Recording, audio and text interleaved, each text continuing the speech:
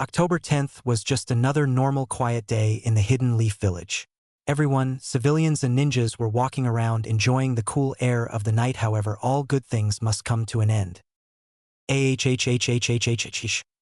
A voice yelled in a private room of the hospital. Damn it, Minato, you did this to. When this is over, I'm going to castrate you, I swear. The voice yelled again.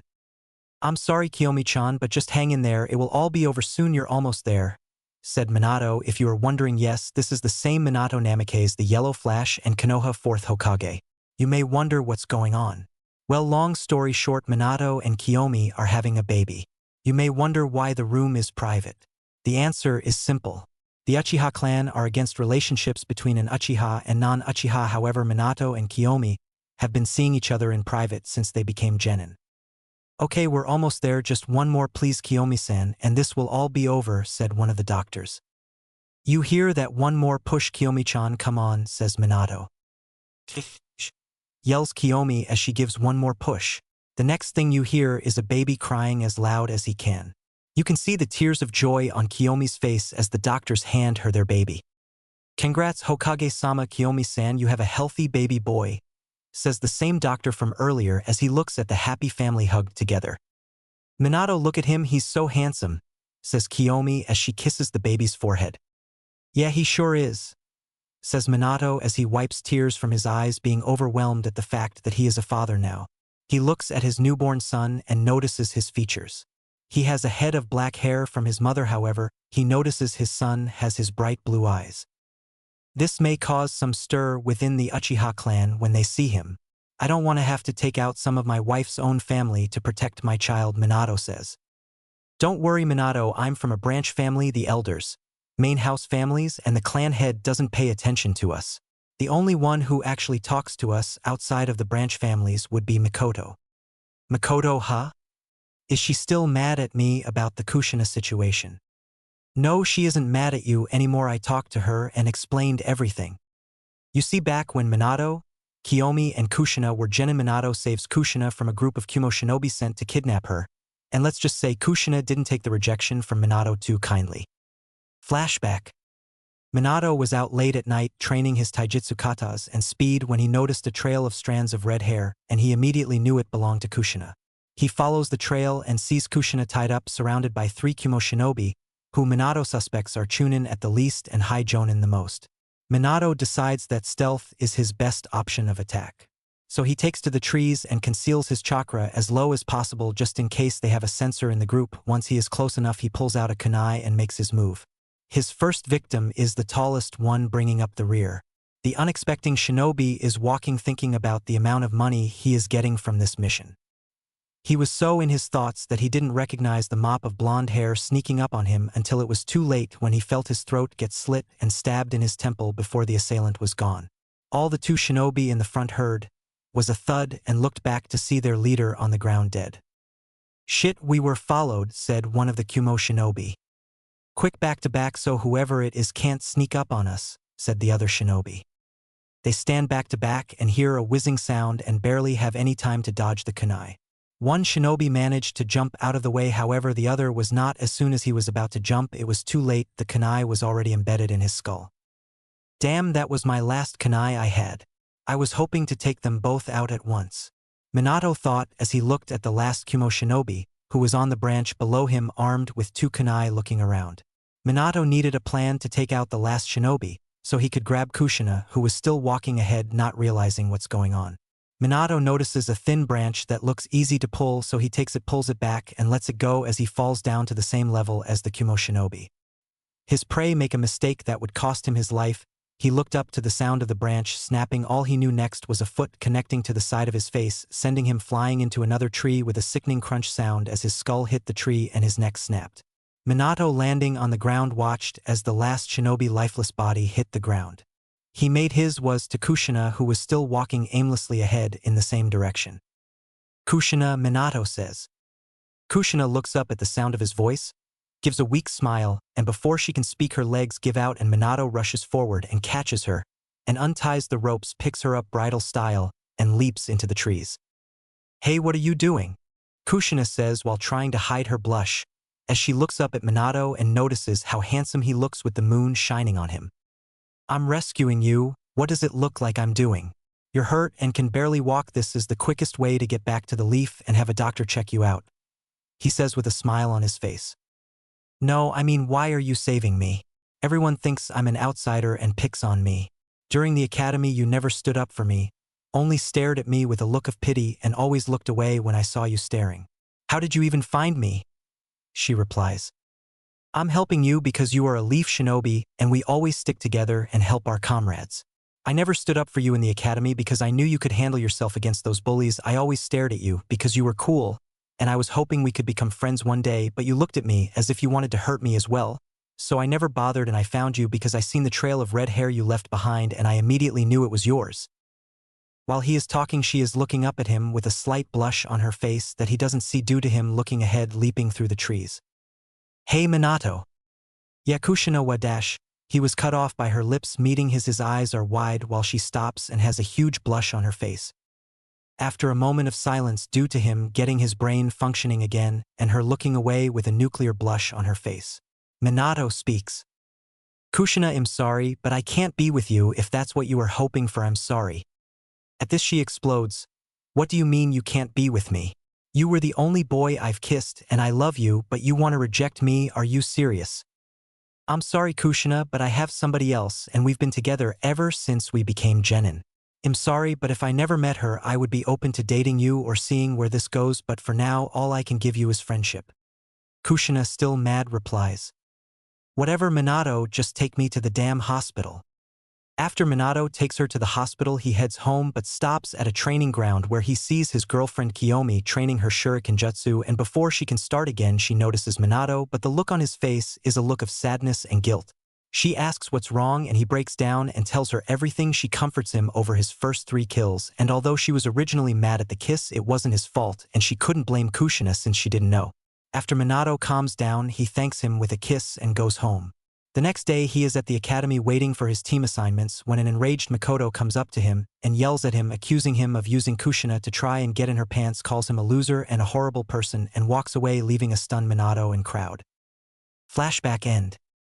After that Makoto became cold to Minato and had a deep hatred towards him even after Minato and Kushina made up. They even became friends. Actually they were more like brother and sister.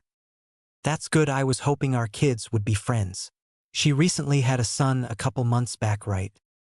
Yes, she named him Sasuke, she replies. Well, congrats to her, we will have to. He is cut off by a loud roar. What the hell was that? A shinobi has busted through the doors he was guarding. Hokage-sama, this is horrible, it's the Kyuubi no Kitsune. What, how? Never mind, get all Jonin and Umbu on the front lines to fight. I want all Chunin and Genin to get the civilians to the bunker. After the civilians are safe, tell the Chunin to come to the battlefield, except Kakashi. He is in charge of watching the Genin guarding the civilians. Hurry up. Hi. Kiyomi-chan, I know Minato, go, I'll be waiting. He kisses her and disappears in a yellow flash. Battlefield. Minato is standing on his face on the Hokage monument when the Kyuubi starts gathering red and purple chakra into a ball. Minato sees this and gets out a tri-pronged kunai going through hand signs. When he is finished the Kyuubi launches his tailed beast bomb, but a barrier appears absorbing the attack, sending it far away into the forest. However, before Minato can breathe, a man appears behind him and tries to absorb Minato into some kind of vortex. However, Minato escapes and the man leaves to find him. Canon fight between Minato and Madara aka Obito. However, they don't know it's Obito. Minato flashes back to the battlefield to face off against the Kyuubi. After going through hand seals, Minato yells out, summoning Jutsu Food Cart Destroyer. Out comes a giant reed toad named Gamabunta who lands on top of the 9 tails. Bunta, I need you to hold down the 9 tails while I get ready. I have a plan. Easier said than done, Minato, but I'll try. Minato, what's the plan? What are you doing? Asked an elderly man holding a staff known as the Professor of Shinobi and the 3rd Hokage Hiruzen Sarutobi. I'm going to seal it away to save the village from any more destruction. I'll be back. Before Hiruzen can reply, Minato flashes away. Hospital Kiyomi room. Minato arrives at Kiyomi's room to tell her his plan, and what he sees before him is heartbreaking. Kiyomi is dying while shielding her son from the Ki and demonic chakra in the air from the QB. She smiles weakly at Minato with tears in her eyes, knowing she won't live after tonight. No words are said as she already knows what Minato plans to do, and he begs him to come along to be with her family one last time. Minato grabs her as she holds on to their son and flashes away to start the sealing process. Battlefield. Minato arrives back on top of Gamabunta and asks him to hold him for a little while longer so he can gather enough chakra. Once he has enough chakra, he flashes himself, his family, Gamabunta, and the QB away. After they land in another part of the forest, Minato sends Gamabunta back to his summons world and faces the QB. The QB, realizing he is free, gets ready to attack when golden chains made of chakra hold him in place while creating a barrier to keep anything from leaving or entering. Kushina, Minato, and Kiyomi yell, seeing her condition. She is battered and has bruises all over her body with some cuts on her arms while her clothes are torn up. Minato, I was attacked by a man in a mask claiming to be Madara Uchiha. He ambushed me and ripped out the QB from the seal. I know, Kushina, it's not your fault. He snuck up on you. He also fought me, but I managed to get a hit on him with my Rasengan and he retreated. Now I'm about to seal him into my son. I know it's wrong, but it's the only option. I can't reseal it into you as it would just break out again. This is the only way. Kushina smiles sadly, knowing he is right. Can I hold him, please? She asks weakly. Kiyomi smiles and hands her their son. What's his name? Kushina asks. His name is Naruto, they both reply. The QB roars as he fights against the chains, but they won't budge. Minato, seeing this, summons an altar and places Naruto on it. He begins going through hand seals to start his plan. Reaper Death Seal. Hiruzen arrives at the sealing area and recognizes those hand signs and tries to stop Minato from summoning the Shinigami, but it's of no use as he can't enter the barrier. He can only watch on as his successor and two of the best kunoichi sacrifice their lives to save the village. After Minato finishes the hand signs, a spectral of the Shinigami appears. Mortal, why have you summoned me to this world? The Shinigami asks. Shinigami, I would like to seal the QB into my son Naruto, Minato says. Very well, however the cost of this sealing is your own soul, says the Shinigami as he begins to chant while he stabs and cuts open his stomach. After the chant is done, the Shinigami reaches out and his spectral-like hand goes through Minato as he winces from the pain. The hand then grabs hold of the QB, but for some reason the chains weaken enough and the QB lashes out at Naruto to kill him. However, Minato, Kiyomi, and Kushina jump in front of the QB claw and are impaled by it. On the outside, Hiruzen can only watch in horror and sadness as all of this is happening when two Umbu appear behind him. Hokage-sama, the civilians are secure in the bunker with Genin on watch with Kakashi Hatake on standby, says one Umbu. Good, I want you and all available Chunin and Jonin Umbu to start looking for any and all casualties while you two stay with me. Hi, Hokage-sama. They reply. Both Umbu leave, however both Jonin stay behind. In the barrier, Minato and Kiyomi have just finished saying their last words to Naruto. Canon speech just replace Kushina with Kiyomi. Meanwhile, Kushina says a few words of her own. Naruto, this is your Oba-chan. I wish we could have had more time to be together. You would be like the son I never had. I leave to you all the Uzumaki sealing items. It's all I have left in life. Something tells me with you being the son of Minato, you will be interested in Fuinjutsu. She pauses to cough, but blood comes out. I know how the life of a Jinchuriki is. It will be hard, but you can't let the hate and anger of the Bijou take over. You must counter it by love and happiness. So please, no matter what happens, do not go down a dark path in life. I love you. I wish you the best in life. She finishes with tears coming down her face. Minato looks on, sad that neither will be allowed to live to raise his son, but trusts the Sandaime to look after him. He smiles as he says his finals word. Seal, the QB roars one last time as he is sealed inside Naruto. After the seal is complete, the Shinigami removes his hand from Minato while removing his soul. At the same time, Kushina and Kiyomi both fall to the ground on their last breath. The barrier drops and Hiruzen and the two Jonin with him come rushing in. Kiyomi, Kushina, hang in there. I have medical help on the way. It's no use, Hokage-sama. We're done here. It's time for us to move on. Kiyomi says, his name is Naruto. She says, motioning to her baby boy. I want you to give him Kushina last name of Uzumaki. I don't want him to be used as a weapon for the Uchiha clan if he awakens the Sharingan, and he can't take Minato last name due to IWA being willing to do anything to kill him or his legacy wait until he is a Chunin or Jonin to tell him about us. Unless he awakens his Sharingan you can tell him about me, but you must not tell him about his father until he is Chunin or Jonin or when you deem him worthy of knowing. I left him all my notes on my taijutsu style. If he is like me, he won't be really good at the Uchiha style of taijutsu even with the Sharingan. She reaches in her robes and pulls out a scroll.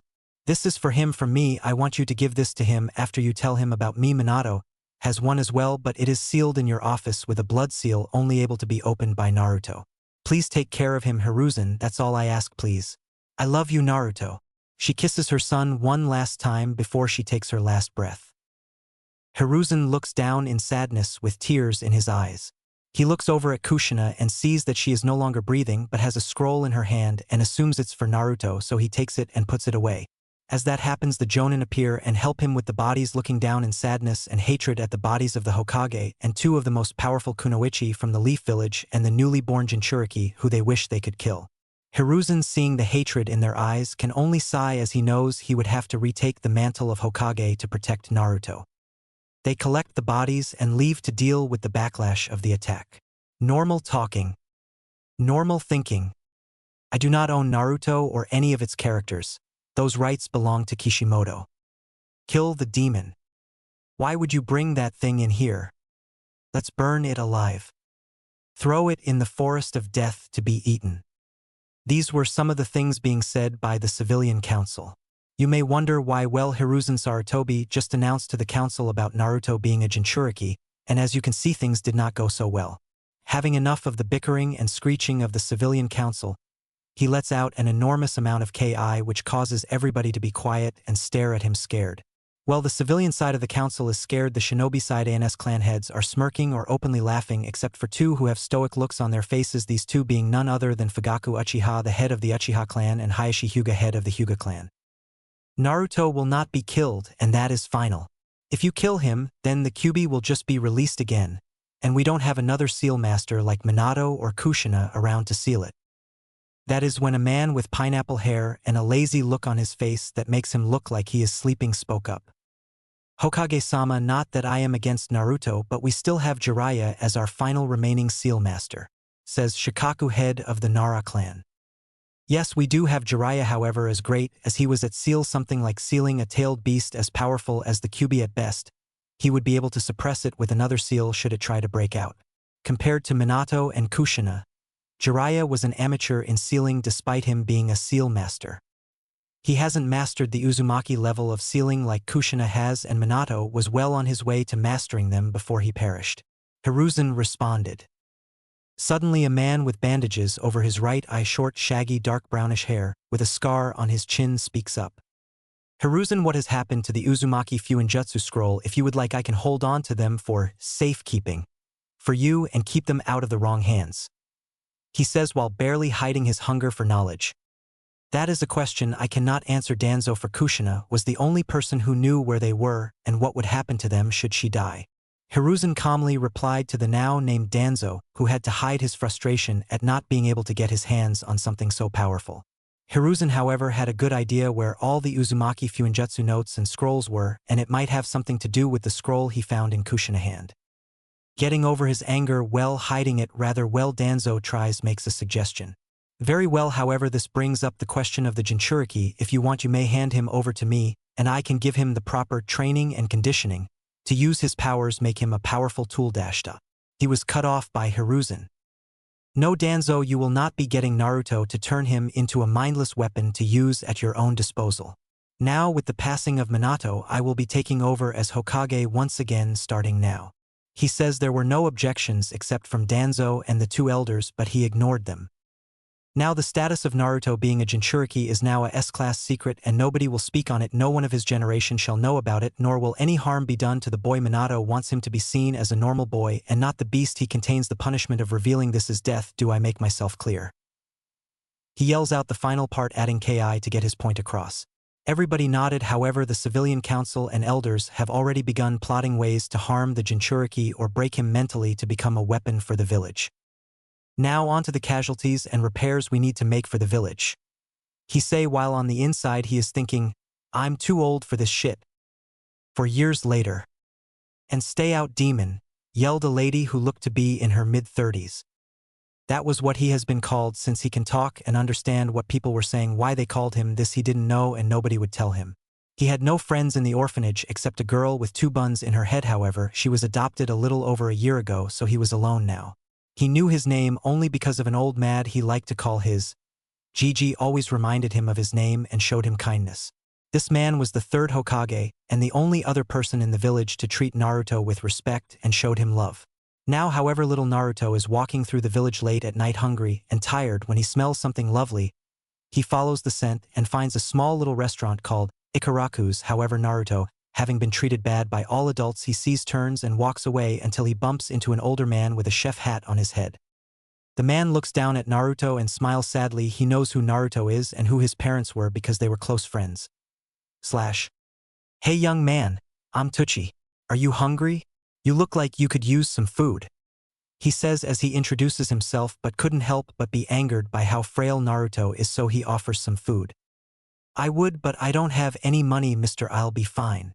I always go a week without eating food at the orphanage, sometimes 2, so it'll be okay for a couple of days.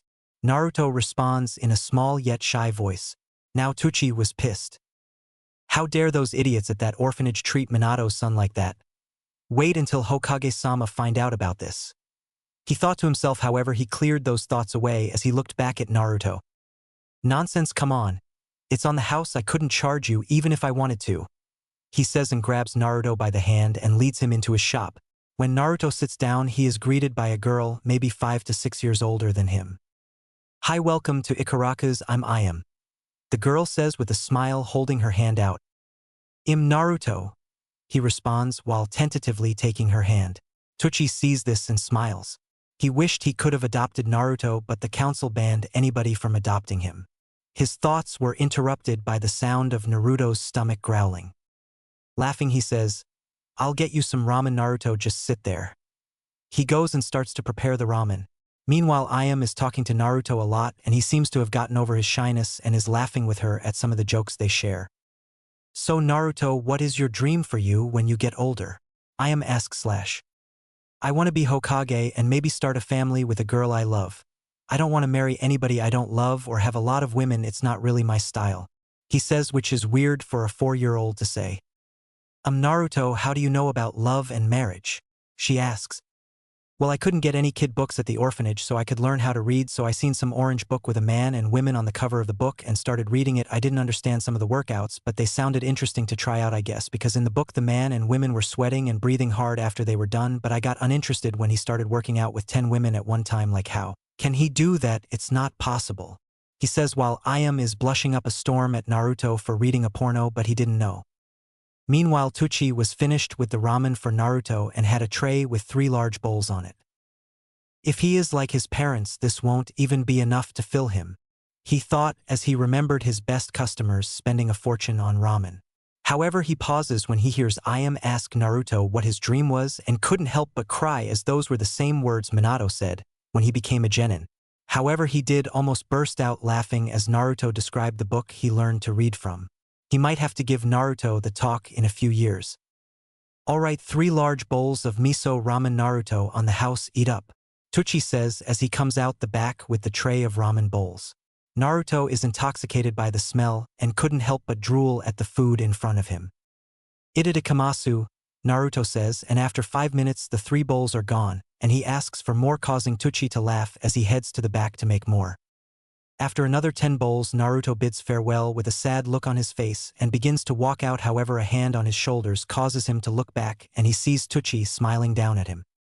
How about you stay here tonight and tomorrow morning we can go see the Hokage about your living arrangements? Naruto, not being used to such kindness, stares at him in shock and rushes to hug him, thanking him over and over. They close up shop and Naruto helps. They go through a door in the kitchen that led upstairs to their apartment. It was a decent-sized apartment with 3 bedrooms, a bathroom, a kitchen, and living room. Ayam leads Naruto to the extra room where he will be sleeping and gives him one of her father's shirts, so she can wash his clothes for him since it's all he has. The shirt was so big all you could see was Naruto's head. Everything else was covered up. Naruto fell asleep that night with a smile on his face and had the best sleep he has ever had. Next morning Naruto wakes up and goes to the kitchen and sees Ayam making breakfast. She greets him as she gives him some food to eat before saying they are going to see the Hokage later, so the shop will be opening late. After everyone eats they get ready to leave. However, when they open the door the Hokage is there with two Umbu behind him, one with gravity-defying hair in a dog mask and a taller one with brown hair. However, Naruto, being used to the feeling of hatred, can feel it coming from this certain Umbu in a monkey mask. Hokage-sama. Tucci greets them with a bow. We were just about to come see you to talk about something important about Naruto. Yes, I was coming here to tell you the civilian council wanted you arrested. However, I know better than to believe anything they say, so let's go to my office. He replies. They got to his office and began to talk. So Tucci, do you mind telling me why Naruto was living in your house now? Hiruzen asks but doesn't really care, but has to do it for the elders minus Danzo are in the room. Well, Hokage-sama, in all honesty Naruto does not live with us. He was staying there for the night since he doesn't have anywhere to live. As I told you earlier, we were on our way to speak to you. However, I believe it would be best if Naruto were to explain what happened. Tucci replies.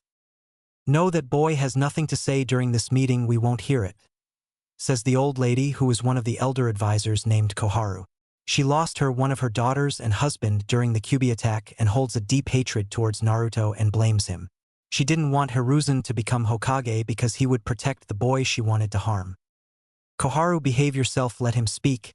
He has a right to speak as much as us during this meeting. After all, it is about him.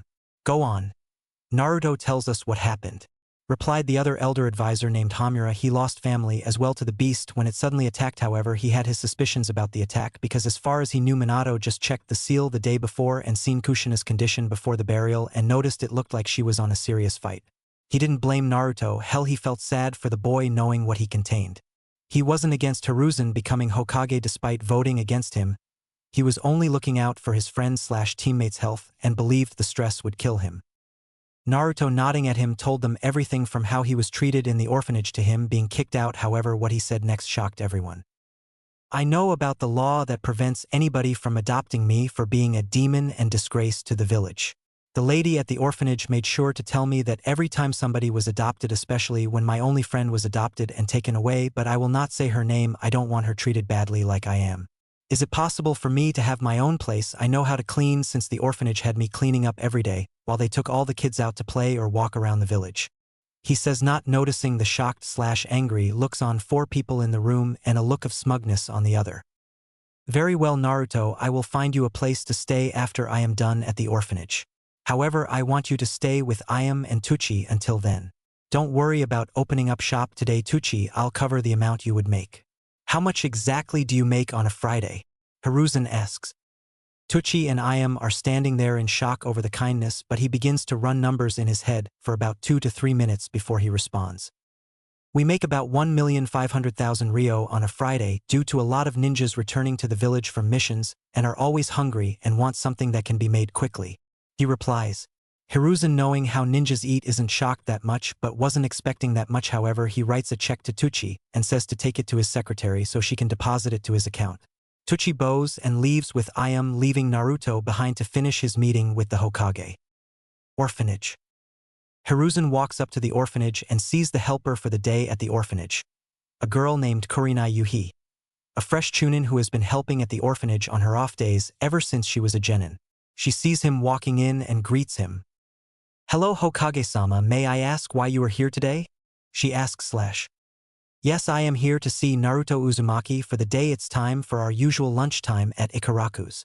He says, but it's a lie since Naruto just met them yesterday. While inwardly seeing how she would react to his name, knowing she lost the only remaining family during the Kyuubi attack when he went to the front lines to hold the beast off. She later found him dead under rubble during the cleanup, and it took a lot for her to get back into training.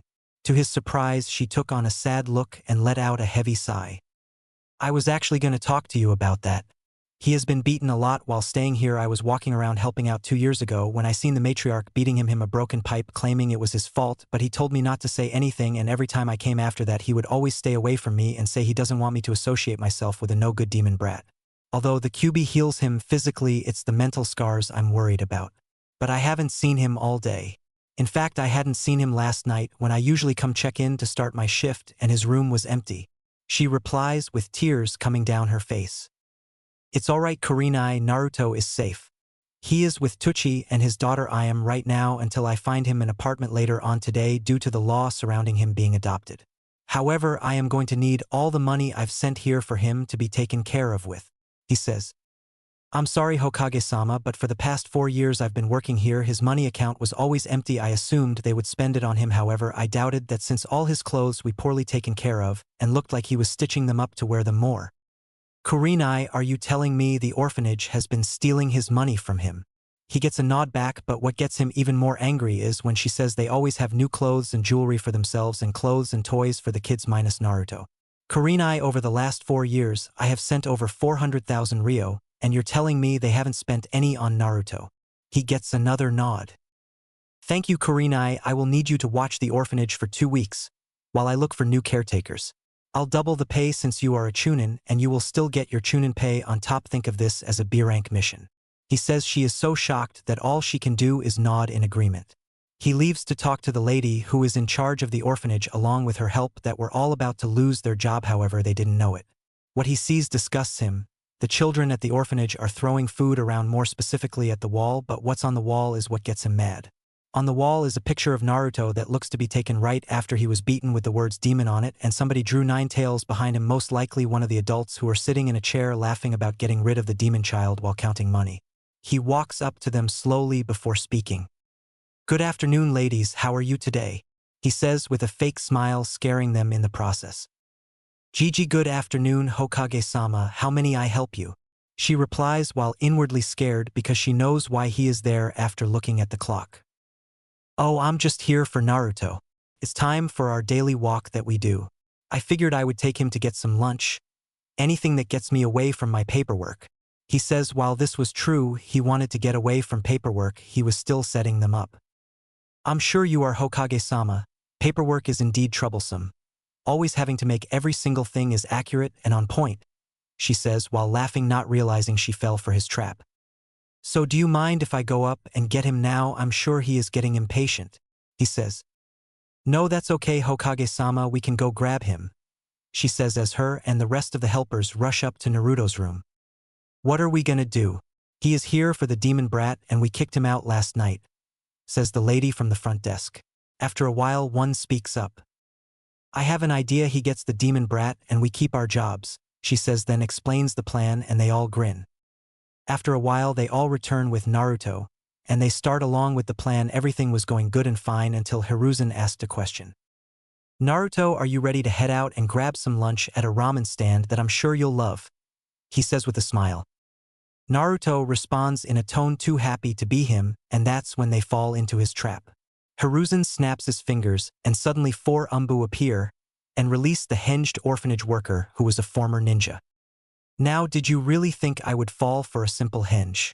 I know Naruto isn't here, and I know you have been stealing his money that I've been sending for his care. Now, Umbu, take them to the TI department. I want to know everything they've done to Naruto and how much money they have stolen. He turns to Kurenai and smiles at her. Kurenai, I will be sending some help for you over the next 2 weeks until I replace the workers and head of the orphanage. After that, I have a request that has come into my office that I think you would like. Thank you, Hokage-sama, she says with a bow. Naruto was over at the Ikarakas learning how to cook from both Ayam and Tucci, making sure he knew the basics of cooking at least since he will be living by himself from now on. Then there was a knock on the door and Tucci opened it to see Hiruzen with a smile on his face. Okage-sama komein. Thank you Tucci, however, I only came to show Naruto his new apartment. I'm sure you know which one I'm talking about, he says, and Tucci smirks at this. The building, although in the red light district, has been renovated by Minato along with 3 to 4 blocks surrounding it. Minato was in the process of cleaning up the slums of Konoha before he died, so the people there respected Minato. The most he added stores which created jobs. However, some things never changed a lot with the brothels and crime rate. Tucci saw the way the apartment was that Minato set up for Naruto, for when he moved out he didn't have to pay rent since Naruto technically owns the building. However, he can't collect any rent from people yet. He has to wait till he can publicly claim his inheritance. Naruto's apartment was set up with 2 bedrooms, 2 bathrooms with one being connected to the master bedroom, a kitchen with everything included and a living room that already has couches in it and a coffee table.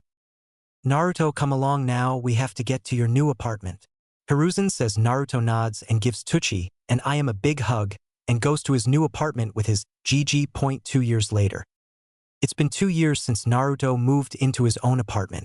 He still talks to the Ikarakus and visits them almost every day, as well as his Gigi, as he likes to call the Hokage. However, right now we find young Naruto running for his life from an angry mob. He doesn't know why this happens.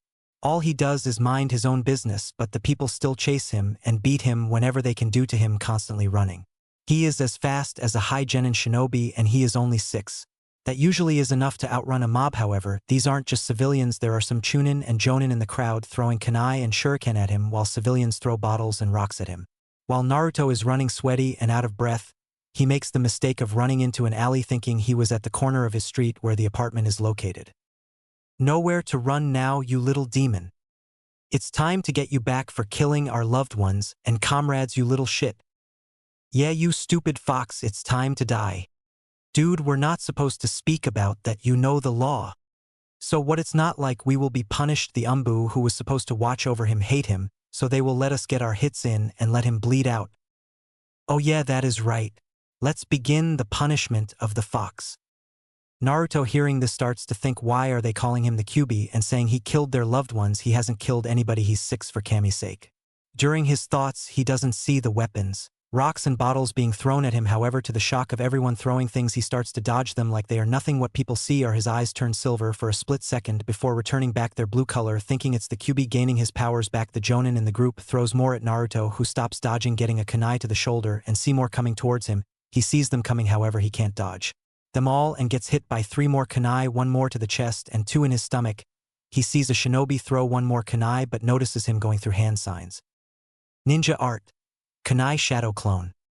The 1 kunai turns into 12 and they are coming at him, however they slow down and he moves out of the way. What everybody in the mob sees shocks them. His eyes turn red with 1 tomo in his right eye with 2 in his left eye. That's when things get worse. Do you see his eyes? Is he an Uchiha? No, it's a trick. The demon must have killed an Uchiha and stole his eyes. Let's kill him. They proceed to punch, kick, and stab Naruto with the kunai they found. However, they are all stopped by an enormous amount of ki and the sound of chirping birds. They turn around and see the Hokage with Umbu. Captain Dog next to him are Raven and Weasel, both with the sharingan activated. Anbu Hiruzen barks out. Hi Hokage-sama, they say together. Kill them. Next thing they know is a complete massacre of civilians and ninja alike. After the massacre is over, Hiruzen looks at Dog and asks him. Dog, who was supposed to be guarding Naruto tonight, he asks. It was Boar and Mouse, Hokage-sama. I want them found and sent to the TNI department to get everything out of them, then kill them. Hi, Dog vanishes in a shunshin to find them and take them to the TNI department. As this is going on, Weasel and Raven have finished cleaning up and disposing of the bodies. However, they turn to look at Naruto, who is being helped up by a blonde girl that nobody realized was there. He looks at her and smiles. While she looks away blushing, she says her name is Samui, which he tells her his name. However, she has to leave due to her parents looking for her. Once they find her, they see the Hokage and Umbu and bow to them. However, they sneer at Naruto, which causes him to flinch and look away. Before Samui leaves, she tells him to meet her in a certain clearing in the forest in 2 days if he wants to play. He smiles and thanks her as she leaves. He looks up at the Umbu and they gasp at his eyes and look at the Hokage for answers, who only said 1 word. Shit. Hiruzen mutters. Grab him and go back to my office. Hokage office.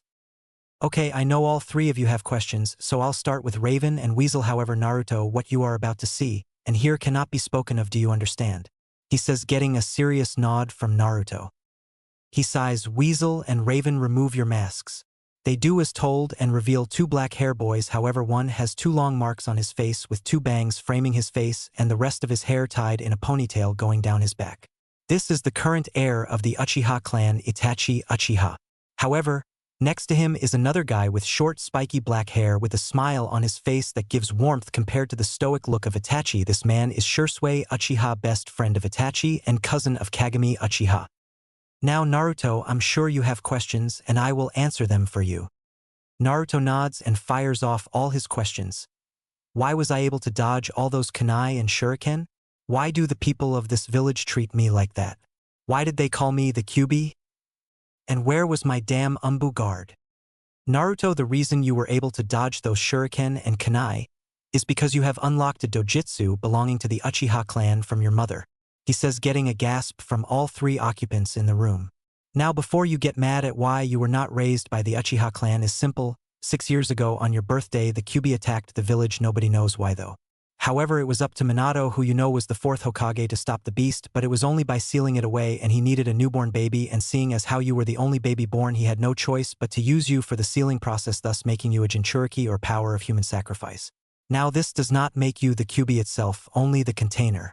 Now as to why you were not raised by the Uchiha clan is because the Uchiha clan head and elders would have tried to break you mentally and use you as a weapon, and I know that Minato did not want you to be used as a weapon but seen as a hero and live a normal life. However, I messed up by revealing your Jinchuriki status to the council. However, I had no choice in the matter, as the Jonin who were with me at the time already told the elders and some of his ninja friends what happened.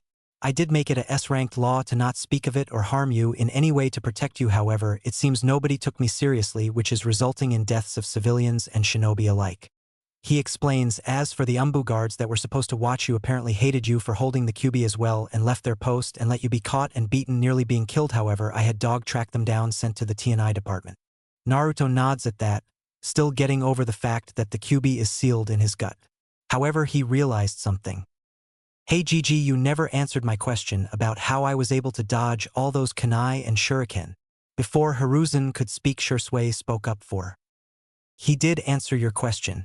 It is due to your sharingan everything slows down for you, allowing you to dodge and anticipate and predict your opponent's movements. He replies. Then Itachi spoke up. What Shursui says is true, however you are a special case. Most people, when they unlock the sharingan, only have one tomo in each eye. However, you have one in your right eye but two tomos in your right eye. He explains. Yes, I understand that. I'm talking about before the sharingan unlocked. I was just standing there waiting for the kunai and shuriken to hit me, but I felt hot and my body started to dodge on its own, like I had no control over my movements. I'm sorry Naruto, but that we cannot explain, as we have never heard of that happening before. Hiruzen says, getting nods from Itachi and Shursui. Okay, I doubt it would happen again. So who was my mother? You mentioned she was an Uchiha but never said her name. He sighs as he knows this will cause a problem. Your mother's name was Kiyomi Uchiha, he says, getting a wide-eyed look from Itachi and Shursui. What? Shursui yells as his sharingan flared to life. Yes, it is true Shursui, he is your sister's son.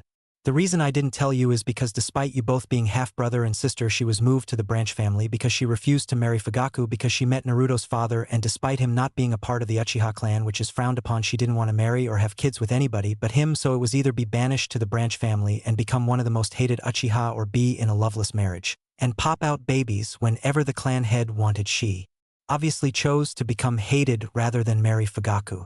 After that, she kept seeing Naruto's father, and a few years later she became pregnant, and the day that was supposed to be the happiest moment of her life was turned upside down as she died due to the Kyuubi toxic chakra and Ki mixed with the stress her body went through during childbirth. She was shielding you from the chakra and Ki but was killing herself in the process to protect you. I'm sorry Shursui, but I can't allow you to have custody over Naruto, but I can give you a long-term A-ranked training mission until he starts the ninja academy in 2 years. He replies with a smirk. Shursui looked back with a smirk of his own, catching on to what he is implying. Of course Hokage-sama, but just to be sure, this will not interfere with me and Itachi's current S-ranked mission, will it? He says. Hiruzen tells him it will not. However, Naruto has a couple questions. Hang on Gigi. I have 2 questions. Number 1, what will he be teaching me? He asks with a smile on his face. That will be up to Shursui, however you can sort that out when you guys see me next week to iron out the details. Now, what was your second question? He asks, and he was not ready for it. I didn't know you read those orange books too, they must be really popular. He said, pointing to the orange book that fell on the floor from his robe. Hiruzen had just stood there in shock and was curious as well. Naruto, where did you read this book at? He asks, hoping Kakashi didn't give one to him. Oh, those were the only books I was able to find and read at the orphanage. Somehow when I wanted to read, all the kid books would be missing. So I found those and taught myself how to read.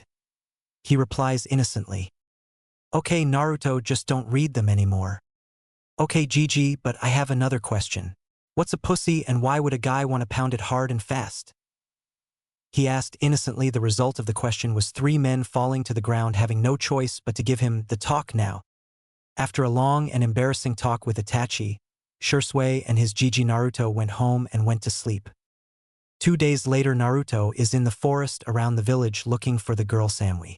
He finds her sitting by a river and they play tag, hide and seek, and Naruto has to save her from invisible ninjas promising to play again. They play some more throughout the week and even bought a yin and yang necklace with each other's name on the back. Samui has the yin symbol, but with Naruto's name on it, while Naruto has the yang symbol with Samui's name on the back. They even went as far as to be each other's first kiss, which had them both blushing up a storm and sit in awkward silence, unaware of the blank masked Umbu that had been watching them, that left and reported to his master, who told Samui's father, and the next day she was told Naruto had been killed by a rogue ninja and they were moving to Kumo. After that day, Samui never showed any emotion towards anybody but still wore the necklace she had with Naruto. A couple days later, Naruto is in the Hokage's office. He was down these past couple of days not seeing Samui. He still wore the necklace but kept it tucked in so nobody would see it. Naruto, it's good to see you now. All we need is for Shisui to arrive. No sooner than he said that did Shisui appear via Shunshin. Now Shisui, since you are here, the details of this mission are simple. You are to train Naruto as much as possible for the next 2 years until he starts the academy, because I fear that the teachers will try to sabotage him and teach him wrong. He says. Hi Hokage-sama. Shisui replies. Now Naruto, this scroll is from your mother. It has her taijutsu style she used because she was no good at the Uchiha style. Shisui laughs at this because he remembers his sister when he was younger watching her struggle with the Uchiha interpreter fist. Anyway, she left this for you along with her ninjutsu she created, handing Naruto a scroll. Thank Gigi, but can I ask a question? Getting a nod, he continues. I've seen some shinobi putting stuff in scrolls and making it disappear into the scroll. How did they do that? He asked out of curiosity. He is just like Minato. It's a good thing both Minato and Kushina left their notes behind on Fuinjutsu. Hiruzen thought to himself, holding back his tears.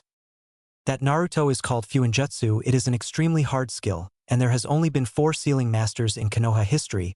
We only have 1 left, but he is out of the village. However, I do have some books on Fuinjutsu if you would like them to study. He gets an eager nod from the boy and chuckles, handing him a book on Fuinjutsu. Now you both are dismissed. I expect good results from this training. Now you are dismissed. They both leave. Now Hiruzen is sitting there looking at his stacks of paperwork and is about to get started when his secretary walks in with a cart with 3 more stacks of paperwork, causing him to cry anime tears, yelling at the picture of Minato. How did you do it? Causing his secretary to walk out with a sweat drop. In the training field, Shisui is sitting with Naruto going over what he will teach him. Okay Naruto, first things first, I'm going to teach you how to unlock your chakra. After that we will be working on your taijutsu, ninjutsu, shurikenjutsu, and jinjutsu. I'll leave the Fuinjutsu to you, since I know nothing about it. Finally, we will work on upgrading your sharingan to its mature state. It becomes mature when you have 3 tomo in each eye like I do. As he turns on his sharingan. Now I want you to sit in a lotus position and try to unlock your chakra. You've only unlocked a small amount due to the sharingan activating, however, it isn't completely unlocked. Try to remember what you felt in your eyes when the sharingan activated and pull it to the surface, you understand. He gets a nod from Naruto and lets him begin. After about 3 hours, Shisui was about to call it quits for the day. However, he felt something coming from Naruto. Inside Naruto's mind. He was trying to search for his chakra when he wound up in a sewer-looking area with pipes leading in 2 different directions. He feels hated coming from his left, so he goes the opposite way to his chakra, and instead of finding a small amount he sees quite a lot and pulls it, and all of a sudden he was fading from his mindscape. Outside his mind. Shisui is walking to Naruto when all of a sudden chakra starts to flow from him, and it hits a certain point before stopping. Naruto opens his eyes to see Shisui staring at him with a smile on his face, but inwardly he is freaking out. Geez, he already has as much chakra as a mid-Chunin. I need to teach him chakra control ASAP. He thought before he could speak. Naruto said something first. Shisui, I thought we were here alone. Getting a confused look from Shisui. What do you mean we are alone? He says. Naruto only looks over the shoulder of Shisui and nods his head slightly. Shisui, understanding, asks, how many? Naruto holds up one finger. Shisui, getting the hint, Shunshin in front of the person in the trees, which happens to be a blank masked Umbu with an E written on it. Before the Umbu can react, Shisui puts his tanto through his chest, killing him, but takes the mask for evidence. He teleports in front of Naruto and tells him they're going to the Hokage's office.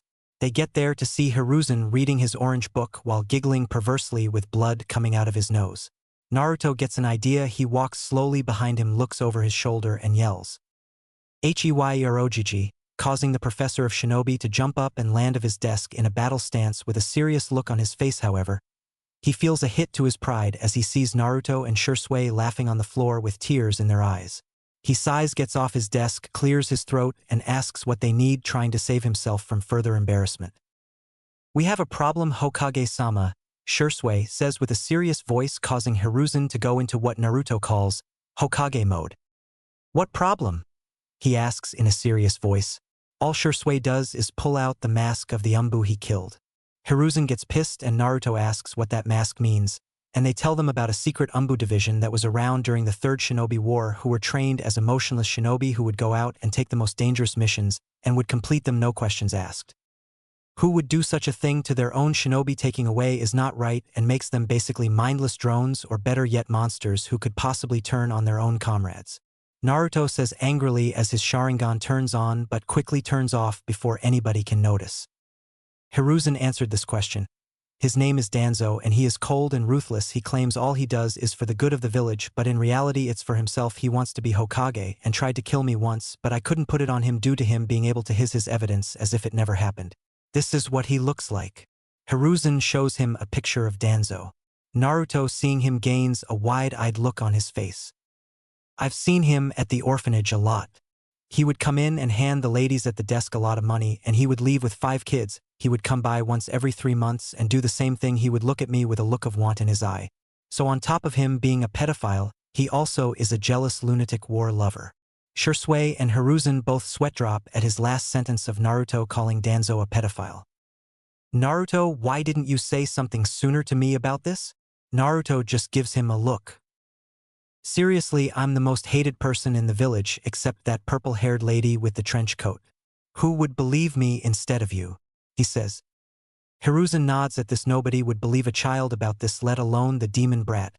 He sighs and says he will deal with Danzo in due time. In the meantime, you can use the Hokage's personal training ground around behind the Hokage monument. I'll key in your chakra signatures. Minato put a seal back there that keeps any chakra from getting out, and another so you can't see anything from the outside, only from the inside. Getting a star-eyed look from Naruto saying how cool the yondaime was.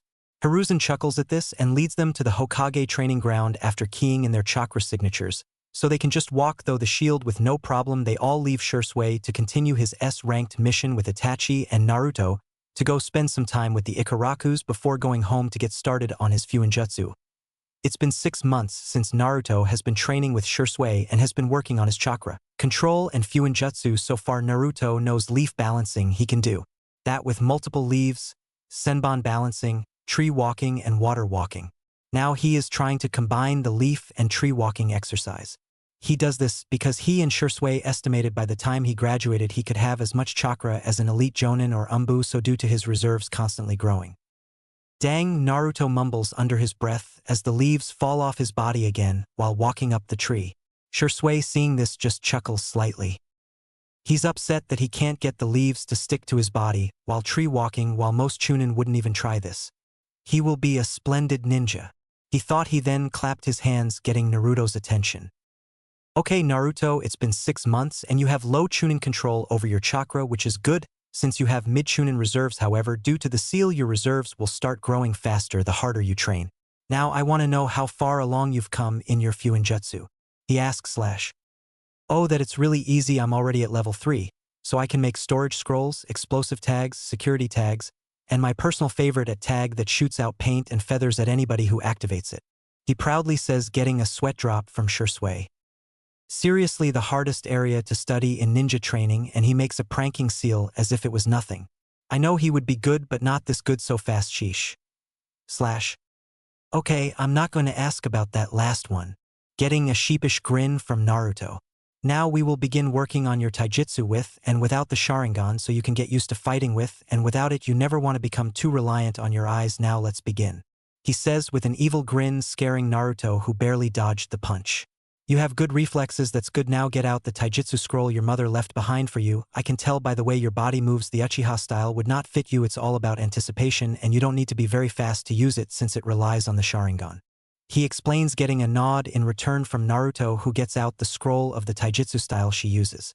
Kame style was written on the scroll. It was about endurance and strength. However, Naruto would have to make some minor adjustments to adapt to it, so he would be able to use it along with his speed without losing the strength, but it was perfect for him since he could use it with and without the sharingan. 3 months later. The past 3 months could be described as hell or fun depending on who you are. For Naruto it was torture, but if asked, Shursui life couldn't have been better. He introduced Naruto into a training regime that would leave him battered and bruised at the end of the day. In the last 3 months, his taijutsu reached academy level, which is ahead of most kids going to the ninja academy except for some clan heirs. Speaking of clan heirs, he met some of them. Shikamaru and Choji, they hit it off. Naruto and Shikamaru would play shogi sometimes, or sometimes just lay down and watch the clouds, and Naruto found out how relaxing it can be and made it a habit to watch the clouds after a training session of it ended early. Choji, on the other hand, was more interested in eating all the time, having challenged Naruto to multiple ramen eating contests that would put grown men to shame. Naruto leads the series 11-10. Naruto met some more as well, and he met Hinata Hyuga, who was shy and had confidence issues. Kiba Inuzuka, who was brash and kind of rubbed Naruto the wrong way, but he was a good guy. He met Shino, who he thought was weird at first, but learned that his clan is really antisocial and only speak when needed. He also found out about the insects and how the Aburame clan used them to Naruto, fascinated by this. He met Ino Yamanaka, who Naruto wasn't really a fan of. She was always trying to boss somebody around and yelling about something. It was annoying, but her blonde hair reminded him of his first and only best friend Samui, who he hasn't seen in a long time and always gets sad thinking about her. Then he met Sakura Haruno, a civilian from a merchant family. He recognizes her pink hair from an older lady who would always lead the mobs when they would chase him and beat him before he started training and got his new apartment. Last but not least, he sort of met Sasuke Uchiha, who he later found out from Shursui was Itachi's younger brother. He stumbled upon Sasuke watching him practice a jutsu he could never get right and would see his father walk away when he couldn't perfect it. He asked Shursui about this and explained to him that it is the Uchiha rite of passage. After you master the jutsu, you can wear the Uchiha crest on your clothes. Naruto then understood why his father was acting like that. But back to the training. Speed up Naruto focus. Shursui says as he sends punches and kicks at Naruto. He is only moving at a high genin speed while sparring with Naruto. He didn't let Naruto use his sharingan this time around, wanting him to work on his natural reflexes. While fighting, Naruto was doing pretty well until Shursui decided to speed up to mid-Chunin, and that's when things got bad for Naruto. Shursui was relentless in his assault against Naruto, breaking through his defenses, but as this was going on, he saw Naruto's body start to give off heat and pressure like Ki, but it was calm and relaxing. Next thing Shursui knew, Naruto was dodging his attacks like it was nothing, and Shursui's sharingan couldn't predict his dodge pattern anymore. When he looked at Naruto, he seen his eyes were silver, but he felt very little chakra being used. After one last strike to the face, all Naruto did was tilt his head to the side, and the unexpected Shursui was hit in the stomach by Naruto, causing him to cough up spit. When he regained his composure, he saw Naruto passed out on the ground. His breathing was heavy, but he was alive. He picked Naruto up and shunshined to the Hokage's office. Shursui arrived in the Hokage's office, seeing him finishing up some paperwork. However, when he saw Naruto, he started to panic, but Shursui just held his hands up and said he was fine. Shursui report. What happened? He asked, serious. I honestly have no clue. I know what happened, but I can't really explain it, he says with a sigh. He then explains what happened during training with Naruto. The Hokage just sits there thinking about this. Shursui, I want you to take it easy on Naruto for now, only train him using high genin, low chunin speed and strength. Clearly whatever happens to him isn't normal and causes stress to his body, as we can see. However, how is his training going? He gets a smile in return. Well, for the first 6 months I trained him on chakra control since he has mid-chunin reserves already. Getting a wide-eyed look from the Hokage, he continues. I've taught him leaf balancing, senbon balancing, tree walking, and water walking. Currently he is trying to combine tree walking with leaf balancing. It's not going good for him, but he will get it.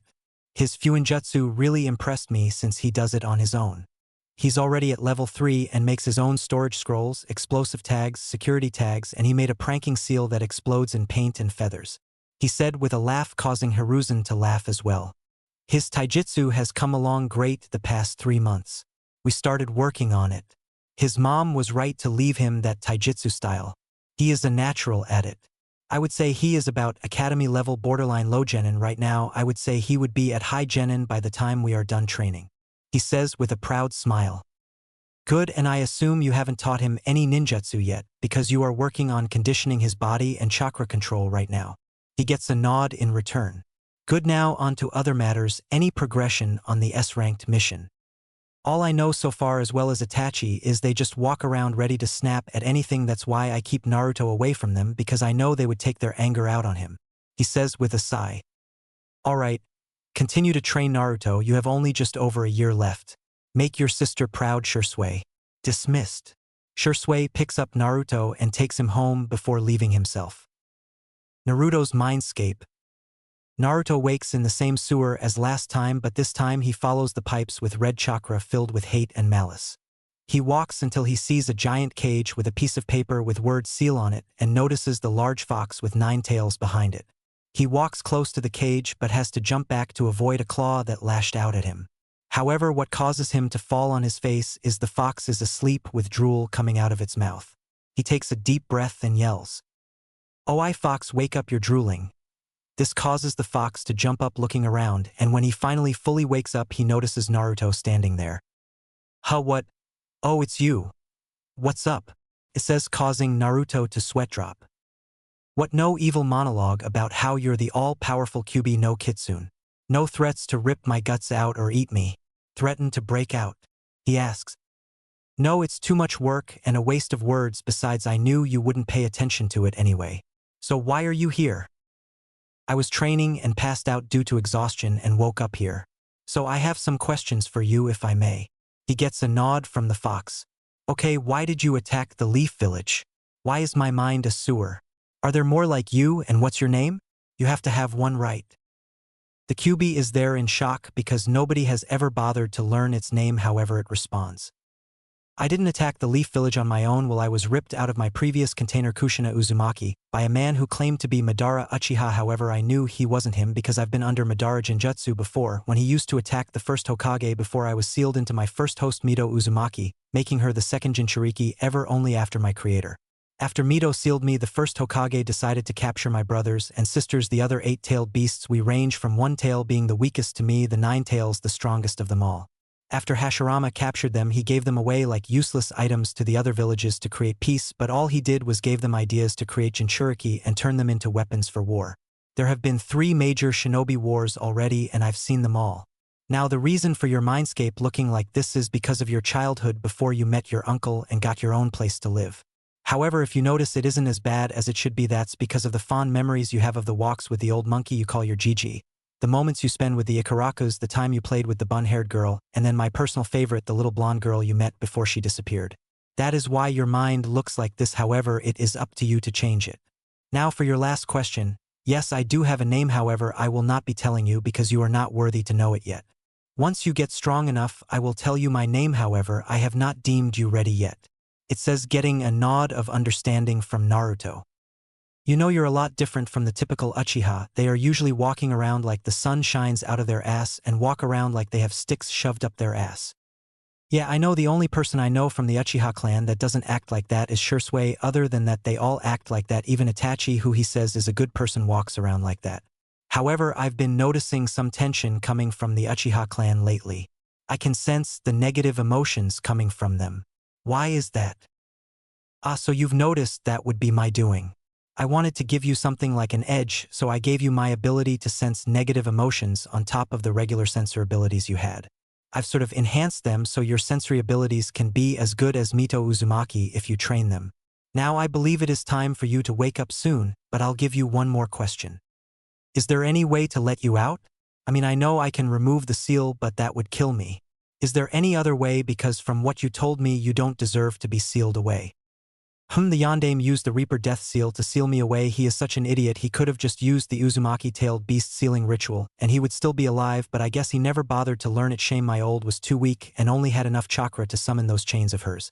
Now the only way I know to counter is to summon Kami. However, you need to be a level 10 seal master by Konoha standards, and it requires you to have Jonin to Kage level chakra reserves. However, you only have to worry about the sealing level part. Because of my chakra, I can give you some to make up for the chakra you need, so you're at a level 4 already after 9 months. Yes, I know you lied to your uncle about that, but I understand why now. If you keep studying at the pace you are, you may reach level 10 by your second year in that ninja academy. Now go, it is time for you to wake up and start training. Naruto nods and fades from his mindscape. Good kid, I can tell he will do great things in life. Naruto woke up and looked at his clock. It was almost 7 in the morning. The fox was right. He needed to meet Shursui at the Hokage office for breakfast before training. He gets washed up and dressed and grabs his storage seal with his training equipment and leaves for the Hokage office. Naruto reaches the office and the secretary named Mina smiles at him and lets him in. He likes Mina. She was always nice to him and gave him candy sometimes. Naruto walks into the office and sees the Hokage Itachi, Shursui, and the 3 elders, the pedophile Danzo as he likes to call him, the Sagat, its old hag Koharu, and the cool old man Hamura. He greets them. Good morning Hokage Jiji, Itachi, Shursui, pedophile Danzo, Sagatits, and cool old man. Causing multiple reactions, Hamura, Shursui, and Hiruzen has to bite their lip to not laugh, but you can hear a slight snicker coming from them. Itachi had his normal Uchiha stoic look, but if you look close his mouth twitched upward a little bit. Koharu is seething and tries to attack him, but an umbu in a dog mask grabbed her. However, the most shocking was Danzo, who was supposed to be a master at hiding his emotions and was visibly seething at being called a pedophile. Naruto, you should show more respect to Danzo and Koharu. They are elders of the village and should be treated as such. Hiruzen said in a false scolding tone. Everybody but Hamura and Shursui believed, but to their shock Naruto wasn't even paying attention. He was reading the Hokage's orange book. When he looked up he saw everybody staring at him, so what he did next nobody expected. Did you say something? He says innocently. The Hokage drops his head on his desk. Shursui openly starts laughing. Itachi is well Itachi. The 3 elders' eye twitch in annoyance at having another Kakashi possibly, and a certain dog-masked umbu sneezed, causing everyone to look at him. Okay, you all are dismissed. We can finish this meeting at a later date. Everyone leaves to go their separate ways. However, Shursui comes back to have breakfast and start training. Naruto's sensor abilities go off when somebody else enters the room and is masking their presence like the umbu, but he can still sense them. Hokage-sama, how many guards do you have in your room? He asks quietly, shocking Hiruzen because he only calls him this when it's a serious matter. I have 3. Why? He asks. Instead of answering, Naruto grabs a piece of paper and writes on it, bookshelf closest to your desk on the left. Another person is there. Hiruzen reads this and signals the cheetah-masked umbu to get the intruder, and it's a blank mask umbu with an E on it. He knocks him out and Hiruzen orders for him to go to the TI, but Naruto speaks up. It's a waste of time to send him there. Gigi, look at his tongue. He has a seal on it which I'm guessing prevents him from talking, making Hiruzen sigh and just had him killed. Naruto, how did you know he was there? Shursui asks. Hiruzen nods. Did you guys forget I'm a censor? He asks with a deadpan voice, and they smack their head with their hands. Speaking of censors, I talked to the Ninetales and he gave me his negative emotion sensing abilities as well as the reason for attacking the village. All Hiruzen says is explain now in his Hokage voice. So Naruto explains everything except the releasing him part. To say everybody was shocked was an understatement. Now I do agree with him about Hashirama being a fool, and no, before you ask, this isn't the typical Uchiha and Senju hatred. This is just facts from me knowing the story. He was a fool and a monster more than the tailed beasts are made out to be. He knew Madara was controlling the Kyuubi, but still even after his control was released he held him down with his Mokuton ability so Mito can seal it in herself. Then she had the nerve to tell it to behave. Same goes for Kushina, but I can't really blame her since she was told Mito's feelings on the Kyuubi. They say treat a Jinchuriki with love, yet they treat the best like crap. Hashirama was a monster for hunting them down while they haven't done anything and just gave them away. He knew what the villages would use them for, but he let his naiveness take over and did it anyway. The blame for these wars and hatred between the villages can be blamed on him as well. After that they are in silence until Shursui spoke up again and said they had to get training, leaving Hiruzen to his thoughts. Training field. Okay Naruto, we have a year and 3 months left before you begin the academy, so we are going to start training you at low-mid Chunin level. He pulls out a set of weights that weigh about 15 pounds each. Put these on, these will help with your body conditioning as well as your speed. I got these from a Konoha Taijutsu specialist. I hope you never have to meet him yet. Anyway, we are going to continue to work on your Taijutsu and chakra control. However, we will be working on maturing your sharingan. You still have 1 tomo in your right eye and 2 in your left, but that is because I trained you to not rely on them. Now we will work on them until they mature. I can feel you are almost at 2 tomo in each eye, so you might get that today after the training we go through. We will also be working on your ninjutsu, and if your sharingan matures before time is up, I can teach you some sharingan jinjutsu. He explains, getting a nod from Naruto, and pulls out a slip of paper. This is chakra paper to tell you your natural element for ninjutsu.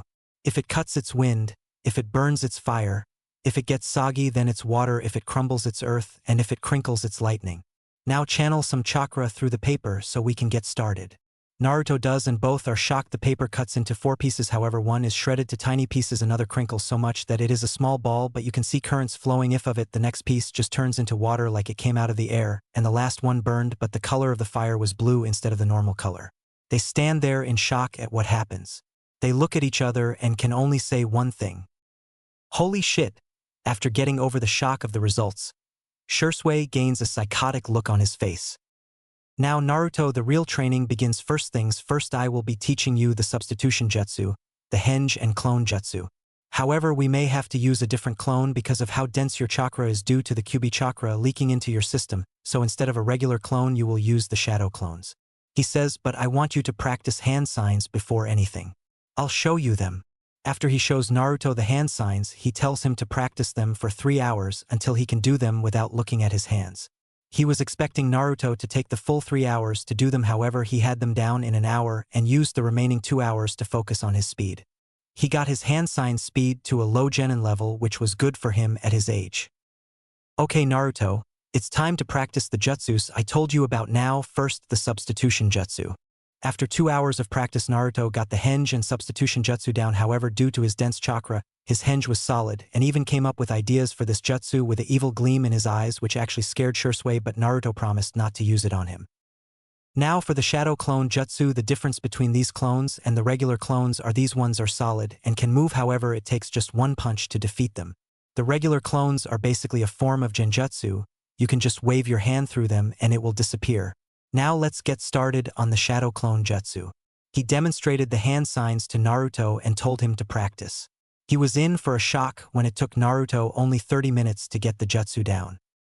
Naruto, it's been 5 hours, so go have lunch and meet me back here at 2 o'clock. Shursui says. Naruto hurried over to his favorite ramen stand where he sees Choji and Shikamaru eating.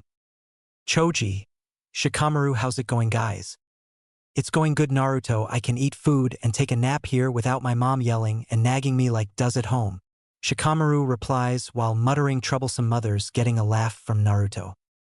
Choji, what about you? Anything new? Naruto asks. No, not really, I've just been hanging out with Shikamaru, Choji said. You guys have been hiding from Ino, haven't you? He asks. Choji replies, no, we invited her, but she and her mother are hanging out with Sakura and her mother today. I see, well, I'm hungry. Hey old man Tucci, can I get 5 bowls of miso ramen with extra toppings? He asks. Sure thing, Naruto, coming right up, Tucci replies as Ayam finishes taking his order. However, Tucci goes to make the food as Ayam is running the register today, so she stays back but goes around the counter to give little brother figure a big hug.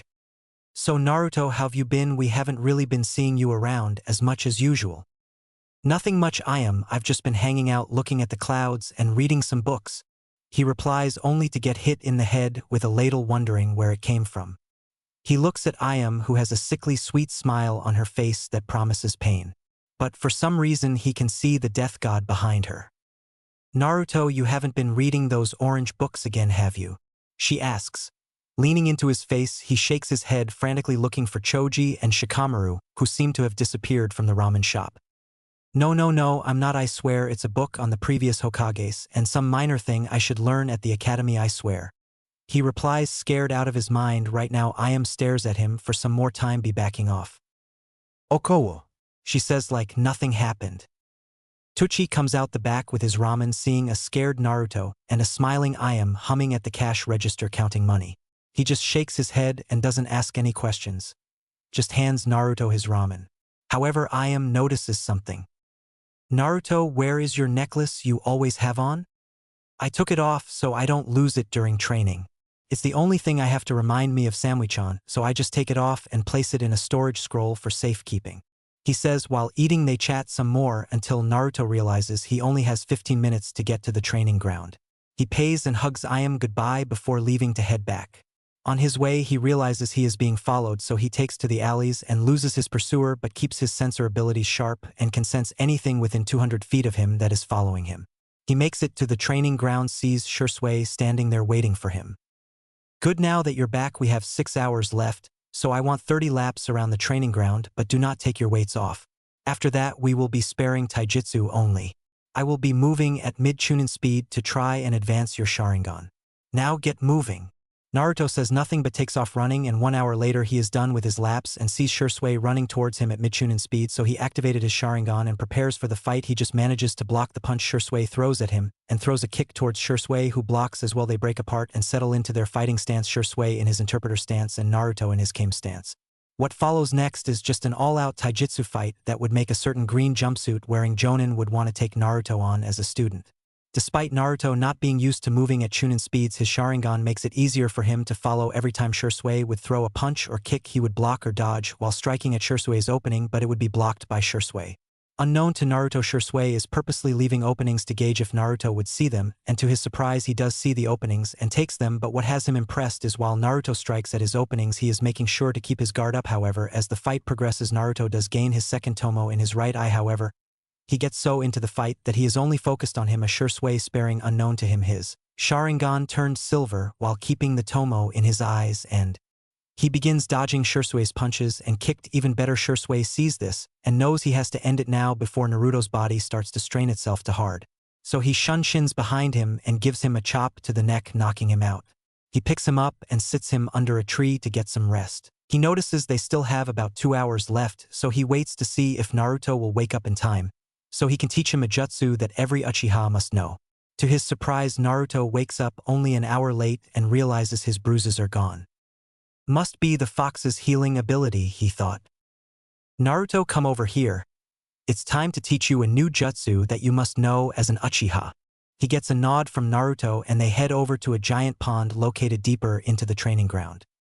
So Shursui, what jutsu are you teaching me? He asks. Turn on your sharingan and watch, he says. Naruto does as told as Shursui goes through the hand signs and says, Fire style, fireball jutsu. He breathes out a huge fireball and Naruto can feel the heat coming from it. I can make it bigger, however that size I did is the size you need to be able to pass the test and become considered a true Uchiha. Now you have 45 minutes to practice this jutsu before I end training, and as you know I can't help you with this, you must do it on your own, he says, getting a nod in response. Naruto walks to the edge of the pond and begins to practice. He slowly goes through the hand signs and calls out, Fire style, fireball jutsu. What comes out is what you would call pathetic, if you can say, a small stream that makes a barely recognizable fireball, but unlike Shursui's, Naruto's flames were blue due to his unusual fire affinity. Naruto was expecting to see Shursui laughing, however, he had a straight face on and Naruto could see a small side of disappointment in his eyes. Naruto sees that he has gained a look of determination and does the jutsu again. Fire style, fireball jutsu. This time the jutsu was not the right size, however it was close to half the size of Shursui's. Naruto, seeing this, gains a proud look on his face as he finds out the problem: he isn't using the right amount of chakra and isn't letting it build up properly. He practices a few more times before Shursui calls for an end of training. Naruto was able to get his fireball to half the size of Shursui's fireball and knows he needs maybe 2 more days of training this jutsu to get it down. Alright Naruto, that's it for the day. I have something to do tomorrow, so you have the day off, you can do whatever you want, he says, but pauses when he sees the evil gleam in Naruto's eye and knew what it meant. Somebody was getting pranked, which meant a headache for him and the Hokage. Despite Naruto being extremely mature for a 6-year-old, he still has his immature moments, which Shursui finds funny. I know that look, and please keep it to a minimum for me, that's all I ask, he says. All he gets is Naruto walking away giggling evilly, causing Shursui to inwardly cry at the problem Naruto is about to cause. Meanwhile, a certain old man who is relaxing reading his favorite orange book gets a shiver down his spine and narrows his eyes. Something tells me I'm gonna regret waking up tomorrow, he thought. Oh, how right he was. Next morning could be described as total chaos. All shops were covered in bright orange paint, feathers, and somehow filled with cats. And most, not all, of the Ambu has their gear turned pink with rainbows on it. The only shops that were not a wreck were the ones in the red light district and the Ichiraku ramen shop. So when Hiruzen woke up this morning, imagine how he felt when he opened the door to his office and seen stacks and stacks of paperwork as tall as him. If that wasn't enough, his secretary came in and told him the council has called an emergency meeting. All he could do is break down and cry. Why did Cammy have to put him through this? It wasn't fair. His secretary can only shake her head at this in pity. Sometimes she feels sorry for him, but then realized all that paperwork had to go through her first, so it was all in her office before he came in. Council chambers. Hiruzen walks in with a depressing storm cloud over his head, causing some of the shinobi council to snicker at this, and while some felt pity for him, with a sigh he very reluctantly starts the meeting. Okay, who wants to go first? He asks, already knowing why the meeting was called. A fat merchant stands up and speaks. Hokage-sama, this is an outrage. Somebody has broken into my bakery, put laxatives in my baking ingredients, and covered the shop in paint. Another stands up. Every single shop in the village minus the red light district and that ramen shop were hit. What are you going to do about this? Who could have pulled something off like this overnight? Suddenly everybody cringed when a certain pink-haired merchant spoke up. I bet it was that damn child. You should have let us kill him when we had the chance. I demand he pays for his actions. This is unacceptable. How am I supposed to run my business with paint, feather, and cats everywhere in my store? She screeched, causing the head of the Inuzuka clan ears to bleed. Hiruzen just sighs and motions for his umbu. Yes, Hokage-sama, said an eagle-masked umbu. Please bring me Naruto Uzumaki, he says, and the umbu nods and leaves. 20 minutes later he returns. I am sorry, Lord Hokage, but I can't seem to find him, the umbu says. Hiruzen can only sigh and dismiss the umbu. But what gets everybody is that when the umbu turns to leave, he has a kick me sign on his back. I'll go get him, I might know where he is. Hokage training ground. Here we find young Naruto meditating in a lotus position, thinking about how his latest prank went and how he can finish the fireball jutsu.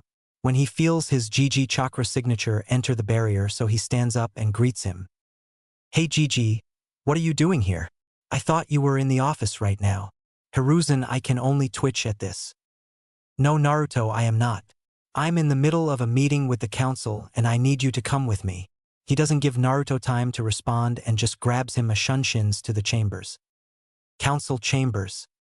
He and Naruto arrive and then shouting starts. However, Hiruzen shuts them up with Ki so he can speak.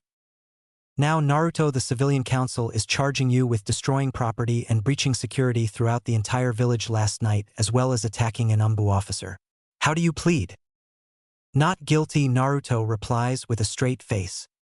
Liar, we know it was you who did this. Just because you have no parents and nobody to love you doesn't mean you can destroy our stuff, you little shit. I want him dead. The same pink-haired lady screeches again, causing everyone but Naruto to cringe, who wasn't even paying attention. He was too busy thinking about what kind of ramen he would eat later. Mabuki, please stop yelling. You've already caused the Inuzuka clan head ears to bleed any louder, and you may kill her due to scrambling her brain, and that can get you executed. Now, as for Naruto's charges, the death penalty isn't even needed. If anything, he would have to pay a fine for the damages and do community service since he is a minor. He explains. Now Naruto, how do you respond to this? He gets no reply. He looks at Naruto, who is just staring off into space, and snaps his fingers in his face, getting his attention. Did you say something? Causing everyone to sweat drop and wonder if he met Kakashi before, while a gray gravity-defying haired shinobi sneezed. I asked, how do you respond to what Mabuki said? Naruto, not hearing what she said, simply says, do you have any evidence that it was me? Well, does anybody have any evidence or proof that it was him? Hiruzen asks. Well, no, but it was him. We know it was, said one merchant that refused Naruto service when he entered his shop. Wait, so you mean to tell me that the entire village was pranked overnight? He gets a nod from Hiruzen. So you all blame me, a 6-year-old, for doing all this? I mean, seriously, I'm 6, how could I possibly do all this overnight? It doesn't make any sense. I mean, I know you all don't like me, but man, this is low even for you guys. He says with a fake hurt expression, but nobody can tell it was fake, not even the shinobi and elders could tell. Well, since nobody has any evidence that Naruto did it, the case is dismissed. Hiruzen says, secretly wondering how Naruto did it. What, Hiruzen, this is an outrage, you know he did it. This boy is nothing but trouble, yelled Koharu. Hey Sagat, I didn't know you would be here. How are you doing? What's up, one-eyed pedophile and cool old man? he says, getting 2 out of the 3 elders to bristle in anger while the Inuzuka clan head lost it and started howling with laughter. That is too damn funny, she says while banging the table, getting snickers from the Yamanaka, Nara and Akimichi clan heads while the Hyuga and Uchiha clan heads have their normal blank faces on. Can I go now, old man? I'm hungry, Naruto said. He gets a nod from the Hokage and walks out, but if you looked you could see that he had a smug look on his face knowing he got away with it. Later we find Naruto at the Hokage's training ground practicing his fireball jutsu. It's been 2 hours since his meeting with the council. After a quick stop at Ikaraku's, he only stayed for 30 minutes and ate 13 bowls. He came to train his taijutsu and his ninjutsu. He wanted to perfect the fireball and felt he was close. So here he is after an hour and 15 minutes of trying. Naruto feels like this time he has it. He takes a deep breath and exhales and starts going through the hand signs. Fire style, fireball jutsu. Out comes a huge blue fireball 3 times the size of the one Shursui showed him. He looked at it and was proud that he mastered it faster than he thought. He was cut off by the sound of hands clapping. He turns around and sees Shursui with a proud smile on his face. Good job on the fireball, Naruto. You are officially worthy of wearing the Uchiha symbol now. So other than that, I know I said you had the day off, however now I'll start working on maturing your Sharingan, he says. Shursui, you mentioned maturing the Sharingan, but is there a level above the 3 Tomo Sharingan? Naruto asks, causing Shursui to freeze. Should I tell him about the Manjikyu? I don't want him to try and gain just for the power and drive him crazy. He looks at Naruto and sees him playing with some foxes that usually hang around the training ground. He smiles at how pure-hearted Naruto is despite everything he has been through. He decides to tell him about the Manjikyu Sharingan. Naruto, come here. Naruto walks over with the pack of foxes he was playing with and sits down while they lay down next to him while the smallest climbs in his lap. Okay, you asked if there is a level above the 3 Tomo Sharingan, and the answer is yes, there is. He activates his Sharingan, but what shocks Naruto next is his 3 Tomo spin and morph into a 4-sided shuriken pattern in both eyes. This is called the Manjikyu Sharingan, the 4th stage of the Sharingan. To unlock these eyes, you must see your best friend or somebody extremely close to you die. The rush of emotions triggering something in the brain causes a surge of chakra to go into your eyes, thus causing the Manjikyu to activate. But these eyes come with a price. The more you use them, the light in your eyes deteriorates, causing the person to go crazy, and eventually they go blind. However, there is a way to avoid blindness. You must replace your eyes with a family member of yours to retain eternal light. However, this information is not known by anyone but me, and I am trusting you to keep this information to yourself. Not even the Hokage knows this. Can you keep this a secret from me? He deactivated his Sharingan and got a yes in return from Naruto. Great, we have a little over a year left, and I want you to be at least high genin by the time the academy starts. Right now you are above academy level, but not quite genin level. Now let's begin, he says as he activates his 3 Tomo Sharingan and rushes at Naruto, who activates his 2 Tomo Sharingan and rushes at Shursui. The sound of metal clanging against each other can be heard throughout the Hokage's secret training ground. If you look close, you can see Shursui and Naruto fighting with taijutsu as well as using kunai and shuriken. It's been 3 months since Naruto mastered the fireball jutsu and so far has only done the nature manipulation for fire and water. However, he doesn't know any water ninjutsu yet. For fire, Shursui taught Naruto the fireball jutsu, fire dragon jutsu, and phoenix flower jutsu. Originally, Shursui wanted Naruto to be a mid to high genin when he reached the academy, but at the rate Naruto was growing faster than he thought, at this rate Naruto would be high Chunin by the time the academy starts. His taijutsu, due to the constant sparring, is at low mid Chunin level with his Sharingan and high genin to low Chunin without it. Speaking of his Sharingan, the 7-year-old finally matured his Sharingan when 3 rogue Chunin tried attacking him while he was out in the forest during a morning run before meeting Shursui. He was on his last lap. When he sensed them, they came at him from different directions. He had no choice to use his Sharingan. He was doing good, however. He just ran 49 laps, so he was tired. Just as he was about to pass out, he was saved by Shursui, who knocked them out before turning them in. However, the biggest leap for Naruto was his Fuinjutsu. He went from level 4 up to level 7. He could now create barriers, blood seals, and chakra suppression seals. He hasn't talked to the Kyuubi, however. He understood why the fox didn't want to talk. It was waiting for Naruto to become worthy enough to know his name. However, what Naruto didn't know, he was closer than he thought. His genjutsu would never work without his Sharingan due to how dense the Kyuubi chakra made it. However, he could detect and break up to high B rank genjutsu and high A rank with his Sharingan. He was broken out of his thoughts when Shursui landed a punch to his gut, knocking the wind out of him. Good spar, Naruto. Now we have 1 year left and I will teach you some sharingan genjutsu and wind manipulation. I don't have any lightning or water jutsus in my arsenal, however. I'm sure your month we left you some water ninjutsu in that scroll of hers. Now another thing we will work on is your hand speed and work on cutting down the amount of hand signs you would need for a jutsu. Now do you have any questions? Shursui says. I do have a question, but it isn't about the training. He says. Okay, ask away. What's going on with the Uchiha clan? Why do they all seem so tense and on edge? I've noticed they've isolated themselves even further from the village by not allowing any non-Uchiha clan members in. And the other night I heard 2 of them talking about some kind of plan that would take place next year. So what's going on? And don't bother lying to me, I'll be able to tell. Shursui was inwardly cursing his luck for his nephew being so observant. With a sigh, he decided to tell Naruto the truth. After the Kyuubi attack, the Uchiha clan was blamed for the attack after some people, ninja and civilians, claimed to see a sharingan pattern its eyes during the attack, and we weren't on the front lines the entire fight. We were told they needed us to help secure civilians after and injured to safety and keep watch. Shortly after the attack, 2 of the elders, I'm sure you can guess who, had the Uchiha clan relocated to the outskirts of the village, claiming it would be for better security of the village. However, we were the only clan moved around. All this happened before Hiruzen officially retook the Hokage position, so he couldn't do anything about it since it happens in private while Minato was alive, so since it during his reign he would be the only one to cancel that order. However, he is dead now.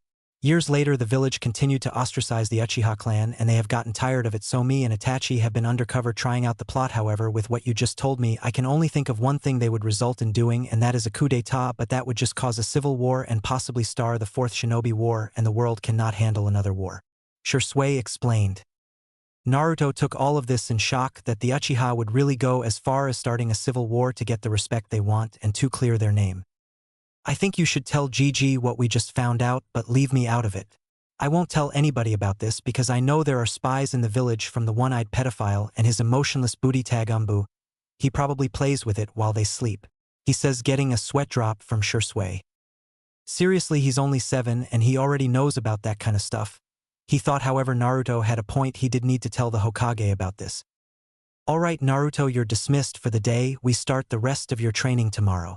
He says as he shuns to the Hokage's office, leaving Naruto by himself. He seriously needs to teach me that, he said to himself. He said as he walked off, if he would have turned around he would have seen the group of foxes that usually play with him disappear in a cloud of smoke, as well as a lizard-looking creature with wings disappearing a cloud of smoke as well. Hokage's office. Shursui arrived in the Hokage's office, but to his shock and luck both Hiruzen and Itachi were in there. Good, you're both here. I think I made a major breakthrough in our mission, Itachi. As soon as he said that, the Hokage put his hand up and dismissed his Umbu. He let out a chakra pulse looking for any intruders from root and found none. Then he put up a privacy seal in his office and let Shursui speak. Okay, the only thing that I've been able to come up with is that the Uchiha clan are planning a coup d'etat, he said, getting a shocked look from both Hiruzen and Itachi. How did you come up with that idea, Shursui? It doesn't make sense. The Uchiha clan isn't that big and are outnumbered in the shinobi side by a ratio of 25-1. How would they possibly plan a coup with such low numbers when luck clearly isn't on their side? Itachi says. However, Shursui instantly replies. Think about it, Itachi. The Uchiha clan have grown tired of how the village and people are treating them. What better way for a power hungry that thinks with their fighting instead of their actual brain? A coup d'etat is the perfect plan to overthrow a village that treats them like shit. You are the most level-headed Uchiha and a Sharingan prodigy, second to none other than Madara Uchiha himself, yet your eyes are not good enough to see what's right in front of you. You know I'm right in this. The Uchiha clan cannot simply see the forest for the trees. They believe that a coup would work when actually it would fail, resulting in the near extinction of the Uchiha clan, unless they have something big planned, maybe outside help from another village or help inside from some ninja or ninja clans. He says. Hiruzen meanwhile has a serious thought on his face, then decides to speak up. Shursui, although I am not disregarding your assumption, you've given me some good points to look at, but I need actual proof. If they are planning a coup d'etat, then I will try to sort this out peacefully. We cannot afford to have a civil war break out. He replies, getting a nod from Shursui. He looks at Itachi, who has a thoughtful look on his face. Itachi and Shursui, I want you both to try and figure out what they are planning and report anything you find to me. If they are planning a coup, I want to know when and how they will pull it off. Dismissed. He drops the seal and Itachi vanishes while Shursui stays behind. So Shursui, How is your rank mission? I assume he has made progress. Hiruzen days. Yes, he has made a lot of progress. It's a good thing you had me train him before the academy. They would have wasted his talents. I did however lie to Itachi about him being the most level-headed Uchiha and being the best Sharingan user only behind Madara. Those titles belong to Naruto, but he doesn't train with his Sharingan all the time. Sometimes I fight him with my Sharingan activated while he leaves his off. If I had to gauge his skill level, I would say without his Sharingan he is high Genin to just under mid Chunin taijutsu wise. However, with it I would say mid to high Chunin. However, his speed I would day high Chunin. Ninjutsu only, since he only knows jutsu for only one of his chakra natures. However, I have a feeling that he will be an all-around shinobi with skills in every area. I do have one request. I suggest introducing him to Anko. I believe she would do great knowing Kiyomi had a child and is around. You know how much Kiyomi helped her after she returned to the village and how much of a mother figure she was to her. I believe I can bring her to the Hokage private training ground and have them spar. I'm sure his stance will make her realize who his mother is. I think they would do well for each other. I can key in her chakra signature to give her a place where she can train besides the Forest of Death, since nobody can spy on her. Also, I believe in a few years Naruto will be able to remove her curse mark. The Hokage is shocked by this. What makes you think he will be able to remove it even when Jiraiya can't and he is a seal master? He asks. Well, according to Naruto, Jiraiya must be a seal master at suppressing things and creating barriers. However, Naruto says that if Jiraiya wasn't specifically studying Juinjutsu and how to remove them, then he will never be able to remove it. Which makes me wonder what he was doing while he was supposedly checking her seal to see if he could remove it. Anyway, can I bring her to meet Naruto tomorrow? Hiruzen thinks but finally agrees to this. However, tells Shursui to tell her what she discovers tomorrow is a S-ranked secret. Shursui nods and vanishes to the dango stand where he sees Anko sitting with Kurenai, another purple-haired kunoichi named Yugao, and another one with black hair and red marks on her face. This was Hana Inuzuka, the current heir to the Inuzuka clan. Hello, ladies. He greets them, Kurenai Yugao, and Hana gives him a regular greeting. Anko, on the other hand. Hey Shursu-chan, what's up? Are you still looking for that date from me? Sorry, but I'm currently looking at somebody else to break my barriers down and ravish me like a wild stallion. She says, getting a shake of the head from Shursui and a blush from Kurenai Yugao and Hana. No, I'm not here for that. I'm here to tell you, I need you to meet me at the Hokage's training ground tomorrow. He says. Shursui, I told you I'm not interested.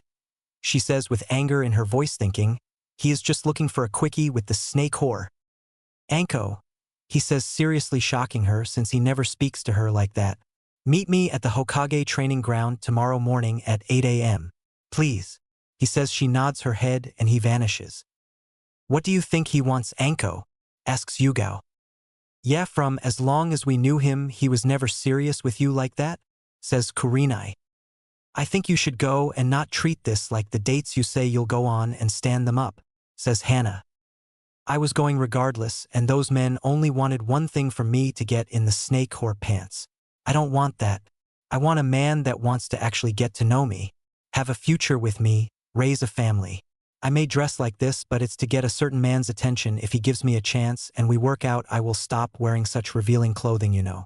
No more miniskirts that show off my panties or see-through shirts with only a little padding that covers just my nipples, you know.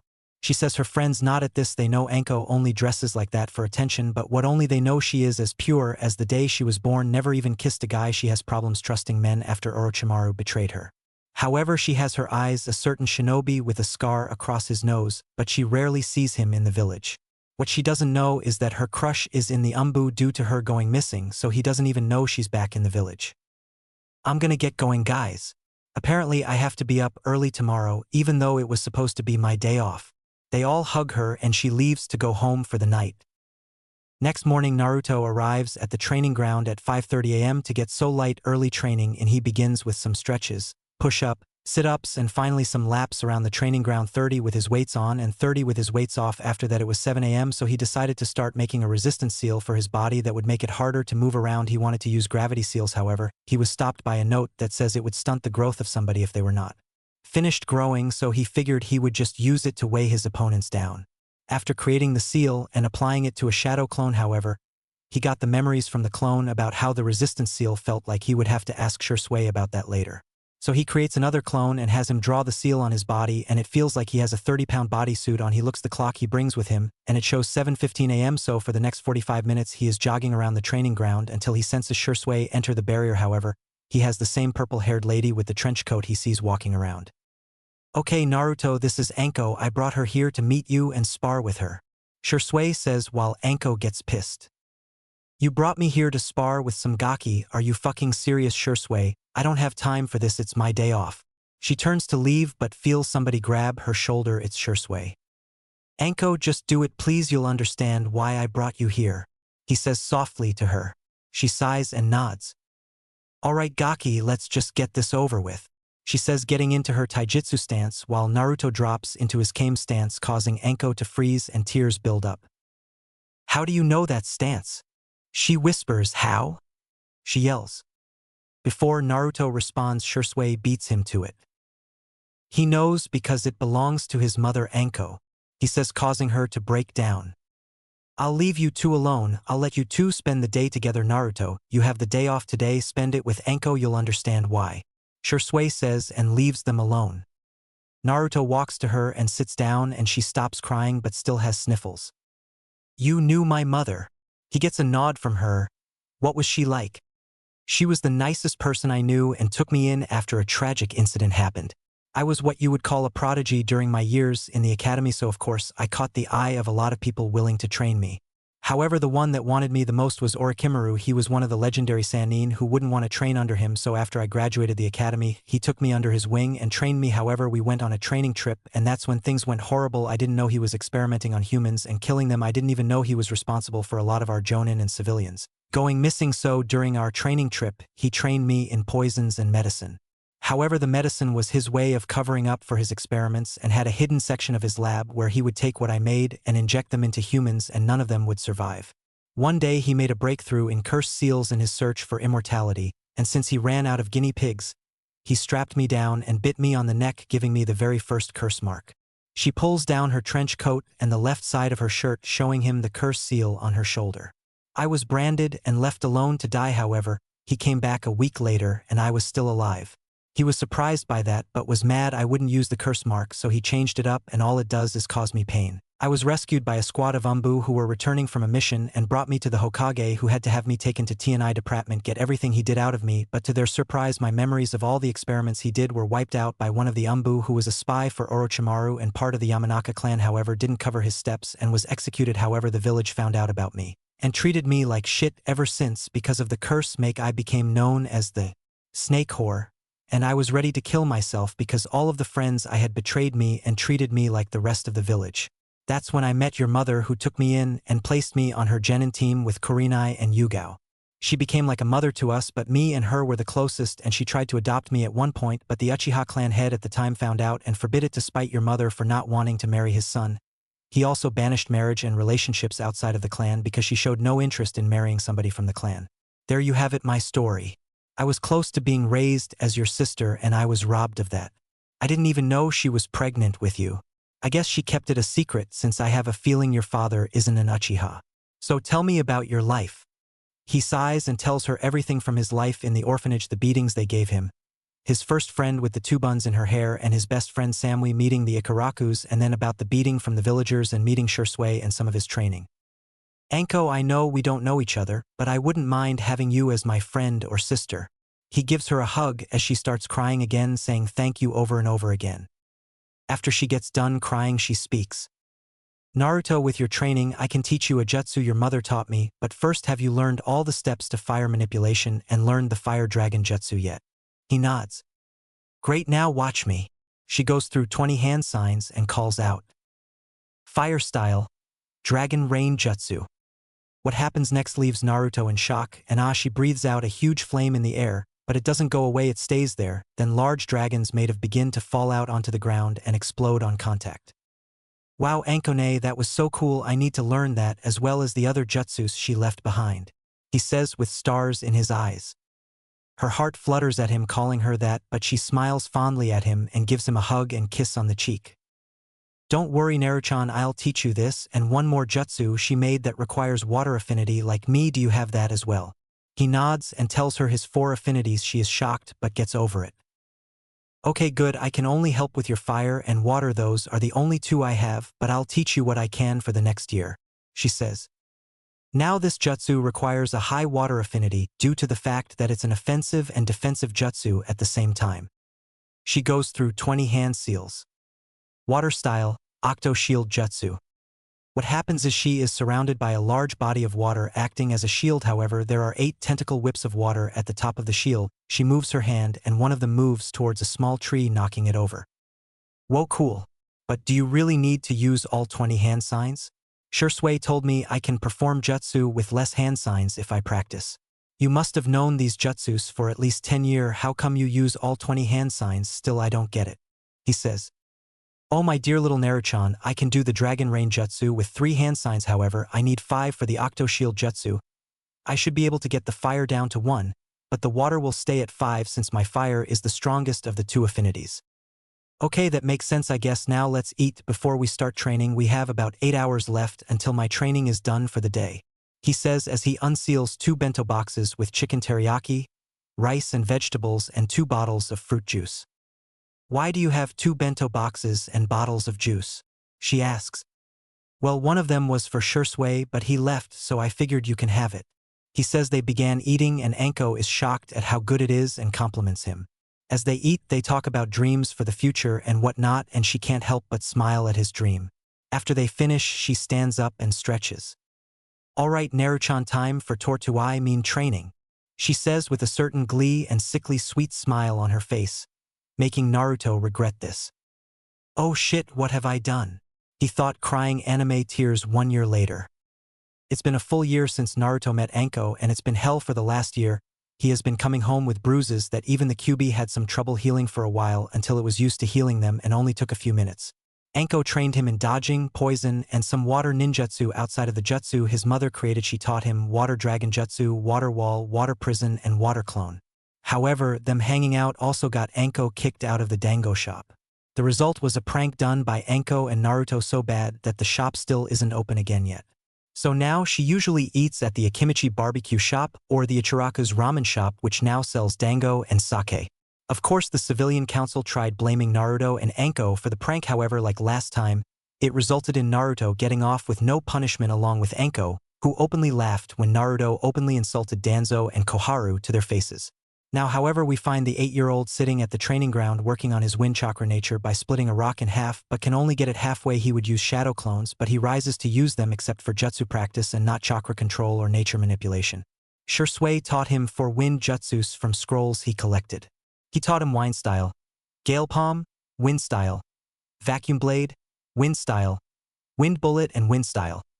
Sonic Boom. This is Naruto's favorite wind jutsu because you clap your hands and it creates a tunnel of wind while crescent-shaped blades of wind move around in the tunnel and cut the opponent up. It's been an interesting yet hectic year for Naruto. The last nurse alive that helped deliver Naruto revealed who his mother was to the public, thinking the Hokage wouldn't do anything to her because he was old and too kind. What happened to her was she was tortured by Anko, who managed to torture her for 48 hours straight non-stop while keeping he alive before she finally killed her when news got out that he was the son of Kiyomi. Uchiha the village treated him even worse, knowing she was the most hated Uchiha since Madara Uchiha, all because she didn't want a loveless marriage.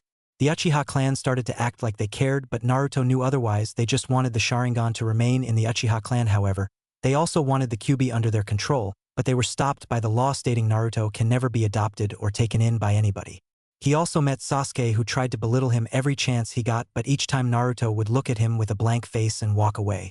He also met Kurenai, who he recognized from the orphanage, and she became somewhat friends with her, only somewhat, because he told her he learned to read from the Ika books and Kurenai hated those books.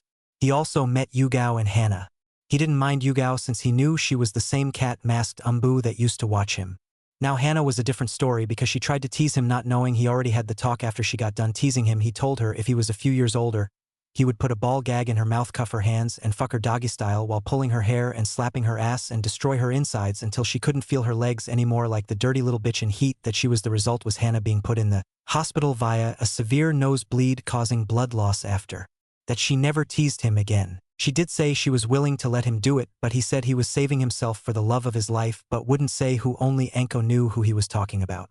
After getting rid of those thoughts, Naruto got up and made his way home since he would be starting the academy tomorrow, and Anko said she would walk him. Next morning Naruto wakes up and gets ready for his first day at the academy. Naruto knows he is well above academy standards. He was taught a lot by Anko and Shursui, and Anko said without his sharingan overall he can take on most high Chunin, and with the sharingan he was able to take on a mid-jonin opponent. His ninjutsu they put him at low jonin. His genjutsu was non-existent without the sharingan, however due to some training with Kurenai he can break out of a ranked genjutsu now.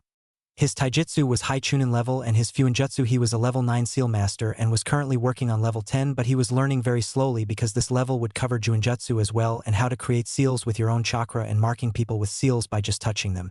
He wondered how Jiraiya was a seal master if he couldn't do any of these. He was interrupted by a smoke bomb coming through his window exploding, showing a banner stuck to his ceiling with "The Great Sexy and Single Anko Mitarashi has arrived," with a chibi Anko in the corner holding up a peace sign. He can only shake his head at this, but he knows he wouldn't trade Anko for anything in the world. "Are you ready, Naruchan? The academy entrance ceremony starts in 5 minutes. She says. He looks at the clock in shock, and it does start in 5 minutes, so he puts his shoes on and they leave via Shunshin. Anko via a leaf Shunshin, and Naruto just disappears. It helps when you have Shursui the teleported teach you the Shunshin jutsu, however Naruto's working on adding elemental nature to his to give it more flash. They arrive just in time for the speech to begin.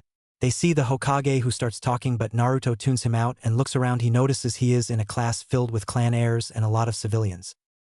1500 Ryo says none of the civilians bothered to even train. He thought to himself. He was broken out of his thoughts when the sound of a bell rang, not knowing what was going on. He looked at Anko, who sighs, knowing he wasn't paying attention. "You are in room 103. You are with all the clan heirs and some civilians in the room you will be in for the next 4 years, so get used to it," she said, and kneeled down to give him a hug, much to the shock of everybody around, and whispered about how the demon brat and snake whore began, in which she stands up and yells, "Do you have a fucking problem, huh? You got some shit to say?" Nobody spoke up. Everybody was quiet and kids were crying. Hiruzen, seeing this, can only sigh at this. "That's what I thought. Now have a good day, Naruchan." She leans and kisses him on the head and leaves, not seeing the look on a certain scar-faced Chunin. Inside the classroom, the teacher is doing roll call and gets to his name and says it with venom. Naruto Uchiha. Yes, that's another thing, he had to change his last name to Uchiha. Much to his displeasure, Uzumaki sounded much better. He gives a 2-finger lazy salute, "Yo." The teacher marks him down and begins the lessons for the day, but not before kicking Naruto out of class for some dumbass reason. He didn't really care though, so he just left with no arguments. A few months later, Naruto was sneaking around the Uchiha clan compound and found out when and how the Uchiha clan are going to attack. He goes to Shursui's training field and finds him standing there. "Shursui, I just found out how the Uchiha clan are going to pull off the coup, and when they are doing it," he says frantically. "Yeah, I know as well. Itachi just told me 5 minutes ago," he says with a sigh. "I have an idea on how to stop the coup from happening." He activates his Sharingan and then his Manjikyu appears. "I have gained a genjutsu called Koto Amitsukami that allows me to send suggestions into someone's brain and make them act out those suggestions without them even knowing. However, I only have one shot at this because with my eyes only being a Manjikyu and not having eternal light, I can only use it once. I want to run this by the Hokage since it seems his peaceful talks will no longer work," he says, deactivating his Sharingan. "That sounds like a good plan, Shursui. I don't think he would have a problem with it.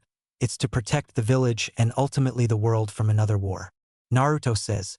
Him and Shursui talk some more before Naruto goes home, and Shursui does the same. However, the next day we find Naruto in class looking at the clock. He has 1 hour left before he can leave. After an hour, the bell rings. Naruto goes home and practices his fuinjutsu some more. When he senses Shursui's chakra fluctuate, he arrives to see Shursui being attacked by 10 blank mask Umbu with his Sharingan activated, and is surrounded by a green ethereal warrior fighting of the Umbu, but Naruto senses he is low on chakra and has a hole in his chest and is coughing out blood. So Naruto activates his Sharingan and rushes into battle. However, Naruto notices that these Umbu are only low Jonin level ninja in terms of skill, so he jumps down and creates an shadow clone and goes through 2 hand signs while the clone is seen holding a sign. Naruto and the clone calls out. Wind style, Sonic Boom Jutsu. Fire style, Fire Dragon Jutsu. Collaboration style, Dragon Cyclone Jutsu. The wind tunnel and crescent wind blades combined with the fierce blue fire of the clone's fire dragon created a larger dragon that ate up 4 Umbu who were not expecting this and burned them alive while cutting them up. Seeing the other 6 Umbu distracted momentarily, Shursui uses his Susanoo to kill them. However, one escaped before he could get hit but was intercepted by Naruto, who caught him in a sharingan genjutsu paralyzing him, and before Naruto could do anything the umbu but down on a pill and began to foam out the mouth, falling to the ground dead. Damn it! He swore until he seen Shisui barely standing up, and Shisui tells him follow him to a cliff and tells Naruto to stay hidden in the trees and do not come out. Naruto does as told, and few seconds later Itachi arrives concerned for his friend, and Shisui explains everything to him, planning on using his Manjikyu Sharingan Genjutsu to stop the coup and telling the Hokage, and him approving of the plan to Danzo trying to steal his eyes with 25 root umbu backing him up, but failing he didn't mention Naruto at all. After all that is done, Shisui summons a raven that produces a scroll, and Shisui creates a clone and has it remove his eyes and put them in a container with liquid in them before handing it to the raven, who disappears in a puff of smoke, already knowing what to do. Shisui steps back to the edge of the cliff and tells Itachi he is sorry he failed in his mission to stop the coup and entrusts him to stop the coup now. By now Itachi has his eyes closed, and Shisui looks in Naruto's direction and gives him one last smile before falling off the cliff, ending his life. Shisui, Itachi yells as he tried to stop his friend from doing this and fails. He closes his eyes and blood starts to come from his eyes. He opens them to reveal his 3 pinwheel Sharingan eyes and leaves, not even noticing Naruto up in the tree crying his eyes out. He opens them to reveal his Manjikyu Sharingan. His has 4 choke tomo spinning around his pupil. Imagine Madara's Manjikyu but with 4 instead of 3. A week later, news has gotten out that Shisui was dead, and everybody mourned for his death via suicide. They couldn't believe it. But it was true, but some people within the Uchiha clan claimed it was Itachi even after finding Shisui's suicide note, causing him to lash out and attack 3 members of the police force before his father stopped him. Meanwhile, everyone who knew how close Naruto was to Shisui went to check him, and he wasn't home and he wasn't at the Hokage training ground. They looked all weak but gave up knowing he was alright, since it's literally impossible to sneak up on him, and they didn't feel his chakra spike. Meanwhile, Naruto was sitting in the same tree. He watched Shisui take his life in staring at a kunai, activating a deactivating his Manjikyu. He hasn't been training with it yet because he doesn't know what his can do. He is removed from his thoughts when the same raven Shisui summoned appeared in front of him. It dropped a scroll in Naruto's lap and disappeared. Naruto opened the scroll and channeled chakra into it before a bot fell out along with the vial with Shisui's eyes. Naruto, I know this will be hard for you to cope with it. My death was necessary for the village. Even if I succeeded in stopping the coup d'etat, I would most likely have died within the year anyways. You see, Naruto, what nobody knew was that I had multiple tumors grow in my body that would have required the world's best medic to remove, and she is no longer in the village. I am talking about Tsunade Senju, the granddaughter of the first Hokage Hashirama Senju. Now do not go blaming her for not being here to save me. I didn't find out until a week before we discovered the Uchiha clan's plan to take over the village. I am happy, Naruto, that I got to meet you and spend time with you. I cherished every single moment I spent with you. Despite you being my nephew, I couldn't help but look at you as my little brother that I always wanted but never got. I have left my eyes to you because, like I told you before, you will need to gain eternal light, and despite having the QB sealed in you, it cannot stop your eyes from losing the light, only slow down the process. I want you to practice with your Manjikyu and master them and transfer switch my eyes with yours. When everything starts to become a blur, once your eyes reach that stage, they will deteriorate at a faster pace. I would suggest you having somebody you trust do the transplant for you. Keep my eyes on you at all times. You cannot let them fall into the wrong hands. Like someone like Danzo, the ability to basically control someone's mind would be dangerous. I so suggest placing a barely noticeable blood seal on your body and keeping them there until you need them. Now I'm here to tell you the abilities of the Manjikyu Sharingan. The first is the Genjutsu I have, Koto Amitsukami. It lets you go into the mind of someone to either give them suggestions or take info out of them without them even knowing you did it. The second ability is the most powerful Genjutsu that can only be broken by another Manjikyu Sharingan only if their will is stronger than the caster of the Tsukuyami. This Genjutsu lets traps your opponent in a world you control for 3 days. However, in the real world it only lasts 3 seconds. Third, we have Amaterasu black flames that burn for 7 days and 7 nights and can only be extinguished by the caster of the flames. Next, we have the ability to control the shape of the Amaterasu flames called Kagetsuchi. Next, there is the Kamui and long-range and short-range move to absorb anything including yourself into your own pocket dimension. The left eye is long-range while the right eye is short-ranger. Next, we have the Susanoo, an ethereal warrior made of chakra, the ultimate defense of the Manjikyu Sharingan used for offensive and defensive fighting. Finally, we have the Izanagi and Izanami. Izanagi is a genjutsu that allows you to control reality and cheat death. The cost is the eye you use goes blind, and the only way to regain the eyesight is an eye transplant or unlocking the Rinnegan. The Izanami is a genjutsu that affects your opponent through physical contact between them and the user, and unlike the Izanagi where you alter destiny, the Izanami decides for you. That is all I know about the Manjikyu Sharingan and abilities. I need you to burn this note after you read it. You cannot afford to let the Uchiha clan find this note. I'm sorry, but this is goodbye forever. Naruto, please do not fall down the path of darkness, and do not go looking for revenge. I have a feeling Danzo may come after me for my eyes, since I seen how he was looking me when I told my plan. Let things run its course, and if Danzo comes after you, then you may take him out. However, don't do anything foolish. I have high hopes for you, and I know your mother would be proud of you to see the man you will become. See you again someday, but not to swoon. Hopefully grow up and start a family, preferably with that girl Samui if you ever find her again. I'm sure your mom would like some grandbabies. I'm rambling now. Stay strong. Work hard and never forget who you are. Shursui Uchiha. Naruto burns the note after reading it again one more time and using his sharingan to remember it word for word.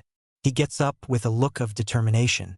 He places a small blood seal on the inside of his bicep and stores Shursue's eyes in it. Then he gets up and begins practicing his Manjikyu abilities. Meanwhile, a certain fox in a cage looks on at Naruto's determination and notices the darkness that was forming again simply vanished. It was at that moment where the Kyuubi deemed Naruto worthy and would leave him a few parting gifts for when he is finally set free from his prison in a few years. After a few hours of practicing his Manjikyu, he found out he can use Kamui, Amaterasu, and Tsukuyomi, which means he will be able to use Kagetsuchi and the Susanoo, but isn't pushing it. He needs to master what he has now. And with that, he returns to the village and enters his apartment to see Anko sleeping on the couch peacefully. He grabs a blanket and places it over her, causing her to wake up, and when she notices him, give him a hug and asks if he's okay, and he tells he about the letter Shursui wrote for him, excluding the part about Danzo and the Uchiha coup d'etat. He did, however, scare her. She found out he will go blind, but she was relieved when it was a way around it, so she was determined to learn medical ninjutsu to help him out. When the time came for the transfer, it was past midnight. When he finally went to sleep, he still has the academy to go to after all. He wakes up the next day feeling like a huge weight was lifted off his shoulders. He decided to walk to school for one, and can already feel the hateful stares he is getting, but ignores them. He also senses the Umbu following him. One is Cat Aka Yugao, another is Boat, who is leaking hated at him. However, he also feels one more hanging far back that is emotionless and knows that one belongs to Root. So Danzo already is trying to get me. Sorry, you pedophile, I don't roll that way. He thought as he turned down an alley and Shunshins to the school, losing both regular and Root Umbu that was following him. He arrives at the classroom just as the teacher says his name. Naruto Uchiha is absent yet again. He goes to put another red mark, but Naruto stops him. I'm right here, sensei, he says, causing everyone to look at the door. Yo, he says. However, everybody starts calling him names which he doesn't listen to because he is busy thinking about Samui again. She should be here with me right now. He thought, unaware that she was thinking the same thing in Kumo. Since she moved there, she has adopted a serious stoic look on her face and doesn't speak much. She is a second in her class only because the number one girl was the Two-Tails Jinchuriki, who had previous training already. She kept her blonde hair in the same style and never took the necklace off. Unless she was training, she doesn't talk to her parents at all, and they honestly don't care. It's funny how they treated Naruto with hate but love. The Jinchuriki that live in Kumo, Naruto told her the second day because she told him her secret of believing monsters lived in her closet and under her bed, and he told her about the Kyuubi. She can't wait for the day she can go on a ninja mission to look for him because she still believes he is alive. Back to Naruto, he finally stops staring off into space and comes back after the insults come, and in typical Naruto fashion he responds. I'm sorry, what was that, he said. Making everyone, including the teacher, fall over. He shrugs and goes to sit down. The class remains the same, except he didn't get kicked out, he was just ignored, not that he really cared. Lunchtime came around and he took out a bento and started to eat and look up when somebody stood over him, and he saw Sasuke along with his fan club and Kiba. For some reason, as far as Naruto remembers, they don't like each other. Hey look everybody, it's the loser from the loser side of the Uchiha clan, Kiba says, getting laughs from everybody. Yeah, loser, stand up and bow to your superior, as I'm a part of the main family and son of the clan head. Sasuke said. However, Naruto just ignored him. However, what Kiba said next set Naruto off. Yeah, you heard him, stand up and bow to your superiors. You could be like us, but you're nothing but a branch member because of your mother, instead of her obeying the clan like a good little bitch like she should have. She decided to go out and whore around with random men and just had to have you. I bet if she was alive she would lay down and spread her legs for me as well.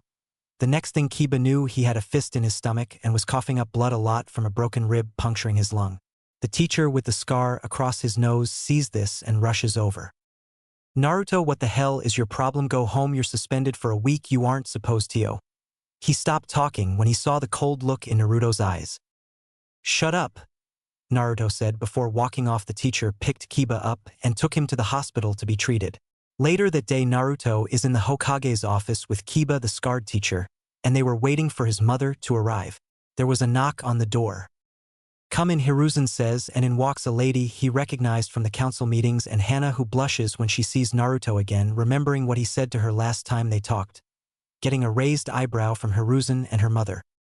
"I'm glad you could make it on such short notice. However, there was an incident in school between these two which landed Kiba in the hospital, but he was able to get treated and patched up," he says. Tsuna nods at this. "I'm aware there was an incident at school. However, I want to know what happened because I've met Naruto before and it would take Kiba doing or saying something stupid for Naruto to react like that. So what happened?" Kiba stayed silent and refused to answer, so Naruto said everything that happened, which Kiba denied. So Tsuma asked if Inoichi can come search his memories, and within 20 minutes he came and searched Kiba's memories for the incident and revealed what Naruto said was indeed true. Kiba had a scared look on his face from the looks his mom and sister were giving him because they knew who his mom was. Kiba then starts throwing insults at Naruto, who of course once again isn't paying attention and is reading a book on Fuinjutsu, and looks up with Kiba pointing at him and everybody waiting for his response, and simply replies, "What was that?" pissing Kiba off, and Hiruzen was hoping Naruto doesn't start showing up late to everything. Hiruzen dismisses everyone, but Tsume asks a question. "Naruto, why was Hana blushing when she looked at you?" she asked, curious of what was going on, so Naruto whispered in her ear what he told Hana, and the said loud enough. "With my stamina I can make that happen too." What happens next is Tsume gets a nosebleed but manages to stay conscious. However, she gets weak in the knees, and Hana passes out from blood loss again from another nosebleed. Hiruzen is silently cursing his luck for not knowing what was said, as it could be used in the next Ika book. Everybody leaves but Naruto, who stays behind to hang out with his Gigi and talk. He leaves at night and smells blood and notices 2 chakra signatures killing everything. However, one is fluctuating like his does. When he uses the Kamui to teleport himself into his dimension, he activated his own Kamui and went into his own dimension and traveled around the Uchiha clan district, seeing Itachi killing his own clan. "So this is the way you chose to deal with the coup, Itachi.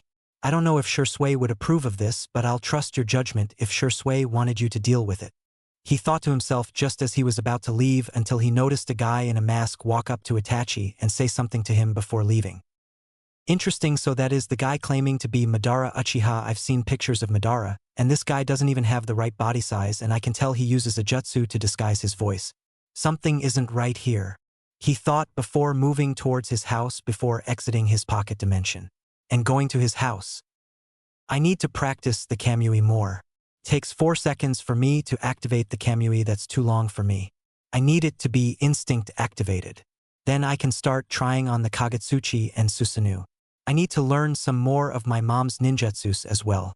I heard she had a lighting jutsu she couldn't handle due to her lighting affinity not being strong enough to handle it despite her doing all of the exercises," he said to himself before falling asleep.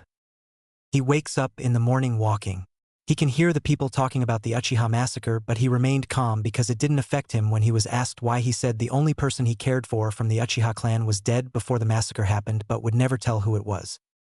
He gets to the classroom and the teacher comes in and says both Uchiha have the entire week off from school to deal with the massacre. All Naruto did was packed a week's worth of clothes and stayed at the Hokage training grounds and trained his Manjikyu techniques and begin on lightning manipulation. The following week he was supposed to return to school. He was walking when he saw an old lady struggling with her bags and decided to help her out, but she lived on the other side of town and arrived at school 3 hours late. "Naruto, mind telling me why you're late?" the teacher asked, knowing he wasn't paying attention. To his surprise, Naruto answered right away. However, the answer is what pissed him off. "Well, you see, I was on my way when I spotted an old lady struggling with her bags, and I walked her home, but I had to take the long, easy back due to a black cat getting in my way," he said. Silence everybody but the teacher and Sasuke, who was brooding, had the same thought. Does he really expect us to believe that? Damn it, I have a Kakashi in class. This was going to be a long 4 years. 5 years later, Naruto was walking down the streets of Konoha on his way to the academy for graduation. It was finally time for him to graduate and become a genin. It was 5 years because the Sandaime decided to add an extra year in not wanting to send kids out at 12 years old on dangerous missions. He wanted to add 2 years, however. He had to make it 1 year due to being outvoted by the civilian council who had children in the academy, and with the vote of the Uchiha clan not being counted anymore, he lost the vote. Naruto was excited even though his skills are way above genin level. Without his sharingan he is at low mid jonin. However, with his sharingan activated he can take on a high jonin, but it would be close. Now if we were to use his Manjikyu, he can take on a Midambu level opponent. Speaking of his Manjikyu, Naruto was able to summon the Amaterasu flames almost instantly. His Tsukuyami lasted the full 3 seconds in the real world. He got the Kamui down to 1 second, however it was still too slow for him. The guy who used it at the Uchiha massacre used it instantly. He unlocked Kagutsuchi and was a natural at it, however, he has yet to unlock his Susanoo yet, but he isn't worried and doesn't want to stress his eyes yet. His relationship with Anko has grown, and it was like they were together his entire life. She even took over his second bedroom and made it her own, although he didn't mind. Kurenai was finally able to get over her issue with Naruto and they became close. Hana tried to convince him to let her take his virginity when he became a genin, however he turned her down but introduced her to Genma, who he was cool with after meeting him during one of his pranks on a civilian shop that Genma didn't really like because the merchant was a major douchebag. They have been together for 3 years now. He met Hayate through Yugao and asked him why he was always coughing. He told him he had a lung disease that nobody found a cure yet, and Naruto vouched to find it for him. Kurenai was secretly dating Asuma, who Naruto met a few years ago. After his return from the Guardian 12 position, he decided to let them remain a secret. Now the 13-year-old has finally reached the academy and is ready to take the exam. Why hello Naruto. Nice of you to join us after all, you're only 3 hours late. Iruka said with an eye twitch and barely contained anger. He took over after Naruto's second year. After he decided to retire from Umbu after seeing Anko back in the village, he tried to talk to her, but both of them would stutter and blush before saying goodbye. Naruto found it pathetic and decided after he graduates he will get them together, as he already had a plan. However, Iruka's assistant Mizuki was pissed that Iruka waited for him to show up. He wanted the demon brat to fail and he would make sure he did. Well, you see, Iruka-sensei, I was walking to school when I must have taken a wrong turn along the road and got lost. He says, which was true, however nobody believed him. Whatever, just sit down. He said, now since Naruto is here we can begin the first test, which you have 45 minutes. The first test is a written test. The sound of a head hitting the table was heard, and it was Naruto who did it. It wasn't a secret, he hated written tests, he found them pointless even though he always passed. 45 minutes later, all the tests we completed. Alright, everyone outside for the next portion of the exam. Kunai and shuriken throwing followed up by a taijutsu spar against Mizuki, in which you have to last at least 2 minutes. The clan heirs all did good except Ino Yamanaka, who got a 4 on kunai throwing and a 5 on the shuriken throwing. The only person who did worse than her was Sakura Haruno, who got a 3 on the kunai and a 2 on shuriken. Naruto was wondering how she was the best kunoichi in the class with skills as pathetic as hers. It was now Sasuke's turn, in which resulted in high-pitched squeaking from the Sasuke fan club. Okay Sasuke, go ahead, Iruka said. Sasuke says nothing and just throws the kunai land in 9 out of 10, causing his fangirls to scream, then throws the shuriken and hits 9 as well. Sasuke-kun is so cool. Marry me Sasuke. Look at Sasuke-kun go. The fangirls screamed out. Alright, last up Naruto, Iruka says. Naruto walks up and throws one kunai out. A pulse of chakra from Mizuki causes it to move to the left and he completely misses. Everyone laughs, but Naruto releases Ki, shutting them up. Hey Iruka-sensei, can I restart? Apparently Mizuki can't control his chakra, and it interfered in my test. Mizuki agrees because he also felt the chakra pulse Naruto throws at kunai and shuriken and hits all 10. He cheated. Yeah, there's no way he is better than my Sasuke-kun. Your Sasuke-kun, he belongs to me. No me. Shut up, Iruka yells with his big head jutsu. Now everyone inside for the genjutsu portion of the test. You have to break out of a D-rank genjutsu, then we move on to the final part of the test. However, Mizuki will be doing the genjutsu while I grade them. However, I will be in charge of the ninjutsu portion. He says.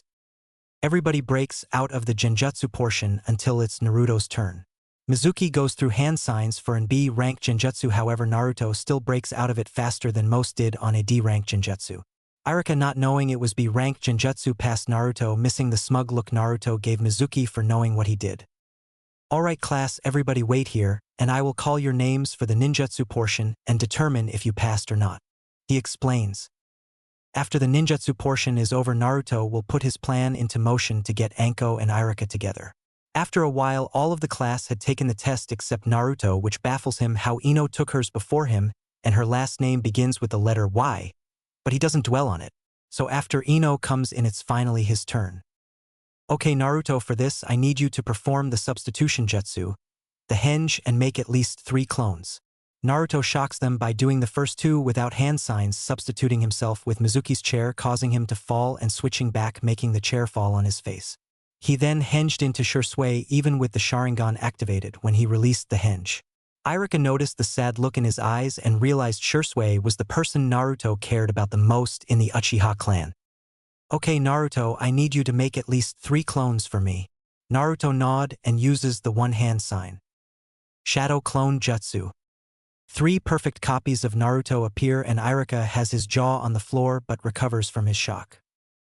I'm sorry Naruto, but we can't pass you since you have to make a regular clone. Mizuki says with a smirk, however that smirk goes away when Irika speaks. What are you talking about, Mizuki? Of course if he passes he could have used an elemental clone if he wanted to. All the test said was to create 3 clones, it never mentioned what kind. Congratulations Naruto, you passed. He hands him his headband with a smile. Shursui would be proud of you Naruto, he thought to himself. Meanwhile Mizuki had to come up with another plan to get the forbidden scroll to take to his master. Naruto puts the headband in his pocket and slips a piece of paper into Irika's pocket before leaving. Hokage Monument at the top, 8 p.m. Don't be late, dress nice. Irika only looks at the note before burning it and wondering why he should go, but trusts Naruto and walks back to the classroom. Naruto enters and Kiba has to open his big mouth. Ha, I guess the loser couldn't pass a simple exam, what a idiot, he says, causing everybody to laugh at Naruto except Shikamaru and Choji, who can see the headband in his pocket, and a certain pale lavender-eyed Hyuga who watches him from afar. Irika enters and shuts everyone up with his big head jutsu. Congratulations to everyone that passed the test. Tomorrow will be team assignments in the morning at 8 a.m. However, before Irika can finish, Naruto leaves. Well, once again congratulations and good luck in your ninja careers, he says as he goes home, having 3 hours to get ready. Naruto arrives at Anko's house with a black dress she left at his house that showed off her womanly figure that would have made any man pass out with a nosebleed, but Naruto didn't mind, he only had eyes for one person. The dress went down to her knees and had a slit going down from the middle of her left thigh to her knee, showing off her leg, not in a slutty way but enough to tease the man she wore it for. Naruto remembers taking the dress off and taking care of it while staring at it with a sad smile, thinking she would never get to wear it. However, today was the day she would get her chance. Naruto hung the dress on the front of her bedroom door with the same note and vanished when he felt her chakra signature closing in on her apartment. She walked in, saw the note and wondered what he was up to, but decided to go anyway. At 8 p.m. Irika arrived in a black suit with a red shirt that had left the top button unbuttoned. He finished with it off with red dress shoes that looked really expensive.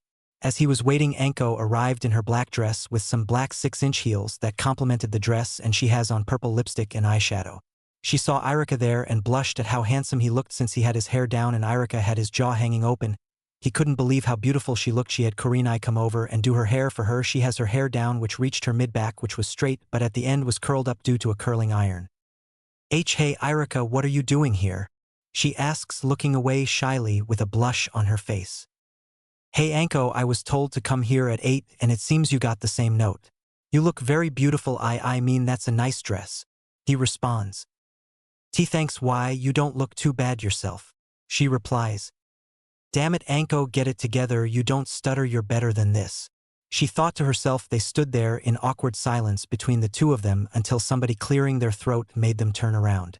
It was Naruto with his usual spiky black hair slicked back thanks to 15 jars of hair grease, and has on a waiter's outfit with a white towel on his left arm, standing next to a table with candles and some sake and wine glasses.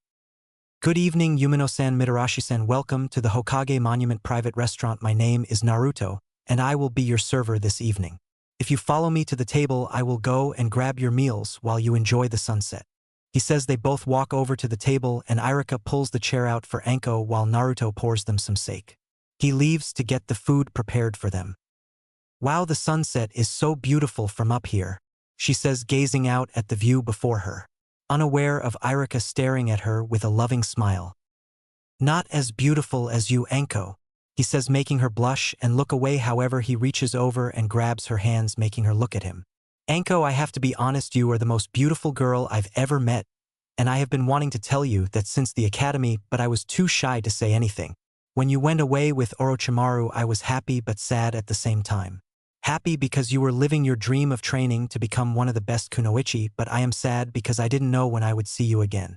When I heard Orochimaru was a criminal wanted for human experiments and killing multiple of our shinobi during the process, I begged Hokage-sama to go after you, but he couldn't let me go. So we made a deal that if I passed the Chunin exams in 6 months and impressed the judges, he would promote me and personally place me in Umbu to look for you. I looked for you every mission I went on and had to give up 5 years ago because I couldn't find you. I retired from the Umbu and became an instructor at the academy. I was going to walk away after the speech, but then I saw you standing with Naruto and I felt relieved that you were alive, and every time we talked I would want to tell you how I felt, but the nerves just got in my way. I guess what I'm trying to say is I love you, Anko Mitarashi, more than you can imagine. He finishes and looks at her. She has tears in her eyes and he reaches over to wipe them away. Why now? Why tell me this now? I fought. When I returned you hated me like everyone else. You were one of my best friends. I thought you betrayed me like the rest did, avoided me and talk shit about me being the snake whore that nobody wants, just to use me for a quick fuck and move on. I haven't been with anybody because that's not how I am, and it was hurting me that you weren't around, you weren't there for me. Yes, I met Kurenai and Yugao, but it was too late by that time. I had already began not caring anymore and stopped taking shit from people. I wanted to kiss you so much when I see you again, but I couldn't bring myself to do it. I was mad at you, but my feelings for you caused me to act shy around you. So why tell me now? She asked. I honestly don't know why. I just feel like I can't hold in my true feelings for you anymore. That would be my doing, Naruto says as he returns with the food. I placed a seal on both of your chairs that makes you tell each other your true feelings. I got tired of watching you two stutter like some idiots around you, so I made this plan to get you guys together. Anko, you deserve happiness the most out of anybody in this village, and as my sister I couldn't let you live your life alone. I saw the look you had on your face when you showed me the dress when you tried it on. Irika, I saw the look in your eyes every time I mentioned Anko around you, so I knew this had to be done, he says as he takes the seals of their chairs. Now before we get to the food, I have one more surprise for you, Anko. She gets a curious look on her face. I have finished studying Juinjutsu and mastered all levels to ceiling levels by Konoha standards, and the first 2 of the Uzumaki ceiling levels left behind by a woman who would have been my godmother. The reason I am telling you this is because when you were sleeping over my house, I took that time to study that curse seal on your neck, he says as she reaches up to her neck to cover the seal. What I've discovered about the seal is it has 3 layers. The first layer is one that feeds off nature energy, and it mixed with his own sinister chakra that gives a rush of power and acts like a drug that should be addicting. My guess is whoever he puts the curse mark on uses the power once and immediately get addicted to it, drawing them to him for training to get more power. The next layer is a mutation layer with DNA from all kinds of animals. My guess is you are supposed to transform temporarily into some kind of beast if you draw on enough power. The final layer contains what only I can say is a part of his soul. Why it's there I don't know, but I can destroy it. Even though it's a small portion of his soul, he will still feel pain like his insides are burning. There was also supposed to be a tracker seal on you, so he can know where you are, but I guess he was in such a rush to finish this and messed up the tracker seal. The seal only causes you pain because you are resisting the power that is flowing through you. He says shockingly that he studied the seal without her knowing and found out all of that, while Jiraiya only found out about the nature chakra and Irika because Naruto was a seal master even greater than Jiraiya. So what are you trying to say to me, Naruto? She says he knows she is serious because she never calls him that, it's always Naruchan.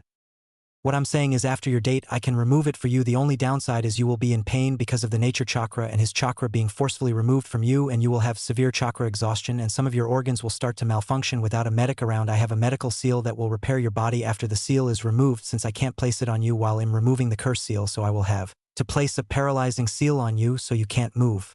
I need you to be completely still and the pain will be excruciating, and I just wanted to check if you would want to go through that or want another suppression seal placed on it. If you want it removed, we have to go to the training ground we use, but Irika will have to wait outside since he isn't allowed in the barrier that protects it from anybody not keyed into the barrier. I have everything set up there for the removal, but if you want the suppression seal I can do it now. It's up to you, he says. She gets a thoughtful expression on her face taking all of this in. She can either go through excruciating pain and almost die to have it removed, or just get a suppression seal placed on it but still feel pain from the seal, although a little. She makes up her mind. Naruto, what would happen to you during the seal removal? I know something will happen to you, so what is it? She asks. I'll only have chakra exhaustion, but due to the QB I should be good in the morning. Yes, I know about the QB Irika I've known for 7 years. He cuts Irika off as he is about to speak up. On top of that, I'll just be sore in the morning, but I should be fine as the day goes on. You, however, Anko, will need to be on bed rest from the strain on your body for maybe 3 days. Oh, and your chakra control will be bad, maybe taking you down to Chunin level control, but that's only because your reserves are going to expand over the 3 days bed rest, so you will go from mid-Jonin reserves with high Jonin control to low Umbu level reserves with Chunin level control. He says, okay, I want this shit off tonight, I'll have Yugao stay with me the next 3 days. She says she is happy that it will hurt like hell, but it's worth it, and if it's anybody she trusts the most with this, it's Naruto. Great. Naruto claps his hands once and clears his throat to put back on his waiter voice. He removed the lids on the plates of food. For the lovely young lady, we have chicken katsu served with white rice and tonkatsu sauce with some gyoza on the side. He says, thank you, my good man, this looks divine. Anko says, playing along with Naruto in her own proper rich voice. Now for the gentleman here, we have Goya shanparu served with fried rice, and on the side we have kale kobachi.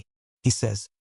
Irika, deciding to play along with them, says, thank you, kind sir, I shall recommend this restaurant to the highest people possible. They all stare at each other before breaking out in laughter. Now for dessert, I have prepared a triple chocolate cake served with ice cream. He says he puts the dish on the table and sees Anko drooling at the sight of the cake and ice cream. She stands up and gives Naruto a big hug, which he returns. Thank you so much Naru-chan for doing this for me. She whispers to him. Irika, seeing this, can't help but smile at this. Anko sits down and they begin eating and talking about missions and random stuff. It was now 10 p.m. and they were at the training field getting ready for the seal removal. Naruto gives her a t-shirt and some sweatpants and tells her he doesn't want her to ruin the dress after her fantastic date, so she goes into the woods and changes, placing her dress in a storage scroll. She come back ready but nervous until Irika kisses her on the cheek and says she'll be fine. She blushes but walks to Naruto. She has a look on her face and nods at her, getting what he means. She rushes and gives Irika a passionate kiss before running towards Naruto to begin the removal. They reach the ceiling area. Irika can't see inside, so he is worried for Anko but will trust Naruto if Anko does. Okay, Anko, are you ready? Naruto asks as she nods. Okay, I need you to take your shirt off and lay on your stomach so I can get started. She does as told, and when she lays down she can't move anymore, and she realizes it must be the paralysis seal Naruto size and begins to rapidly go through about 50 hand signs and call out. Curset seal removal, seal obliteration. He channels a huge amount of chakra and touches her curse mark, and she screams out in pain that she has tears coming from her eyes. This continues for 5 minutes, but she passed out after 30 seconds of pain. The first 2 layers of the seal disappears, and the third one turns into a small white snake that tries to slither away. He activates his Manjikyu Sharingan. Amaterasu. He sets the snake on fire, killing it, and then cancels the flames after letting them burn for an extra 10 minutes to be safe. In the hidden sound village, Orochimaru is on the ground, screaming on the ground, writhing in pain. It feels like his body is burning from the inside out. He medic, a silver hair med teen wearing spectacles, was doing whatever he could to stop the pain but was having no luck. Naruto finished removing the seal, and you can't even see that it was there. He removes the paralysis seal and Anko's body begins to go into shock, and her breathing speeds up. Naruto hurries up and places the medical seal on her, and after 10 minutes her breathing returns to normal. Although she is still passed out, he puts her shirt back on her and carries her to Irika, who had a worried look on his face, but Naruto told her it was a success, and that she was just sleeping, and asked him to take her home so he can clean up. After all, he still had one more promise he needed to keep. After Irika leaves, Naruto enters the barrier again after making sure to key in some of the QB chakra so the barrier security alarm doesn't go off. Naruto sits down and creates a clone with a paralysis seal for himself. The clone nods at what to do as he goes into his seal. Naruto's mindscape. Hello, QB. Are you ready for your freedom from this prison now? Of course I'm ready, although you took an extra 3 years, QB said with an eye twitch. Sorry about that. I learned to summon Kami, but that process of removal would take 5 hours, and I know you want to be out as soon as possible, so I learned the first 2 levels of Uzumaki sealing. Since it covered sealing and unsealing tailed beasts, the process only takes about 30 seconds, but it will hurt like a bitch on my end, he says, rubbing the back of his head, reminding the QB of a certain blonde-haired Hokage. Wow, you've really outdone yourself. You came along farther than I expected, QB said. So do you deem me worthy of your respect and knowing your name? Naruto asks. Oh, you've been worthy and had my respect since the death of your uncle. Before you interrupt me, I will explain. Now the day he died and you awaken your Manjikyu Sharingan, a darkness formed inside of you that always comes with the awakening of the Manjikyu. When you read that letter and saw that the pedophile Danzo tried to kill your uncle for his eyes and was ultimately responsible for his death, you were thinking about getting revenge, causing that darkness to grow. However, when you read that he doesn't want you to go out looking for revenge and falling down the wrong path, when he mentioned your mother and Samui, how he wants you to grow up and have a family, you started to think about that Ichiraka family as well as Anko and the old monkey you made. Your resolve right then and there and the darkness that was forming in you completely disappeared. From then on I had given you my respect and deemed you worthy of knowing my name and something else, however, that will have to wait until I am free. The QB says. Well, alright, let's get this party started then. I'll see you on the outside, my friend. He says and disappears from his mindscape. Once outside, Naruto begins going through 100 hand seals at the speed of and mid-level Umbu. Uzumaki sealing. Tailed beast removal. He then laid down on his back and had the clone place the paralysis seal in him before dispersing itself. 5 seconds later, all Naruto could feel was pain from the QB being freed from the seal. 30 seconds later, the QB was out standing at all its might. Naruto was thankful for the seal around the training ground, or everybody would have felt the QB chakra and then seen it standing there. The paralysis seal wore off and Naruto was in pain all over his body. Ah, it's good to be free. Now for my 2 gifts, the first is you may have noticed the seal still in place now, within that I've left all but 1% of my chakra in there for you to use. But I would recommend not touching it yet. In order for you to use it, you must separate the hated within the chakra. When you separate it, you need to lock it back up and let it regenerate before you can take the rest. Once you separate it, you will gain a chakra cloak that is a yellowish orange color. When you do that, you will be faster than you can ever imagine and will be able to use the tailed beast bomb, but I would have to train you for that. You will also be able to create chakra arms. However, once the chakra regenerates that you resealed, you should go and absorb that as well, and everything I just described to you will be enhanced by 100. Now onto the second gift. I left you the same healing ability that I have, which will be able to get passed down to your kits if you have some. Now your third and final gift from me will be this. A scroll almost the same height as Naruto appeared before him. What is this? He asks. This is the Fox summoning contract. I've been keeping any eye on you from both inside and outside the seal with my little helpers. The QB motions to the 3 foxes coming out of the forest that Naruto always played with. One was all black with a red patch on its chest. The second one had the orange fur, but its paws were covered in white fur, and the tips of its 3 tails were white as well, and the final one, the one that always climbed into Naruto's lap to sleep, was still small enough to sleep in his lap and had red fur with a white patch on its chest, and its eyes were silver. These are 3 summons that I had watched you and saw your progress, although I gave you my respect and found you worthy of knowing my name. It is up to them if they find you worthy of the Fox contract. So do you 3 find him worthy of signing the Fox contract? After 3 nods of the heads, the scroll unrolls and the QB tells Naruto to prick his fingers and sign with blood and make sure he has blood on all of his fingertips and make his hand print. Naruto does as told and the scroll then disappears.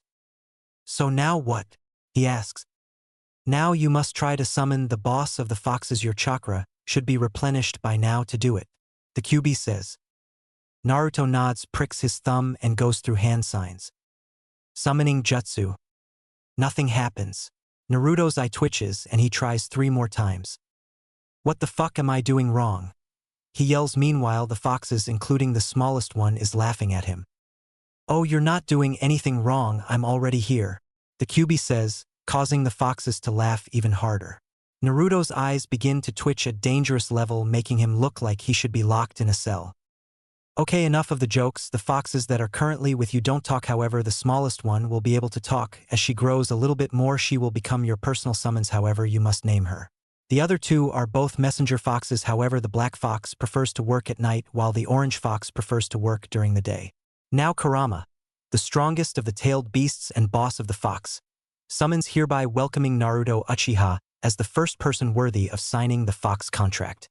Now name your personal summons so she may return home. Kurama says. Naruto thinks of a name and finally decides. He looks at the fox kit who is staring at him, waiting for a name. Scarlet will be her name.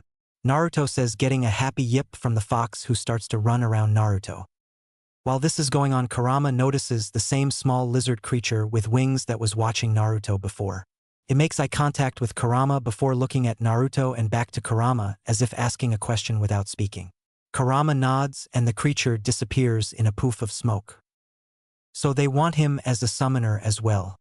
That is interesting, but they have my blessing to give him the contract. Kurama thought. Well, I better get going. I only have a few hours left before I have to be at the academy for team assignments and my body hurt. He gets a chuckle from Kurama, who nods and disappears along with the other three foxes. Naruto collects everything and shunshin to his house. He decides to sleep on the couch, too tired to move to his bed. He wakes up the next morning at 7:30, so he showers and puts on his outfit.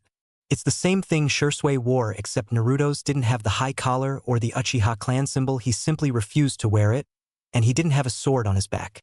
His headband was on his forehead, brushing the bangs out of his eyes, but he had two of them going down the side of his face. He walked to the academy, ignoring the stares and glances towards him, and he made it to the academy. 45 minutes, gets to the classroom, and of course Kiba speaks up. Hey loser. This is for people who graduated now, get lost. Causing everybody to laugh at Naruto.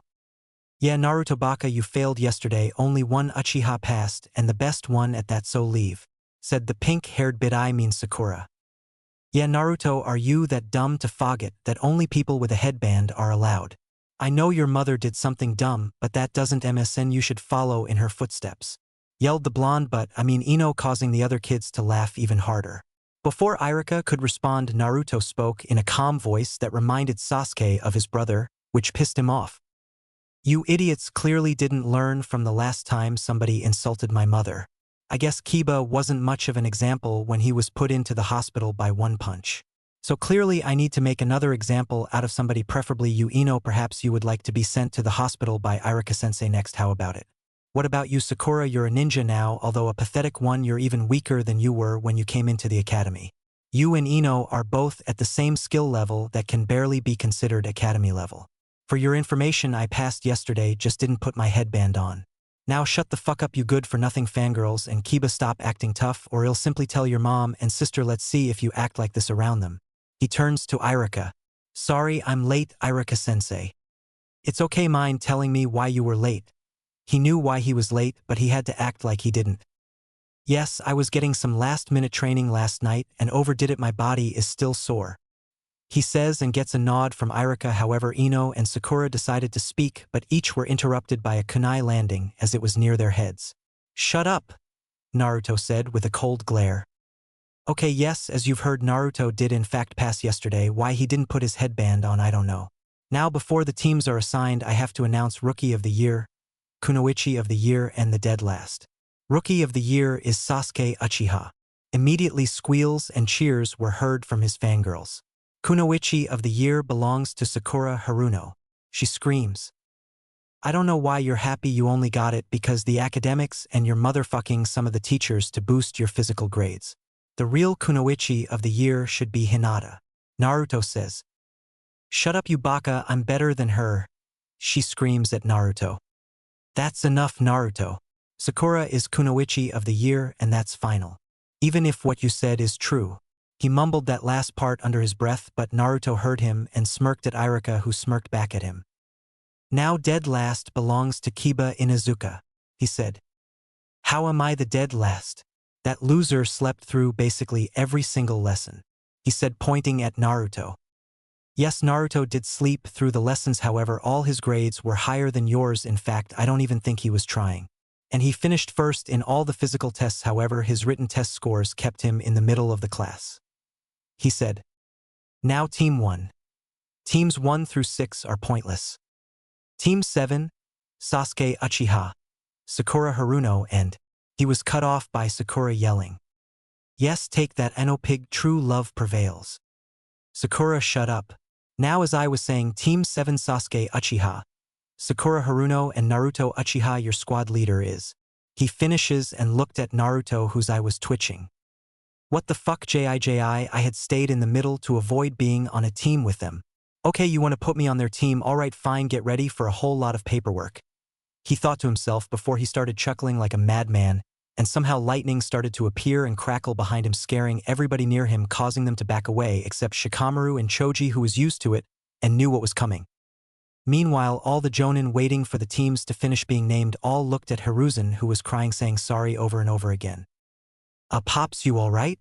Asked a beard jonin his son Asuma Sarutobi. No, I'm not okay. Would one of you mind being my stand-in for tomorrow? He asked, and they all shook their head, making him cry some more. Back with Irika after Naruto finally calmed down, he continued.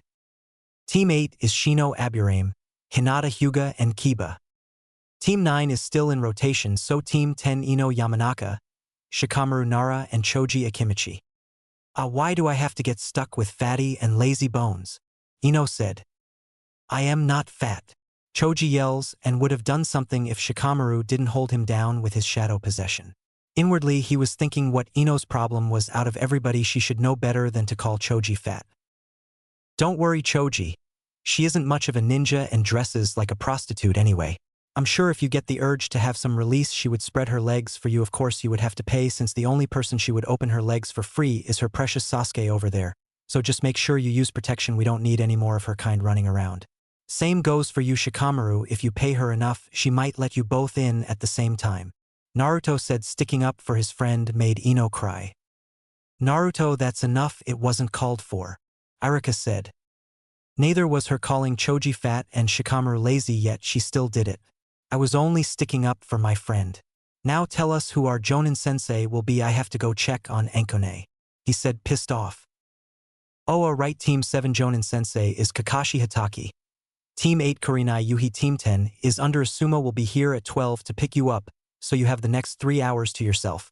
He says. Naruto just shins out of there, surprising everybody in the classroom that he could do that.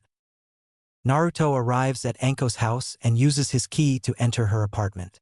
She gave him a key to check on her house when she was out on missions. He walks to her room and sees her still sleeping and can sense an Umbu who he recognizes as Cat in the room, but in the shadows, however, her chakra is fluctuating like she is pissed. He walks over to where he senses her at and stops, but doesn't take his eyes off Anko. What happened? He asks. Some rude Umbu tried to kill her, but I killed 2 of them and 1 got away. Coincidentally, I get a message from the Hokage stating that I have a 2-day mission and the amount of time Anko still needs to recover. Something is not right. The message had his official stamp on it. She says as she hands him the note. He read is, and also gets curious because as far as he knows, the Hokage knew Anko needed some rest. He just didn't know why, and Naruto personally asked him to assign Yugao to watch over her. I'll be back. He shins to the Hokage office with the letter in hand. Yo, Gigi. Why did you assign Kat a mission if she was supposed to be on Anko guard duty for the next 3 days? He asked, showing him the letter. Naruto, I didn't assign her any mission. This is a fake letter. This mission was from last year and was completed by a squad of Jonin. He replies. Okay, I'll tell Kat once I go back to check on Anko. Another thing, can you tell Hayate to pack him and Kat some clothes to stay at Anko's house until she is better? He gets a nod in return and begins to leave. However, he gets a mischievous grin on his face, scares the old man, causing him to sweat a little bit. Naruto does one hand sign. Sexy jutsu. He transforms into a slender lady with long black hair tied into a ponytail with breasts that are DD and wide hips complementing her shapely ass and long slender legs, much to the dismay of the old perverted Hokage. Smoke surrounding her upper and lower body parts, but it still causes him to pass out from a nosebleed. Naruto takes out a camera and takes pictures of him before he wakes up. Naruto, I am labeling that an A-rank kenjutsu, never use it again. He says while wiping his nose. Well, you may want to add my harem and reverse harem jutsu to that scroll of yours, as well label them S-ranked kenjutsus. He says. He gets a blank look from the Hokage. Shadow clone jutsu. Harem jutsu. What happens next makes the Hokage pass out again. With a much bigger nosebleed, standing in front of him are 20 naked ladies. However, much to his disappointment, again smoke is covering their upper and lower body parts. Naruto one again pulls out his camera and takes pictures. The Hokage wakes up and immediately puts them big in the scroll as A and S ranked kenjutsus. He calls for Mina, his secretary, who falls victim to the reverse harem jutsu. Now this shocked Hiruzen because Mina was a woman who openly hated perverts and did not like that kind of thing. So Hiruzen made it an SS-ranked kenjutsu since it works on someone who isn't a pervert. Okay, Naruto, never used those again. Hiruzen says. Alright, by the way, why wasn't Mizuki at team assignments this morning? He asked. Oh, he was caught trying to steal the forbidden scroll and Ibiki had his way with him. Too bad Anko missed out on it.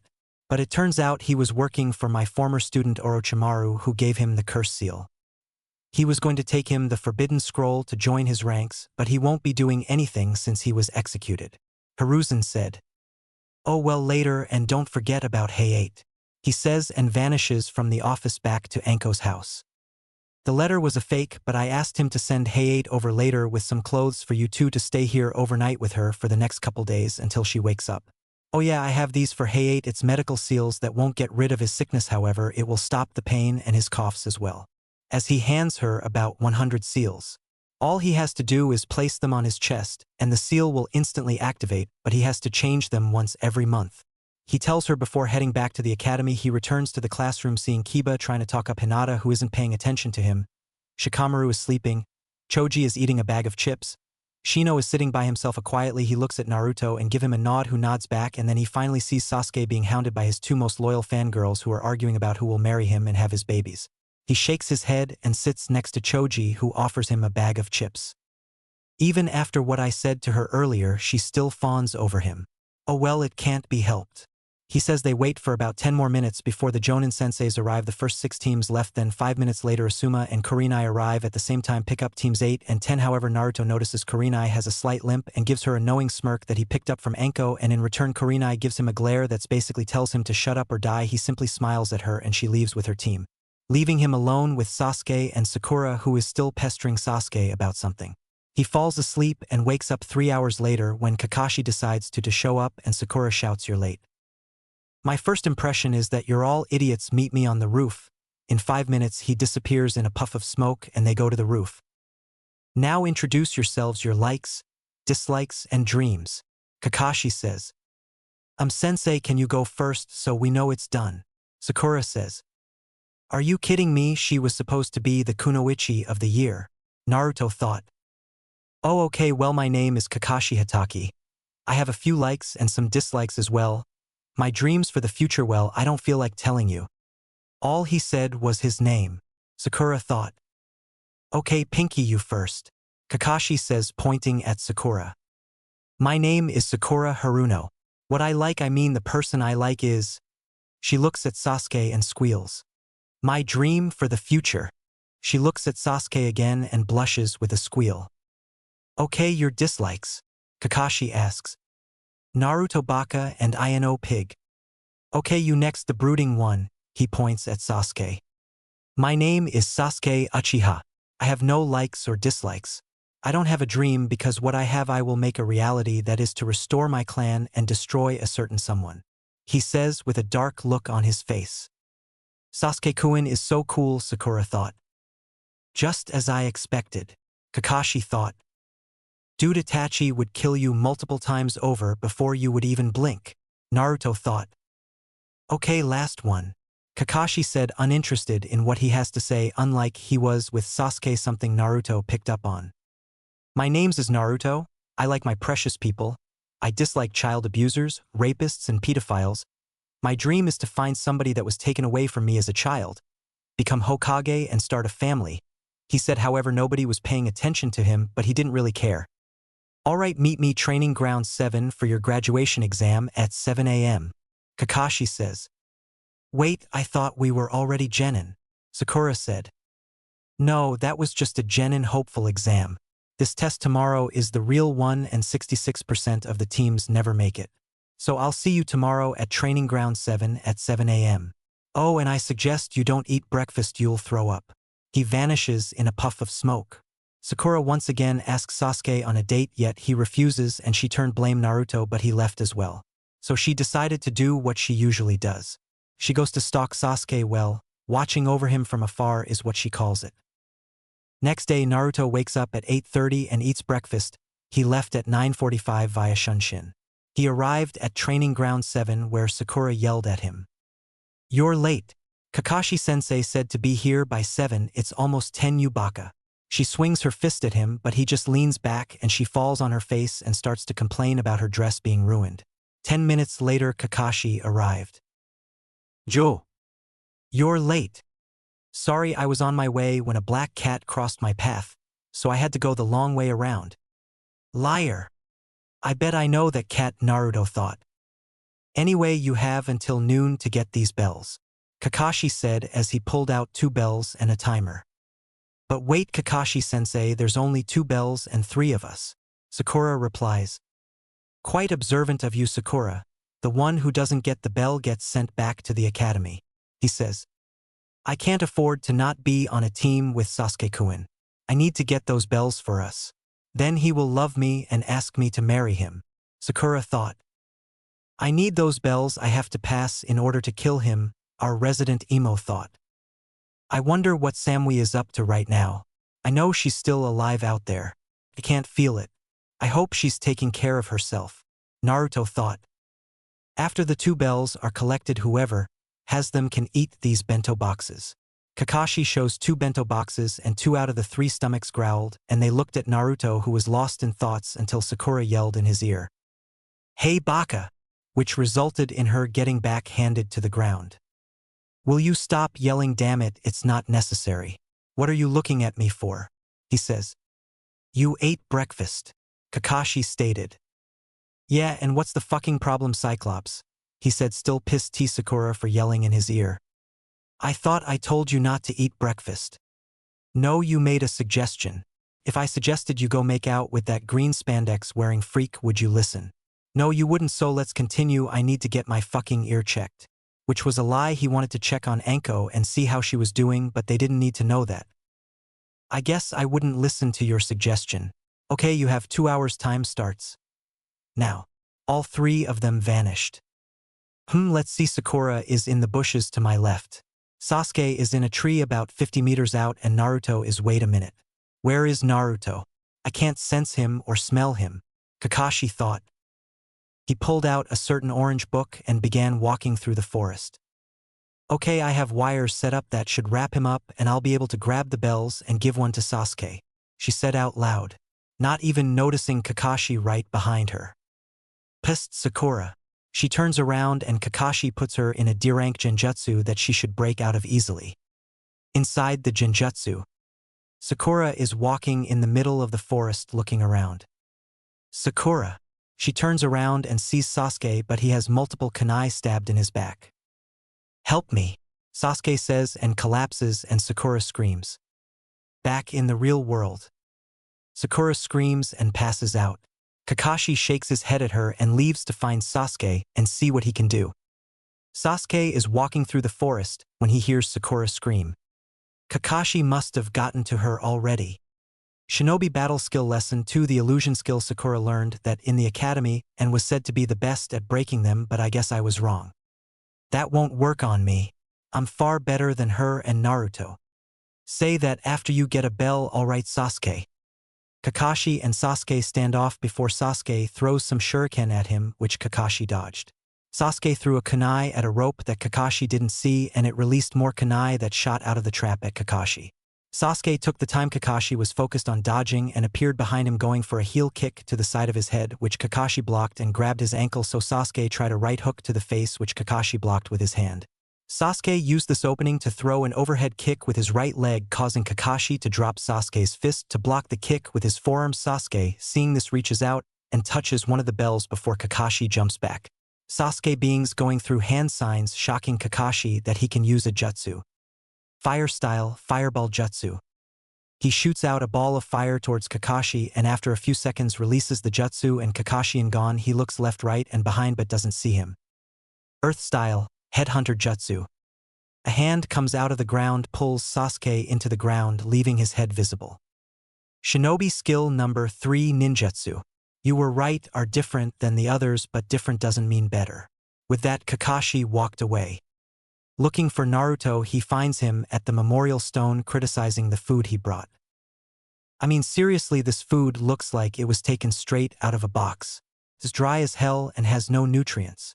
Why not just give us a piece of cardboard to eat, Kakashi? And what is in this one chicken teriyaki? It looks like dog food on top of mush. Naruto says he closes the food and sees because Kakashi was behind him. What do you want? Naruto asks. You're in the middle of a test and you have 10 minutes left and you haven't even tried to get a bell, Kakashi states. Oh, okay, well, can I have a bell? No. Oh, well, I tried. Naruto, you need to actually try. Why this whole test is farce. We both know the elders and council pressured you into taking a team with Sasuke so you can train him to use his sharingan when he unlocks it, and you aren't a Sannin so you can't take an apprentice, so even if we fail the council will reverse the decision somehow and pass us by the eye. I did help. I released Sakura from that pathetic genjutsu you put her. Now I believe the test is about over with and I will let you tie me to the post. A couple minutes later they are all sitting down while Naruto is tied to the post. Kakashi tells them they all fail because they couldn't look underneath the underneath and says the actual goal of the test was teamwork. Sasuke attacks Kakashi, but Kakashi moves faster than he can see and pins him to the ground.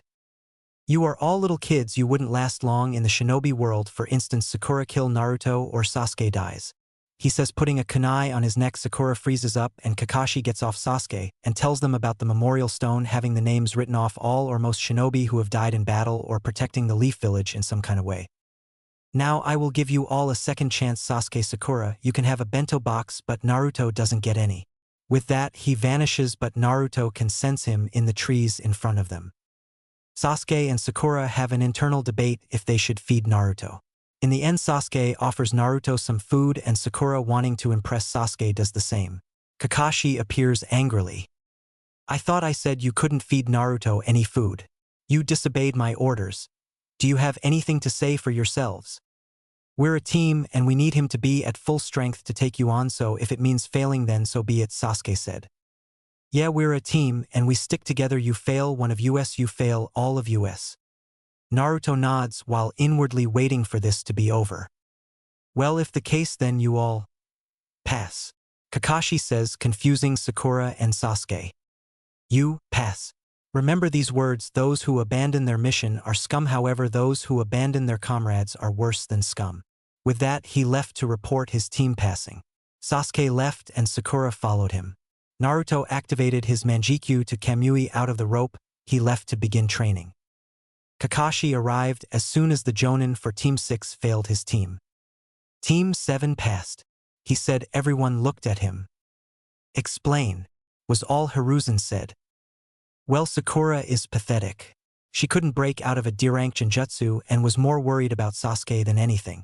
Sasuke is at a high genin level, maybe low chunin. He actually forced me to try a tad bit and managed to touch one of the bells. Naruto, on the other hand, didn't even try. I mean, he asked for a bell and I told him no and he didn't care. He actually spent most of the time criticizing my food, saying he might as well eat cardboard. That causes Kurenai to start laughing. What's so funny? Of course Naruto would criticize your food. He was taught to cook by the Ikarakus, and we all know how seriously they take food preparation. I've actually had some of Naruto's food before at Ikarakus. It's actually really good, she says, and everybody nods at that explanation. They all knew how the Ikarakus were. When it came to food, they were almost as bad as an Akimichi. Teammate passed as well. Hokage-sama Shino was the leader who came up with a plan of him trapping me with his bugs, and Hinata close my Tenketsu points and Kiba give the finishing blow, although Kiba tried to protest with a plan that made absolutely no sense until Hinata agreed with Shino's plan and Kiba reluctantly agreed. Shino is around the same level as Sasuke, however he relies on his bugs too much and would be a sitting duck in a taijutsu fight, so I would have to fix that. Hinata should be mid-chunin for how long she has been training in taijutsu by the clan head, but her confidence issues puts her around mid-genin, and Kiba is high genin low chunin. He is just a horny little boy who hits on any female moving. I would need to fix that as well. Kurenai said. Team 10 passes. Ino is just like Sakura, which baffles me since she is the heir to the Yamanaka clan, however Choji and Shikamaru are both high genin level. Asuma says. Alright, you are dismissed and good luck. Hiruzen said. All Jonin left the office, leaving him with his book until Mina walked in with a smile and 6 stacks of paperwork on a cart behind her. The Hokage starts to cry and wishes he never retook the seat. Meanwhile, Naruto stopped at Ikaraku's and talked to them for about 20 minutes while eating some ramen before getting the Anko special for takeout, which included 20 sticks of dango and an extra large bowl of red bean soup with a bottle of sake on the side. He pays and says goodbye and starts to make his way to Anko's apartment when feels a chakra signature following him, so he goes into an alley and suppresses his chakra and jumps to the roof. To his surprise, it's Hinata that is following him and looks confused that he disappeared from her sight. You've got to be kidding me. I have a fangirl and she actually stalks me. Sheesh, this reminds of Sakura and Ino stalking Sasuke. He thought as he watched her leave. He shins to Anko's apartment. He unlocks the door and to his shock and surprise, Kurenai is there as well as Hana, Irika, and Hiruzen with Yugao in her normal clothes. However, what gets him is Anko is awake, and on the couch with them she sees Naruto and rushes to him and grabs in bone-crushing hug, thanking him over and over again. Hiruzen decides to speak up. Okay, what's going on? Why did you need us all here, Anko? Why are you here, Gigi? Don't you have paperwork to do? Naruto asks. I'm just a shadow clone. The original me is still at the office. Once I disperse, he will get my memories. The clone said. So let me get this straight, you send a shadow clone to do something for you if you need to be in 2 different places? He gets a nod. Yet you don't use the shadow clones to help you with your paperwork. All he gets is a blank look from the clone before it dispersed. Few seconds later, you can hear the Hokage scream across the entire village. Phew. Hiruzen then appears at Anko's apartment before he can knock. Naruto opens the door looking at him with a smug smile. You knew, didn't you? He asks Naruto, who nods happily. So why didn't you tell me?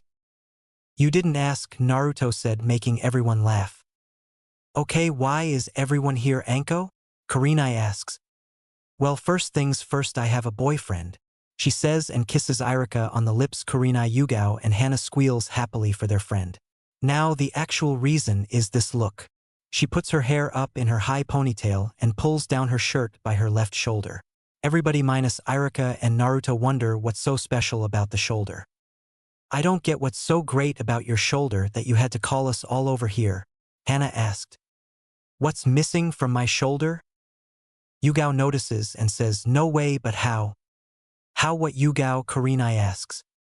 Her cursed seal is gone, Yugao says, shocking everyone. Anko then explains what happened 2 nights ago about her meeting up with Irika because of Naruto and the removal of the cursed seal. She was done. She looks at Naruto and notices he has a takeout bag. What's in the bag, Naruchan, your lunch? Nope, this is one Anko special from Ichiraku Ramen, 20 sticks of dango, an extra large bowl of red bean soup, and 1 bottle of sake. He says, handing it to her, and she eats like it's not tomorrow. After hanging around a few more hours, Naruto and everyone get ready to leave. As Kurenai leaves, Naruto calls out to her. Yes, Naruto, can I help you? Yes. Can you tell Hinata to stop stalking me around the village? It's getting out of hand. I caught her today by going into an alley, jumped to the roof, and suppressed my chakra so her Byakugan couldn't find me. I've told her before I don't like her like that, and it's annoying at this point. I'll talk to her, Naruto. She said she liked you, so I told her to give it a shot and talk to you. I never knew you told her you didn't like her. I guess she thought you were joking, but I'll talk to her tomorrow. Thank you, and tell Asuma I said hey. And use protection, all right. He disappears as soon as he says that because kunai flew right when his head would have been. It's been 2 months since Naruto was assigned to this genin team, and he hated it. Not the D-rank missions, because money was money, and also it was them helping a lot of old people he has helped before, so imagine the look on everyone's face when they found out he was never lying about why he was late. His favorite mission had to easily be the Tora mission. To his surprise, this was the same cat that always crossed his path. So when he saw Tora, they had a good old Texas standoff which lasted for about 10 minutes until they rushed at each other. Everyone thinks this was going to be another genin that gets scratched up, but to their shock and horror a field of flowers appear, and they begin running in slow motion until the end, where Tora hops in his arms and Naruto gushes over Tora. Oh Tora, you mischievous little cat, I missed you stealing my bentos and our 3-hour chases. He cries anime tears while hugging the cat, causing it to purr in happiness. However, what gets them is the shout of youth in the back, causing the sun to shine brighter. The result, an entire block of people passed out along the street. It has happened 3 times already, and the Genjutsu was placed in the Forbidden Scroll next to Might Guy and Rock Lee Sunset Genjutsu.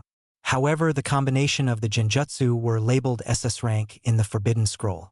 However, what did piss Naruto off was his sensei's complete show of favoritism these 2 months. Although Naruto didn't need the help, the man could have at least tried to help him or Sakura, however he didn't. And after the first 2 months, Naruto doesn't even call him sensei anymore. He sees the private lessons he gives Sasuke, and well, he was less than impressed by Sasuke's development. He could only guess that Sasuke would only begin copying jutsus with his sharingan when he finally awakens it. That's another thing, Naruto has yet shown them any skills really, or that he has his sharingan. Now here we find Team 7 returning from another D-rank mission. Naruto's favorite, the Tora mission. Yo old man, we're back from the mission, Naruto says as he is petting Tora. Baka, show the Hokage some respect, Sakura says and gets ready to swing at Naruto, but Tora hissed at her with claws out and she backed off. Hiruzen chuckles at Naruto. It's quite alright, Sakura. I allow Naruto to call me that because he is like a grandson to me. Now Tora rescue mission is complete. He says and walks in a fat lady who they also recognize as the Fire Daimyo wife. She grabs Tora and begins to squeeze the life out of her. Oh, Tora, mommy has missed you so much, you need to stop running away from me, she says, hugging the cat to death. That's right. Squeeze that little demon cat till she pops, Sakura thought. If she keeps this up, no more Tora missions, which means no more daimyo breathing down my neck about the stupid cat, thought the Sandame. HN thought our resident brooder.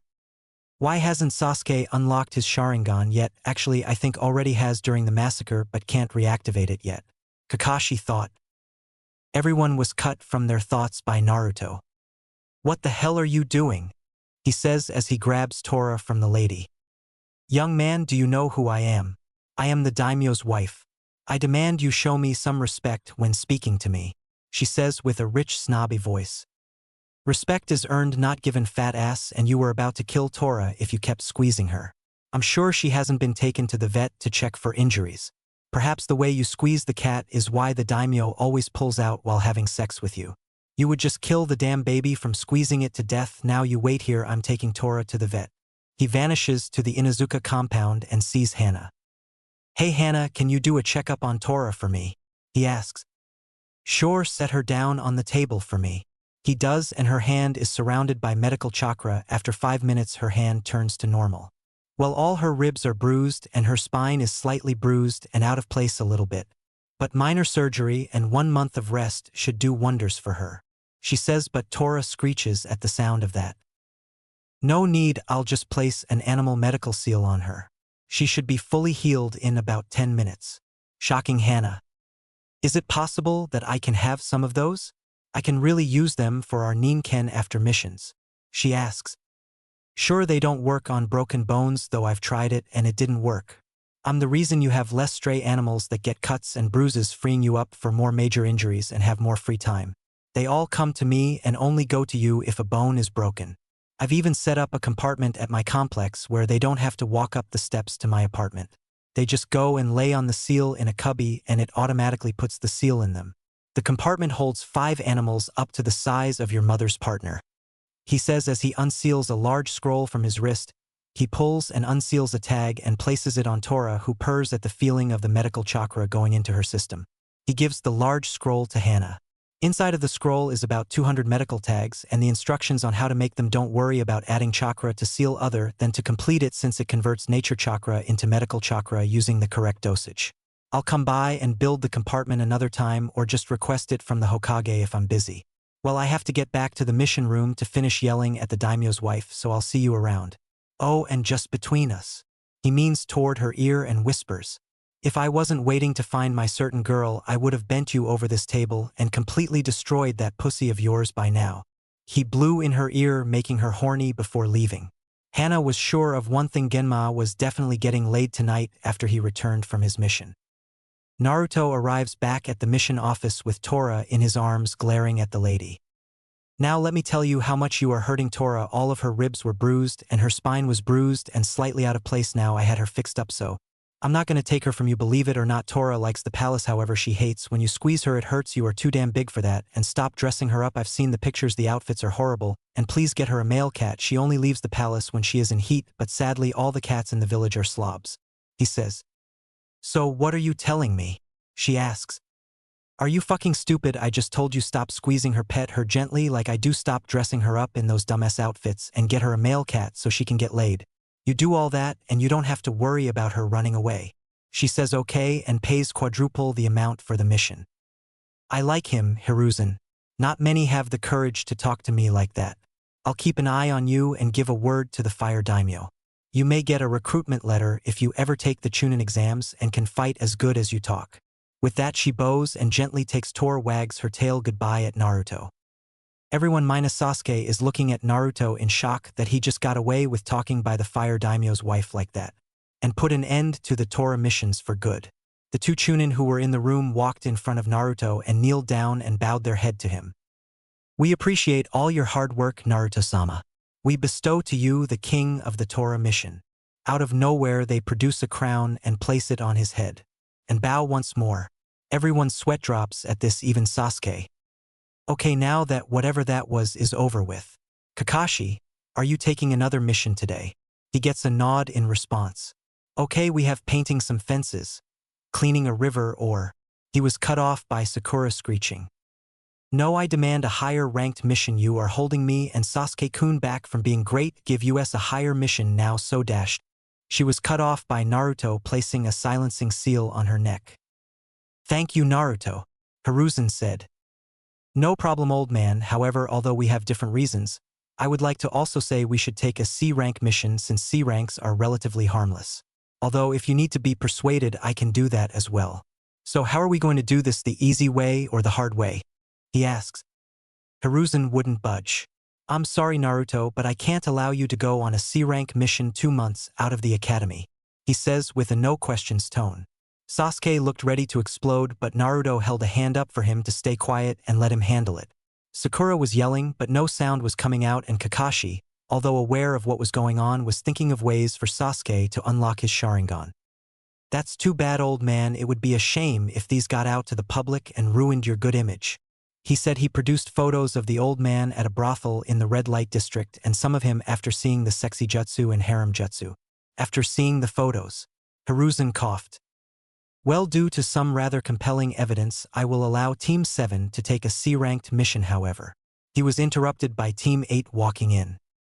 Sorry, Hokage-sama, we were just coming to hand in the mission report. We can wait outside, Kurenai said. Actually, Kurenai, you arrived just in time. I'm assigning Team 7 to an C-rank mission, and I'm adding your team onto the mission as well, he said, shocking her. Are you sure, Hokage-sama? They've only been out of the academy for 2 months, she says. Yes, I've been produced with some rather interesting evidence, so I'm allowing it, he said, glancing at Naruto, who was smiling innocently, which Kurenai knew was fake, having spent time around him and Anko quite a bit. Send in Tazuna. In walks a man with a straw hat and a sake bottle that was half empty. This is it. A bunch of kids and 2 adults. The pink-haired girl looks like she can't lift a damn twig. The one with the dog looks as dumb as a bag of rocks. The girl with short hair looks blind and seems she would cry if she spills her ice cream. The one with the duck-ass hairstyle looks constipated and has a pole shoved up his ass, making it look worse. The only 2 I can tell has some skill is the blue-eyed boy with the cool hairstyle and the one with the coat covering his lower face. He looks at Kakashi. Can you even see where you're walking? Then looks at Kurenai and giggles like a pervert. How about during the travel me and you grab a hotel room or share a tent and make some babies? Faster than anybody can see, Naruto grabs Kurenai, who is about to kill the client but is struggling against Naruto's grasp. Hiruzen, seeing this, spoke up. Your mission starts tomorrow at 8 a.m. Dismissed. Naruto shunshin him and Kurenai to her apartment, where she finally calms down.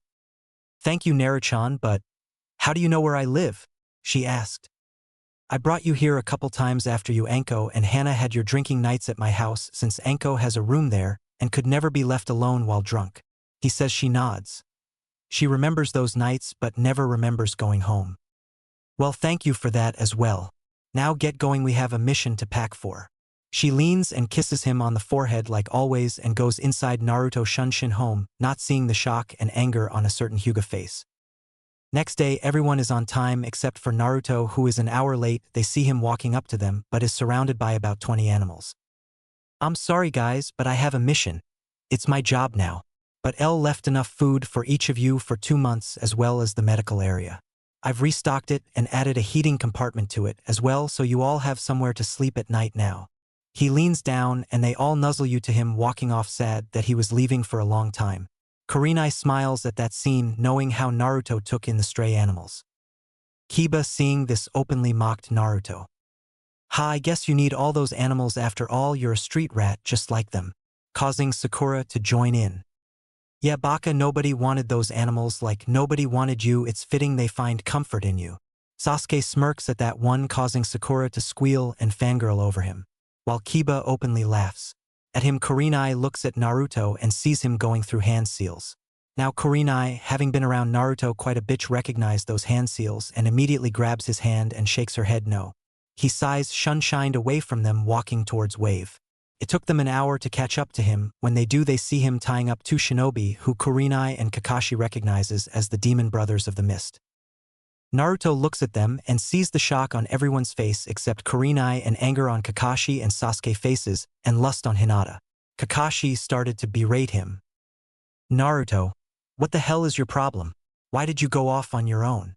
You could have been killed. I should write you up or have you suspended from the ninja program. Kurenai was about to speak up, but Naruto beat her to it. Shut up, Kakashi. We all both know you are only mad because you couldn't see your precious Sasuke in action. Don't act all disciplinary now like you actually care, since there is another Jonin around and a client to protect you. Never discipline the other two members of the team. Let me guess, you see Sasuke and see a spitting image of yourself from when you were younger, and Sakura's whore of a mother must have let you fuck her again or paid you off to tolerate Sakura. He says he gets no response. TCH, that's sad. A well-respected shinobi like yourself can be bought. That's a shame. Now I've already interrogated them. You have some explaining to do, Tazuna. He says in a tone of voice that reminds Sasuke of his brother again, making him pissed off. After Tazuna explains his story, they decided to continue on, and later they set up camp for the night. Naruto is sitting by a river when he feels Kurenai walking to him. He doesn't move her because she is allowed inside the invisible barrier. He can sense Hinata in the trees looking at him, but she can't get through the barrier. She is shocked when Kurenai gets tough and sits next to him. Naruto, are you okay?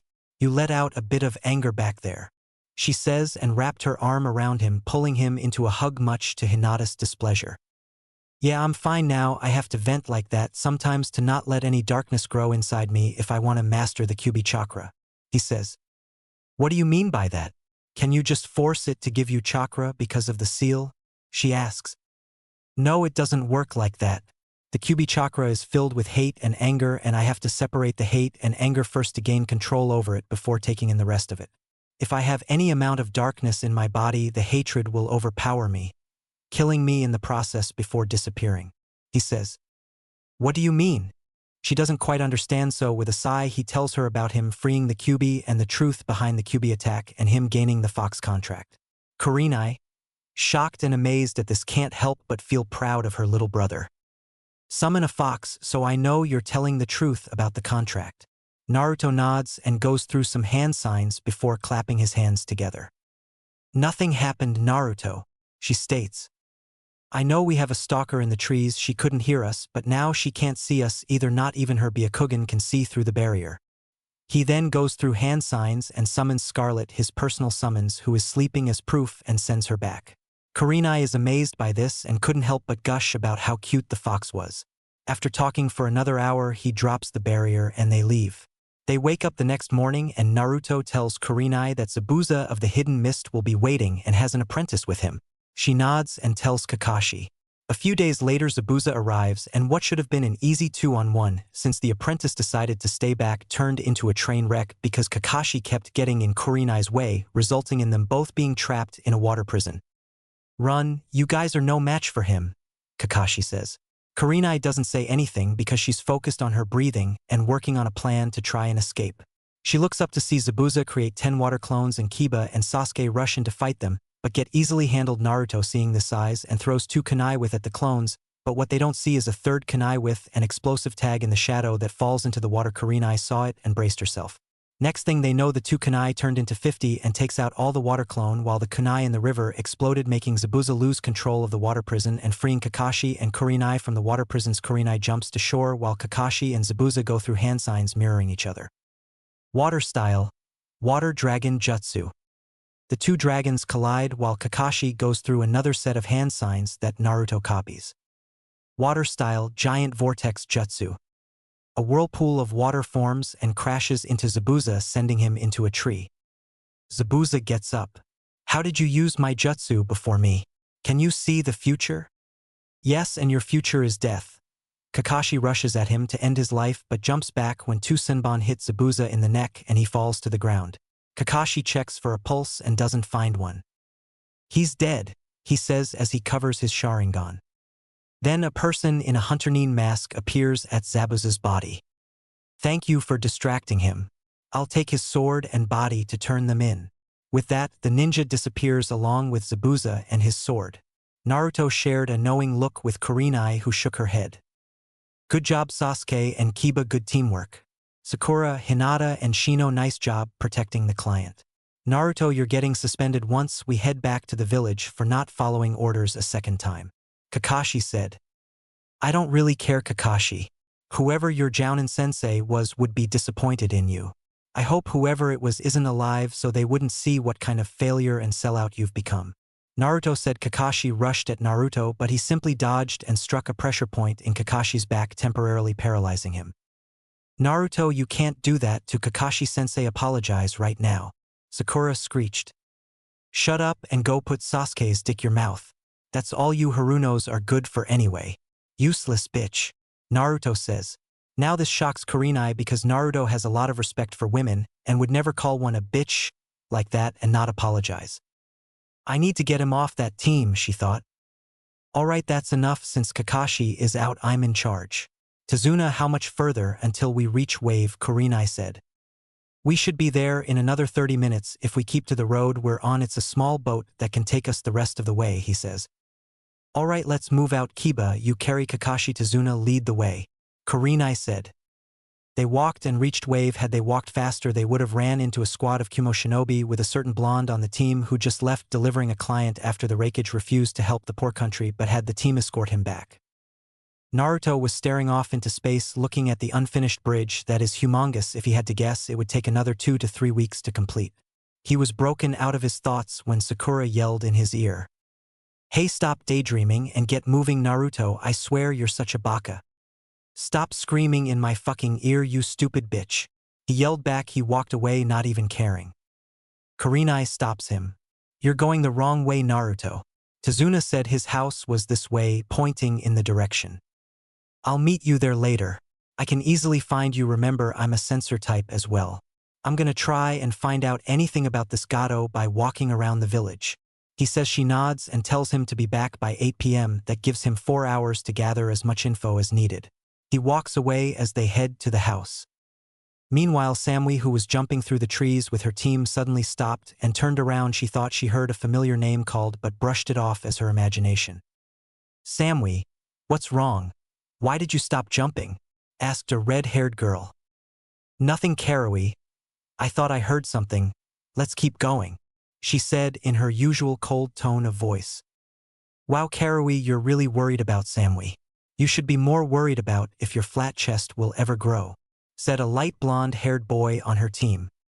Shut up, Omoi, I am only 13, they'll grow later, Karui said, punching the now-named Omoi in the stomach. That's enough, you two, come on, we have to get back to Kumo. Samui, I'm very impressed with your work on missions. You two as well. If you keep it up, the Raikage may give you all a field promotion to Chunin. Now let's go, said their Jounin sensei, who had blonde hair but had it in a long ponytail going down her back. It looked almost like a cat tail. Hi, sensei, they all said, and 3 of them took off. However, Samui stayed behind a little longer and pulled out her half of the Inyang necklace and looked at Naruto name on it. A tear fell from her eye and she hurried up and wiped it away before putting back on her cold stoic face. She takes off, catching up to her team. Meanwhile, Naruto is walking through the Wave Village and is taken back by what he sees. Everything looks poor and has no money. All the shops are barely standing and they have little food to eat. He keeps walking until he sees some of Gato's goons trying to force themselves on a woman and her daughter, who looks to be about 14 to 15. He rushes over just as they both try to grope their breasts and kicks them away. The 4 goons stand up and charge at Naruto, who takes them down with ease. He ties them up and tells the woman and her daughter to leave and go home. They nod, but not before thanking him and leaving. Naruto looks at the thugs and activates his Manjikyu Sharingan. Tsukuyami. 3 seconds later, in the real world, he has all the info he needed and killed the thugs and burned their bodies with a small fireball jutsu. He returns to the house after walking around some more, getting a layout of the place. However, before he left, made clones go to every house he could and drop of bentos and blankets to keep them warm at night. He kept in a large storage scroll sealed on his wrists. The food was kept and fresh warm due to a tiny seal he put on all the bentos. He left a note in every house that simply said, "Gato will be no more in a week." The villagers were confused at first but held on to hope that the letter wasn't a lie and ate some of the bentos left in the house. He gave each family enough food for 2 weeks. He reaches Tazuna's house and Hinata opens the door for him and he walks in, not saying a word to her. He sits down and tells Kurenai what he found out and she nods. He looks around at everybody. Tazuna is asleep in a chair. Shino is in a corner by himself. Kiba must be upstairs with Kakashi sleeping. He senses for their chakra, and he was right. Sakura was fawning over Sasuke as usual. However, Naruto noticed Sasuke had his sharingan awakened again due to the fight but only has one tomo in each eye. That's cute, he thought to himself, and finally Hinata was surprised right next to him, sneaking glances. Tsunami comes out and her greets her. Then her son Inari came in yelling at the ninja about how they don't know what it means to struggle and that Gato and his goons will kill them. Naruto stands up and walks to Inari. "Put your shoes on and come with me," he said in a no-questions-asked tone. Inari, scared for his life, does as told. Tsunami tries to stop them, but Kurenai says Inari will be fine. Tsunami nods reluctantly and goes back to cooking dinner. Naruto talks to Inari about his life, and Inari tells him about how Kaiza tried to stand up to Gato and was killed in front of the village. Naruto takes Inari around the village and shows him how people are living compared to him. "See, Inari, you may have it bad, but remember, somebody always has it worse than you. That's why I never complain about life and how it's treated me. I never let my past shape my future or hold me down. In about a week or so, Gato will no longer be a problem because he is a rapist. He hasn't raped anybody from this village, but that doesn't mean he hasn't tried. So next time he shows his face will be the last. Now let's go, unless you want to say hi to that girl you're staring at," he says with a smirk. Inari gets an atomic blush on his face and runs home. Naruto laughs at him and tells the girl where Inari lives and to visit him sometime. They arrive at the house and Inari completely ignores his mom and rushes up to his room. Naruto enters the house 10 seconds with a cookbook in his hand. He heard Kurenai speak to him but decided to have some fun with her. Naruto, what did you say to Inari? Why did he run to his room like that?" Kurenai asks. She knew he heard her because his head moved a little bit. What did you say?" "Wrong move." She punched him over the head, making him fall to the ground. "I know you heard me," she yelled. "Okay, fine. Spoil sport, ruin my fun, why don't you?" he said with a pout, rubbing the bump on his head.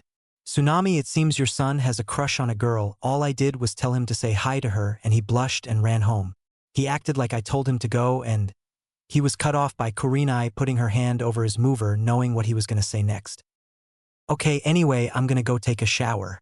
Kurenai-sensei, can you handle it for me?" He glances at Hinata and she understands but waits for him to get in the shower. 2 minutes later, the shower is running and Hinata activates her Byakugan but is mad she can't see him in the shower for some reason. Kurenai, seeing this, sighs. "Hinata, come outside with me. I need to talk to you about something," Kurenai says and goes outside. Hinata follows her. "What did you need me for, Kurenai-sensei?" "I'm going to be straightforward with you. You need to stop stalking Naruto. He doesn't like it. In fact, he told me that he has already told you about him not liking you in a romantic way. Why did you not tell me this when you talked to me about him?" she asks. "Oh, Kurenai, I'm not stalking him, I'm just making sure he gets around safe. And of course he likes me. He was just messing around with me. I mean, he did save me from some bullies when we were younger, and he hasn't said anything about me following him around." Hinata says. Kurenai slightly slides away from her. "Actually, Hinata, he doesn't like you, he likes somebody else. And contrary to what you've seen on this mission, Naruto is actually a nice kid. He doesn't blow up at people. He handled the situation the easy way. He doesn't want to have to tell your father," Kurenai said. "Who does he like?"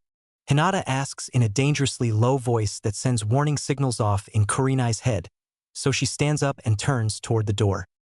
"I don't know who he likes. He won't tell me even after knowing me for basically his entire life. He only told 2 people, Anko, and the other I don't know who it is. He hasn't told me that either."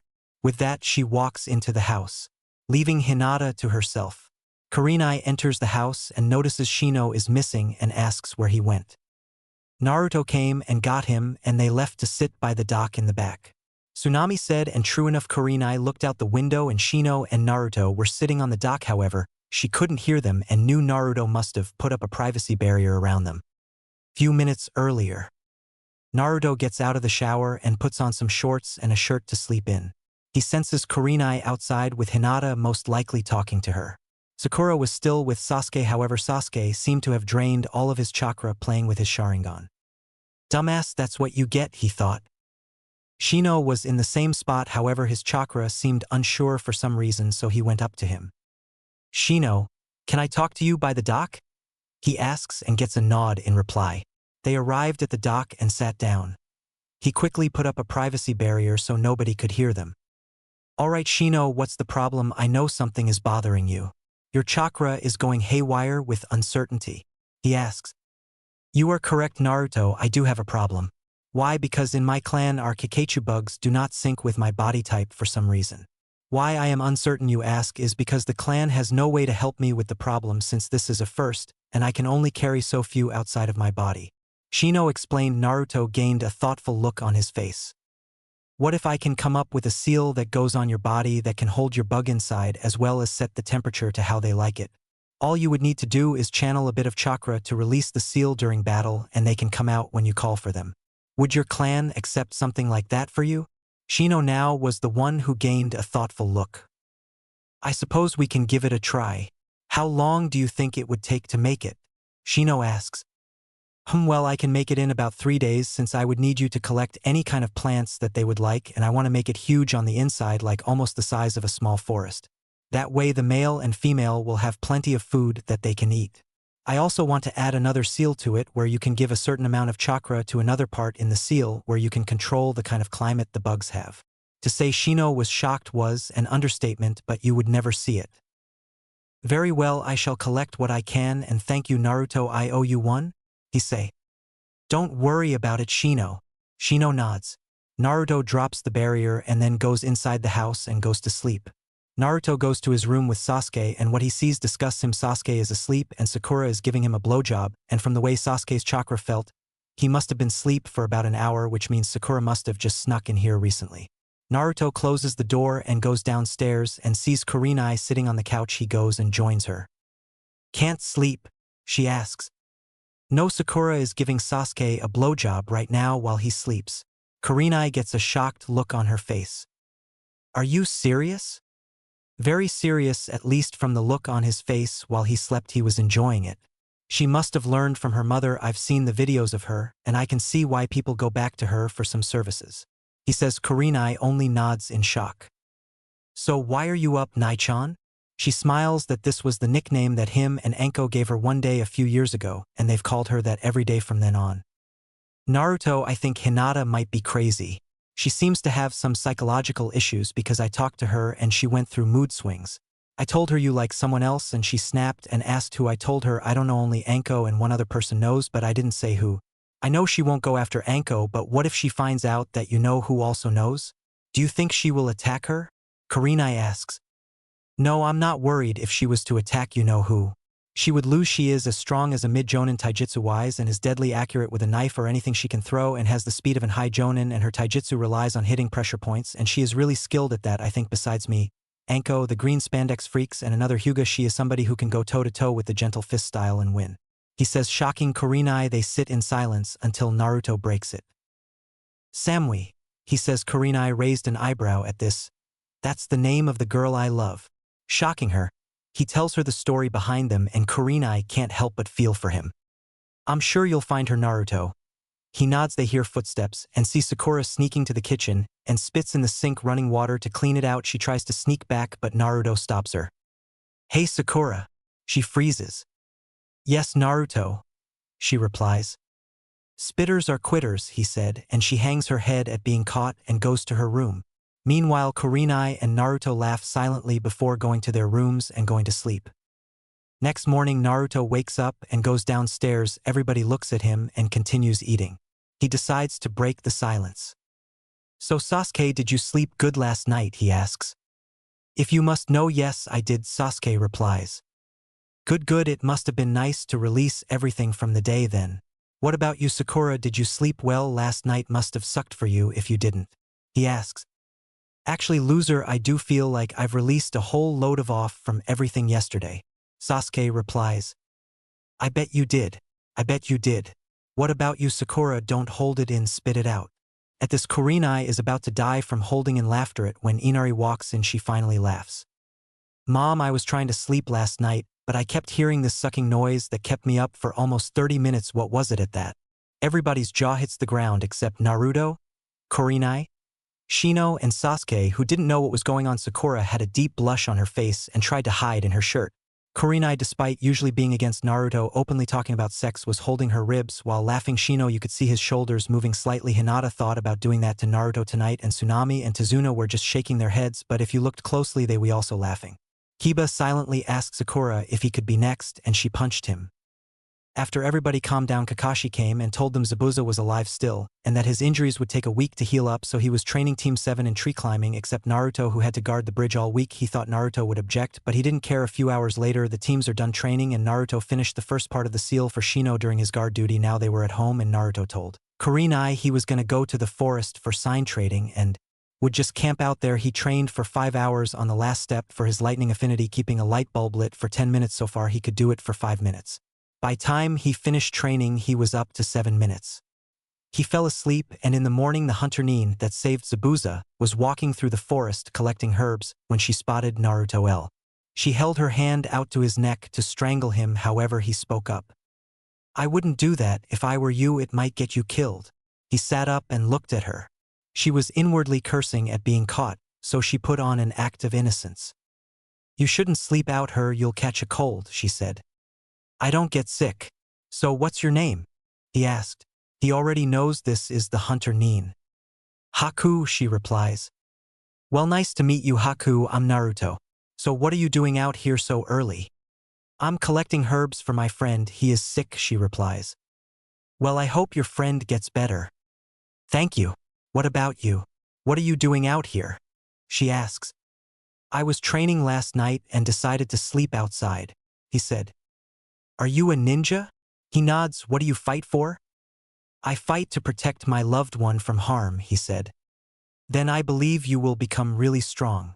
I believe that true strength comes when you have a precious person to protect. I'm sorry, but I must be going to take care of my friend by Naruto. See ya. Tell Zabuza I wish him a speedy recovery." She turns around, but he is gone already, and she rushes back to the hideout. A week has passed, and today is the day they guessed Zabuza would attack the bridge. Naruto stayed back to protect the house, and to his surprise some thugs did show up, but he handles them quickly and leaves some clones at the house and heads to the bridge. He makes it to the bridge. He sees Kurenai's mood and she looks pissed. He didn't have to ask why Kakashi decided to fight Zabuza one-on-one, and is having trouble even with the sharingan uncovered. That left her to guard the client with Shino, Hinata, and Sakura, who wouldn't shut up about Sasuke. He handed her a silencing seal and she put it on Sakura. "Why are you here, Naruto?" she asks. "Gato sent thugs to the house to kidnap Tsunami, however I stopped them and came here." He looks the ice mirrors and Kurenai signs. "Can you go help them, please?" He nods and shuns to the mirrors and grabs the hunter Nin easily by the leg as she was preparing to finish off both Sasuke and Kiba. Using her shock to his advantage, he punches her in the stomach and face, breaking her mask and knocking the wind out of her. He does something that shocks her and throws her through her own mirrors that should have caught her. She landed against the bridge and knew she was defeated. Naruto, looking to finish her off by knocking her out, heard what sounded like chirping birds, and they saw Zabuza pinned down by a pack of dogs and Kakashi charging at him. "Zabuza-sama." Haku uses an ice mirror to save Zabuza, but she gets stabbed through the heart with the Chidori. Zabuza was about to attack again, however Gato showed up. Well, look here, boys. It seems the baby of the mist couldn't get the job done. Oh well, I was gonna kill him anyway. Hey Zabuza, where's that girl you had with you? She was young, but she looked mature enough for my likings," he said with a perverted look on his face. He sees her dead body and looks up at Naruto, who was standing next to her body. He made the mistake and looked into his eyes. He whispers so nobody can hear him. "Tsukuyami." In the Tsukuyami world, Gato finds himself tied down on a bed, unable to move. "Welcome to my world of Tsukuyami. I am God. I can control what happens in here. Now you will tell me the passwords and combinations to all safes you have locked away in your hideout." "Fuck you, punk, I'm not saying shit." "Very well, since you like raping girls and abusing them, that's what will happen to you for the 3 days. However, in the real world, only 3 seconds will pass. Have fun." And by the 3rd hour of him being raped and abused, he was telling Naruto all he wanted to hear. Finally, the 3 days ended. Real world. After the Tsukuyami finishes, Naruto deactivates his Manjikyu Sharingan and Gato screams and falls down. He takes out a kunai and shoves it through his head. That's when the other thugs and mercenaries attacked. Zabuza, unable to use his arms, had Naruto toss him a kunai. he caught it in his mouth and he killed every thug and mercenary he fell to the ground with swords and knives sticking out of his back. "Hey kid, can you take these out my back and lay me next to her?" Naruto nods and takes out the swords and knives and carries Zabuza over to Haku. He starts crying as he sees her dead body. "I'm really sorry, Haku. I never wanted you to be a part of this ninja life. I wanted you to grow up, live your life to the fullest, fall in love and have a family. I remember when I first found you. You were a scared, skinny little girl who was a victim of the bloodline purges that was started by the Mizukage. I tried to stop him. I had a full plan that was 100% guaranteed to work. I was betrayed by somebody acting as a spy in the rebels' camp and was forced to flee with you. Despite me being the demon of the mist, I am against killing children ninja or not a ninja. I trained you to become my personal tool, however, as time progressed you became the daughter I always wanted and I never told you I loved you once. I won't be seeing you again because where you're going I'm not allowed. I love you, Haku Yuki Momochi, the daughter I always wanted," he said with tears falling down his face. "Hey kid." "Yeah," Naruto says. "I want you to try and lift my sword." Naruto does as told. He walks over to the Kubikirabocho and lifts it with no problems. "Congratulations kid, you are now the owner of the Kubikirabocho. The sword will only allow people it deems worthy lift it. It is now yours to wield. You are the fourth person to lift that sword as far as I know. Make me proud kid, the legacy is yours to continue." And with that Zabuza passed on. Dying how any shinobi of his caliber would, he went out fighting and he couldn't have asked for a better way to go. A few hours later Naruto is seen standing at the graves of Haku and Zabuza. He lifts the Kubikirabocho over his shoulder and walks away. "I will make you proud, Zabuza. I swear," he said to himself. He enters the village and everyone starts to cheer for him, giving him a hero's welcome with praises and gifts. However, he declined the gifts, kindly saying that it was okay. They were going to build a statue of him for killing Gato and they wouldn't take no for an answer. So he made a deal with them that they could make the statue as long as Zabuza got one as well for taking out all of Gato's goons before his death. The villagers agreed to that and even held a moment of silence for Zabuza. He might have been known as the demon of the mist to the other nations, however to the Wave Village he was a hero. After a few hours the celebration was still going on, however Naruto had one more thing to do. He located Gato's mansion and found a safe with all of his money, not just from what he took from Wave but from his illegal dealings as well. He signed the papers giving him control over Gato's shipping company and the idiot already had his name on the papers. He cut all ties with the illegal business owners he had. After sealing up all the money in the vault, he found a journal that would need to be seen by the Hokage himself. It had things to do with his treacherous student. He found a lightning jutsu that would suit him perfectly. After that, he released all the girls that were chained up in the basement who ranged from the ages of 14 to mid-30s. He sensed for anyone in the building and found none. After getting everyone out the house, he threw a kunai with an explosive tag on it. This was his personal tag that was strong enough to level a city block if pumped with enough chakra. However, he set it to blow up a large building, in this case a mansion. Everyone was walking away and Naruto set the tag off, blowing up the mansion. The people at Wave who were partying looked up and saw the mansion explode and cheered even louder. Few minutes later, a large group of people are heading back from the mansion, putting everyone on edge. However, they see Naruto with all the women that went missing, and tears of joy and happy reunions of family and loved ones are going on now. While this was going on, he noticed Teams 7 and 8 were also out walking around. He was tired and decided to head to the house and sleep. 2 more weeks went by and the bridge was complete and Zabuza and Naruto's statue was built. It showed Zabuza and Naruto standing back to back, with Zabuza having his sword over his shoulder and Naruto with his arms crossed standing with his leg on Gato's back with the same kunai embedded in Gato's skull. If you asked Naruto, it was pretty badass. Now they are standing at the village entrance about to leave to return home. And they got a hero's farewell. Well, Naruto did. He was hailed with hugs and kisses to the cheek from a group of women, much to the amusement of Kurenai and secretly Shino as well. Hinata was pissed at that. Kiba was jealous and muttered about how the ladies should be going after a true alpha like himself. Sakura was fawning over Sasuke, who again was activating and deactivating his one Tomo Sharingan. He never learns, and Kakashi was thinking about his porno and how to get that sword from Naruto. Tazuna then spoke up. "We can't thank you guys enough for everything you've done for us. When we get back on our feet, I will send for an alliance between Wave and the Leaf, as you were the only ones willing to help us." We've reached out and were rejected by every other village. Only the Raikage was nice enough to send a genin team and a jonin to escort our messenger back free of charge. If there is anything you need before you leave, please let me know, he said. We don't need anything, we need to get going, we have a long trip back, Kakashi said immediately. Actually, there are 2 things I need actually, Naruto said. We don't have time for this genin. We need to complete the mission and report to the Hokage, Kakashi said. Sure, what do you need, kid? Tazuna asked, ignoring Kakashi. I need you and Tsunami to step forward. He said they did so, wondering what was going on. Naruto unsealed a scroll and handed it to Tazuna.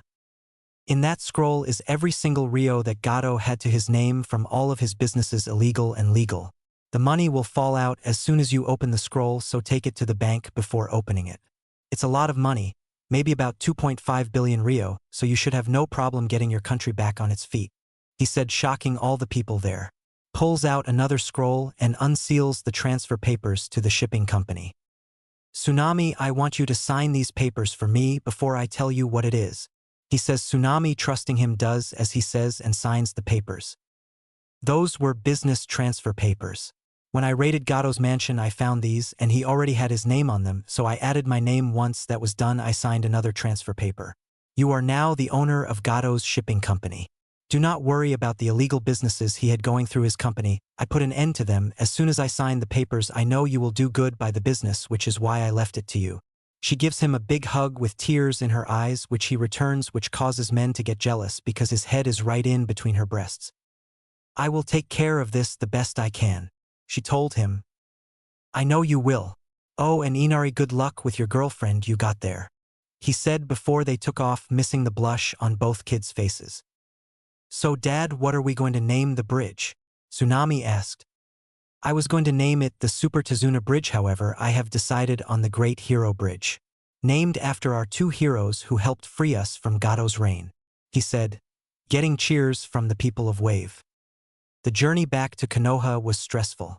Naruto almost revealed his sharingan and put everybody minus Kurenai, Shino, and Hinata in a genjutsu. Kiba was bragging about how Zabuza was a failure and that he wouldn't have died like he did. The result was Naruto throwing the sword at Kiba's head, similar to the way Zabuza did to them. He just barely got out of the way. Sasuke was bragging about having his sharingan before Naruto and how he was better, and Naruto hinted at having his already by saying, I don't need my sharingan to prove how strong I am, something which only Kurenai and Shino caught. Sakura was of course clinging to Sasuke, asking him out on dates. Kakashi was nagging Naruto about his behavior and defended Zabuza/MS sword. All he got was a fuck you from Naruto, who kept moving. Kurenai walks up to him and whispered, I'm gonna request a team transfer between you and Kiba when we get back. He nods before she moves on. They reached Konoha in about 2 days due to not having a civilian with them, and went to the missions office to hand in the mission report, where Kakashi tried to lie on Naruto, but Kurenai, Shino, and Hinata stood up for him. After everything was done, he dismissed them, but Kurenai spoke up between them. Hokage-sama, I would like to request a team transfer between Kiba and Naruto, she said. He thought about it, and from the mission report he got from Team 7D tank missions, the team was dysfunctional. Sasuke and Sakura would do little to no work while Naruto does the rest, and Kakashi only blames Naruto when something goes wrong. He then thought about how Kurenai reports that Kiba keeps trying to get with Hinata and her on some occasions, which resulted in him getting a lot of beatings from his mother and sister. He made his decision. Very well. Sign the papers and it will become official. Kurenai signs, and Kakashi not paying attention signs as well. It's official, the team transfer between Naruto and Kiba is official, he say, shocking Kakashi. What, Hokage-sama, I'm the only one who can train them in the Sharingan, that's why I requested them both to be on my team, Kakashi says. Yes, you did, but I've been through the mission reports. Your team is a ticking time bomb. So I am replacing Naruto with Kiba. Dismissed. Everyone leaves, but Naruto grabs Hinata. Come with me. She nods and he shins them away. Kurenai sees this and hopes he doesn't break her. They arrive on top of the Hokage monument. Hinata, I know about your talk with Kurenai. I'm here to tell you it will never happen. Hinata opens her mouth to speak, but he cuts her off. The reason it won't happen is because I've never had romantic feelings for you. Yes, I did save you from bullies, but that is because I do not like bullying. I think you fell in love with what I did for you and not me personally. I think of you like a sister that I never had. I would rather not lose that. Besides, you were so caught up on me that you never recognized the other guy who has feelings for you. I hope we can move on from this, and you can find true happiness because I am not the guy meant for you. She nods with tears in her eyes. I guess I can accept that. But who is it that has romantic feelings for me? She asked, wiping away her tears. It's not business to tell you. You will have to figure that out on your own. So are we good now? He says. Yes, we're good. He pulls her to a hug which she accepts. Just then the same boar-masked Umbu that hates Naruto arrives. Hinata Hyuga and Naruto Uchiha are wanted at the council for a meeting immediately. He goes to grab them but Naruto knocks his hand away. We can get there on our own now, leave. The Umbu grits his teeth but leaves. So you ready for a show? She nods. Alright, so shall we arrive in style or walk? She thinks about it and then answers. Let's go in style. Next thing she knows they disappeared in a swirl of blue fire. Council chambers. Where is the boy and Lady Hinata Hiruzen? That Umbu returned but he did not come with him. Before he could reply, a swirl of blue fire rose from the floor and yelling can be heard. Damn it, Naruto, you could have warned me. Following the tell was what sounded like a slap to the head. The fire dies down and it was Hinata standing there with Naruto in the floor nursing a bump on his head. Hinata looks up at everybody staring at her and starts poking her fingers together shyly. The most surprised, however, was her father because she has never acted like that. Naruto stands up and greets the council in typical Naruto fashion. What's up, Hokage-jiji? Sum-san, White Eyes-san, Bug-san, Lazy-san, Food-san, Inoichi-san. Everyone's sweat drops at this. Why does everyone have a nickname besides Tsum and Inoichi? Shikaku asked. Well, Tsum isn't really keen on nicknames and I haven't thought of one for Inoichi, he said with a smile. You will show this council some respect, boy. Koharu said Naruto didn't even see her there. She should have kept her mouth shut. Oh hey Sagat, it's I didn't see you there. How are you today? You as well, one-eyed pedophile. Sup, cool old man. Hamaru nods at Naruto. Now two things happened. Koharu was seething in anger. Her face was red, but the most shocking was Danzo. He slapped his good R on the table and yelled. I am not a pedophile. Naruto slapped his hands on the table and yelled back. You liar, I saw how keep looking at me with a look of want in your eye when I was little and you're still doing it. Naruto yelled back, pointing at Danzo as this was going on.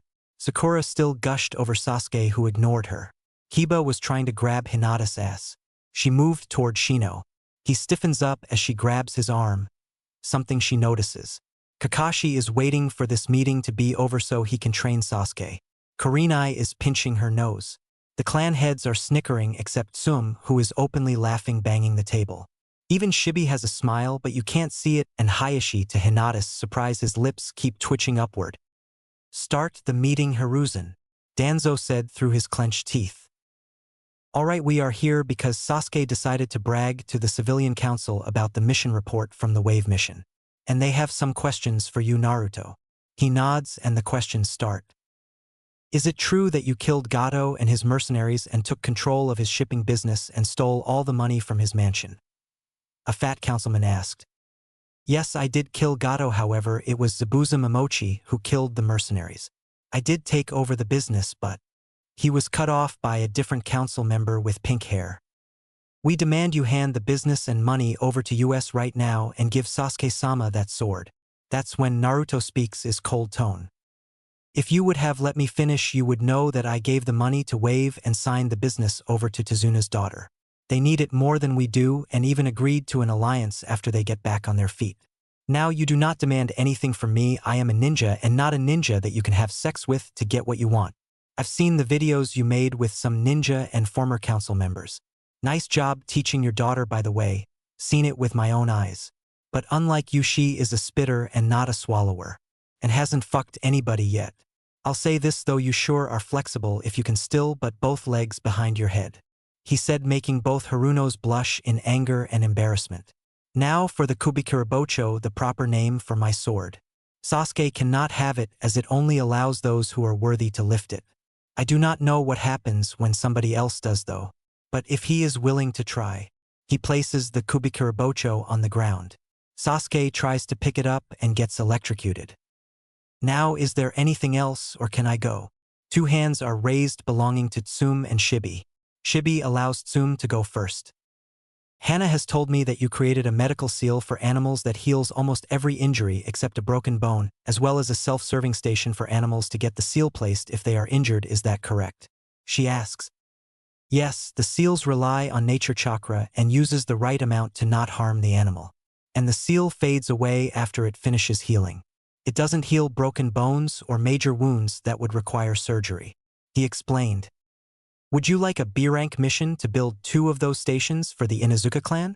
She asks those would be much helpful to the Ninken and avoid unnecessary surgeries. I would not mind that at all, however it must go through the Hokage and be on a weekend since Ikurinai-sensei doesn't do weekend missions. He says and she nods. Shibi spoke up next.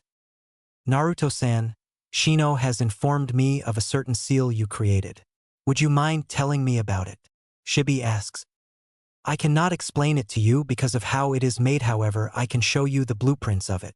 He unseals a scroll and hands it to Shibi, who opens it up and reads it. He was so impressed that both of his eyebrows rose up. He rolls the scroll back up and hands it to Naruto. If possible, I would like to purchase 100 of these seals from you if you will allow me to. Shibi says. Naruto nods and says they will talk later about the price. Hayashi speaks up. Naruto, how far along in sealing are you? He asks. I'm already done with the 10 levels of Konoha seals and I'm at level 4 in the Uzumaki sealing levels. He says, shocking him and Danzo. Danzo because Hiruzen told him he didn't have Uzumaki sealing scrolls. Hiruzen, you lied to me. I thought you didn't have the Uzumaki sealing scrolls. Yes, I lied to you, so what we both know what you would do with them. Besides, they were left to Naruto by his godmother anyway, so they weren't mine to give away. Danzo said nothing, but clearly he was pissed. Oh, and before you even think about sending your goons to try and get them from me, Danzo, remember this: I can dig up roots and have them burned to never grow again. He said in a voice that reminds him and Sasuke of Itachi. I don't know what you're talking about, he replies smoothly, although inside he is wondering how he knows about root being active still. Sure you don't. Now Hayashi, anything else you need? Yes, I would like for you to meet me at the Hyuga compound later for something important. I'll be there at 6. He gets a nod from Hayashi. Alright, this meeting is. Hiruzen was cut of by Shikaku. Sorry to interrupt, Hokage-sama, but Naruto, do you think you can make a seal for me that creates a barrier to block out noise both ways? And you can't see me though, it lets nobody in other than me. I can use it at home for my naps. He asks, getting a confused look from Naruto. You already have one, Shikaku. No, I don't. If I did, I would be using it. Yeah, you do. I gave it to Shikamaru. He has one himself that he uses all the time. I thought he gave you yours. That little fucker. Okay, how does it work? It works just like you said. It creates a barrier that keeps noise in and keeps noise out, and although the barrier is invisible, people won't be able to see you, and since it runs on nature chakra as well, it only comes down once you deactivate the seal, and the seal never gets old, so it can constantly be used. Shikaku is crying anime tears now that he finally has his wish granted of a way to nap in peace. Okay, meeting over, Hiruzen said and vanished. Naruto headed to Enko's apartment, but her and Irika were on the couch with their shirts off making out, so he put a silencing seal on the door that covered the entire apartment and left a note that said to use protection. He left and went to Ikaraku's and talked with Ayam for an hour before heading to the Hyuga compound. He arrived and greeted the guards at the entrance. Hello, I have a meeting with Hayashi at 6, the guardian. His left nods. Yes, he has informed us. Follow me to his office. They walk around and Naruto is amazed at how big the compound is. They arrive at Hayashi's office and the guard knocks. Enter, Hayashi said. The guard opens the door. Hayashi-sama, I have Naruto here for you. He bows and lets Naruto enter. Naruto thanks the guard and enters the office. Naruto, can you please put your privacy barrier? Naruto nods and puts up the barrier. Okay, the reason I wanted to talk to you was this. He pulls out the seal he wanted Naruto to look at. This is the caged bird seal that the Hyuga side branch family wears on their forehead. I want you to look at this and see if you can remove it for me. I want to make the Hyuga clan whole again, and I can't do that if this seal is still in place. I'm not expecting immediate results, but can you at least give it a try? Naruto, studying the seal, speaks up. I should be able to remove it now, however, I won't have the seal ready until probably the Chunin exams in 4 months due to missions and training. I'll also create a seal that also destroys the Byakugan at death, but it would be invisible and every Hyuga will have to wear it. He gets a nod from Hayashi, he stands and bows, deactivating the privacy seal but letting Hayashi keep it. He opens the office door and Hinata and a younger girl who looks like Hinata with brownish hair falls over into the room. What's going on and who are you? He asks, confused. I am Hanabi Hyuga, second daughter of Hayashi Hyuga, you peasant. The little 8-year-old replied. So Hinata, what's going on? Hey, don't ignore me, I'm talking to you. You filthy commoner. Naruto said nothing but leaned down to her face and pokes her in her ribs. She giggles a little bit before catching herself, however Naruto caught it. Oh, is somebody ticklish? It would be a shame if you were to be punished by tickles, he said with grin that scared her. You will not touch me, right, father? She looks at Hayashi, who is looking away while drinking some tea. Nei-sen. She looks for Hinata, who appears by her father also drinking tea, looking away. Where the tea came from nobody knows. She turns and sees Naruto cracking his knuckles and takes off running as fast as possible. It wasn't long before Naruto caught her and tickled her until she had tears coming from her eyes from laughing so much. He does that for about 10 minutes before she has to go train with her guard. He gets up to leave and passes by another Hyuga about a year older than him with a Konoha headband on. They said nothing, just kept going. However, the Hyuga used his Byakugan to look at him, but wasn't expecting Naruto to flare his chakra, making him deactivate his eyes from the pain.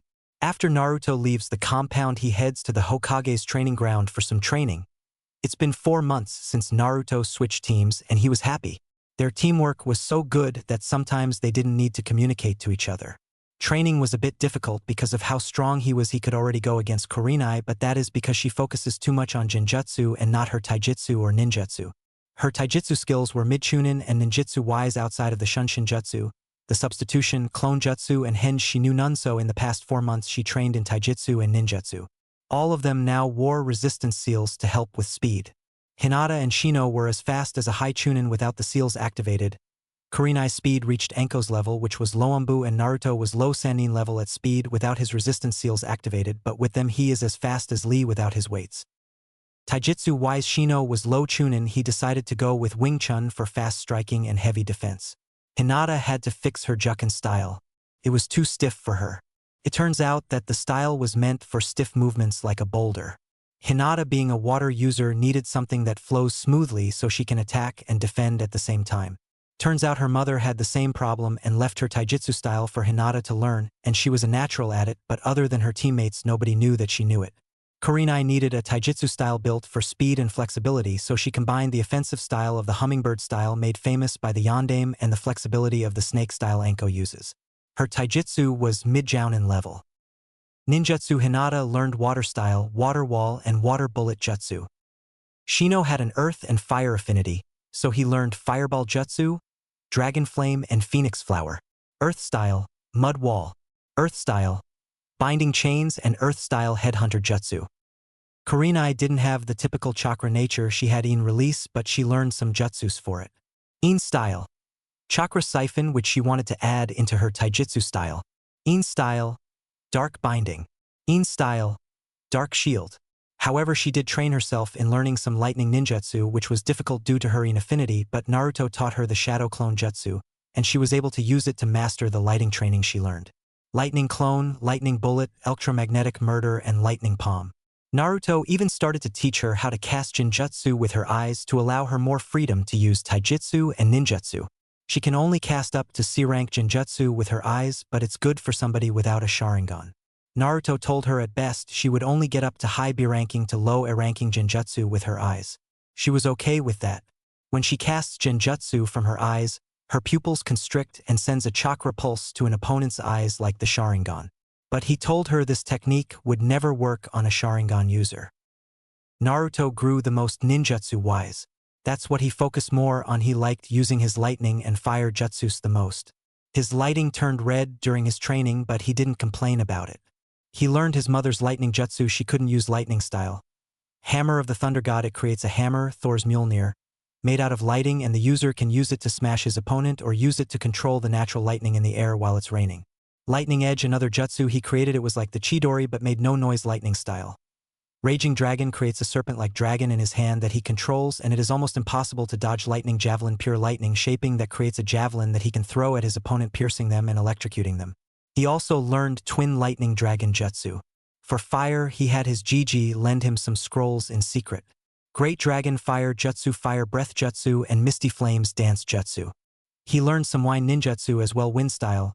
Air blades he uses through the Kubikura Bocho, creating wind blades that can destroy the landscape and cut up an enemy from a distance. Also, if he channels enough chakra, he could kill a giant summon creature. Air Slash that he uses with or without the Kubikura Bocho, although it is stronger when using the sword. Wind Dragon Jutsu and Wind Drill Jutsu. He throws 3 kunai blades infused with wind chakra, throws them in the air, and controls them to create a large drill that destroys everything in its path. He learned 2 more water jutsus as well. Super Exploding Water Shockwave and Ripping Torrent. He only learned 2 because he rarely uses water but has them just in case. His taijutsu was High Jonin, now on par with Rock Lee even though he doesn't know him yet. His genjutsu with his sharingan was almost as good as Itachi. Overall he was mid-jounin due to his lack of experience. However, if his sharingan is active he can take on a midumbu, and his manjikyu he would be able to take on a low sanin level ninja. Shino and Hinata were both mid-level overall and they were happy with the progress. Kurenai was a Jonin already and her overall skill put her at High Chunin Low Jonin. However, due to her recent training she is as strong as Anko, who is mid-high Jonin. Naruto finally unlocked the Susanoo. He was surrounded by a black rib cage and an arm. That's as far as he can go right now. Also, they have completed 7 more C-rank missions, and it would have been 9 but 2 of them upgraded to a B-tank due to having to fight a missing ninja. Naruto also completed an S-rank mission on accident where he found one of Orochimaru's old labs that had a lot of dead bodies tied to experimenting tables. They didn't find much, so they burned it. Now him and his team are waiting for Kurenai to show up at the training ground. Shino and Hinata are sitting together with her on his lap. They started dating 2 weeks after the wave mission and Naruto was happy for them. He was snapped out of his thoughts when Kurenai arrived. Okay guys, I've decided to request you for the Chunin exams next week. As you may have noticed, we have some team from different villages already here. So fill out these forms and head to the academy next week with these forms and head to room 303 for the first part of the exam. Good luck, and if you need anything just come find me, she said and vanished. So I'm pretty sure these require all 3 members to participate in the first 2 parts since it's 3 parts altogether. Do you guys want to join or wait it out? Naruto asked after reading the form. I will take it, but only for the experience. However, if I am recommended for a promotion, then I will take it. Shino said, and they both looked at Hinata, who was thinking about this hard. I think I'll join too. Like Shino said, it's for the experience for me as well. But I'll also take the promotion if it is offered, she said. Great, so see you guys in a week then. They both nodded, but before he left he couldn't help but mess with them. Oh, and make sure you use protection, okay? He vanishes as a kunai from the blushing Hinata flies at his head. Naruto returned to the training field because he wanted to work on cutting down the hand seals for his lightning and fire jutsu. His wind and water already require 1 or no hand signs. He was about to begin when he sensed something in the tree that's been following him for years. He activated Shirsue's technique dance of the teleporter, creating solid afterimages, and snuck up and grabbed whatever was following him. What the hell are you supposed to be? He asked as he looked at the creature with wings but had the body of a lizard. I'm a dragon, young Naruto, and I have been watching you for about 5 to 6 years, the dragon said. Yeah, I know, I just never bothered to do anything about it until now. So how did you get in the barrier? It should have set off an alarm. Oh, the barrier doesn't work on summons. I thought that old monkey would have told you. Anyway, I am here to offer you the Dragon Clan contract. We would like you to become our summoner, the dragon said. Oh, I would like to, but I already signed the Fox contract, he said. Yes, I am aware of that. However, Kurama has given you the blessing of signing another contract and has given us permission to offer it to you. Can summon him and ask him to be sure I'm not lying. Naruto bites his thumb, goes through hand signs. Summoning jutsu. What the fuck?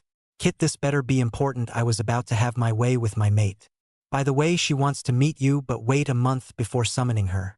She's in heat, Kurama said.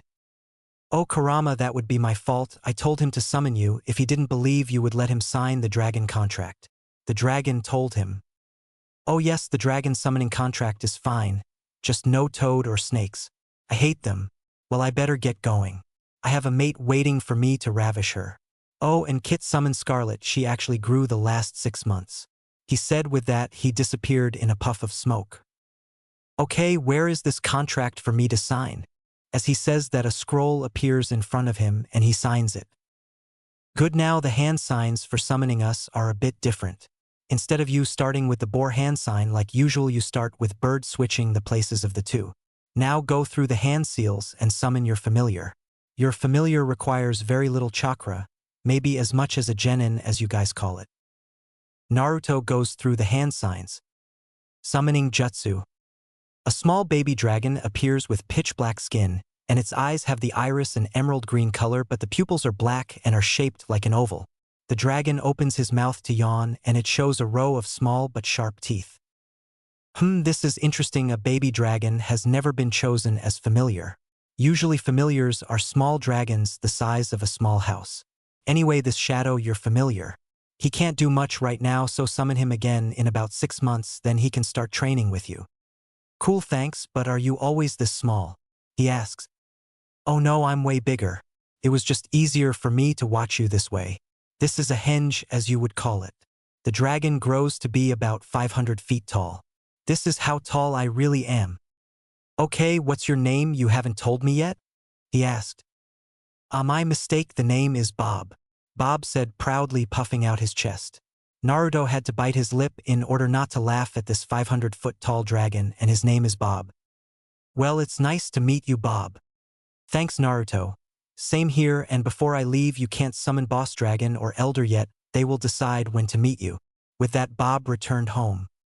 Naruto goes through some hand signs. Summoning jutsu. Before he can stand up, he is knocked over by a red blur. Naruto, I'm so happy to see you again. You never me summoned before. I know I can't train yet, but you could have at least played with me, Scarlet said, going to a sad time at the end. I'm sorry, Scarlet, I was busy, but I'm about to train. You can watch if you want, he said. Okay, but do you have any food? I'm hungry. He unseals 4 bentos and opens them for her. One has steaks in them, the other has fruits and nuts, while the other 2 have fish in them.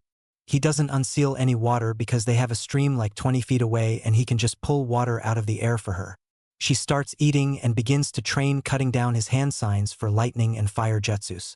After 5 hours of training, his lightning edge needed no hand signs and his twin lightning dragon only needed 5 hand seals. For fire, great dragon fire was down to 3 hand signs, and fire breath, he needed no hand signs, for those were the only 4 jutsus he worked on. Well, him and about 600 clones. He notices Scarlet sleeping and sends her back home. He heads home for the night and sleeps. Day before the exams. Naruto is walking around the village when he feels 4 chakra signatures following him. He sees a square rock following him and taps it once, making it explode in smoke. Little monkey, Konohamaru, snot nose, udon, red spots, moegi, firecracker, hanabi, what can I do for you today? You promised to play ninja with us, remember? Konohamaru stated, getting 3 other nods of agreement.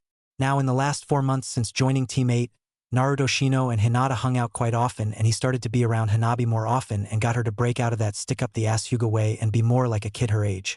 Somehow, she even got her father to take in a small white kitten Naruto found one day in his little animal hospital that he built.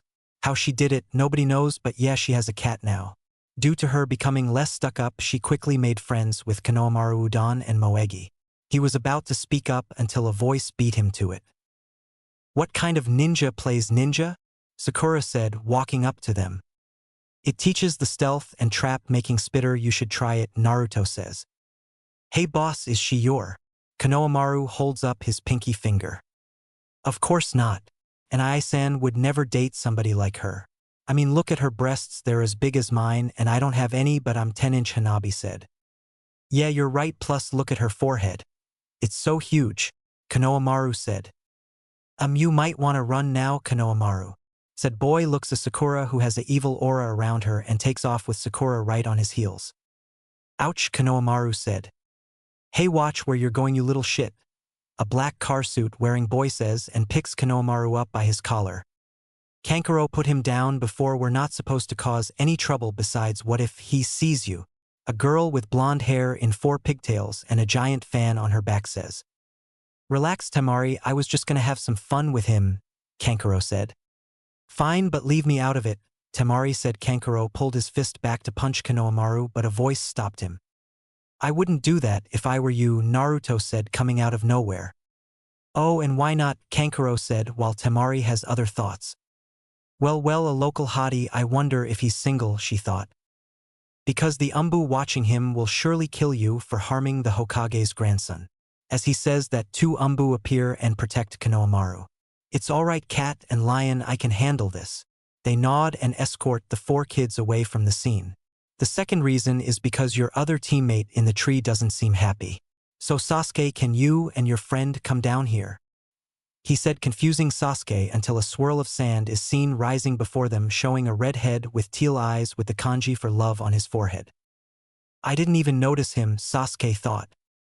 "Kankuro, you're a disgrace to the village," the red head said.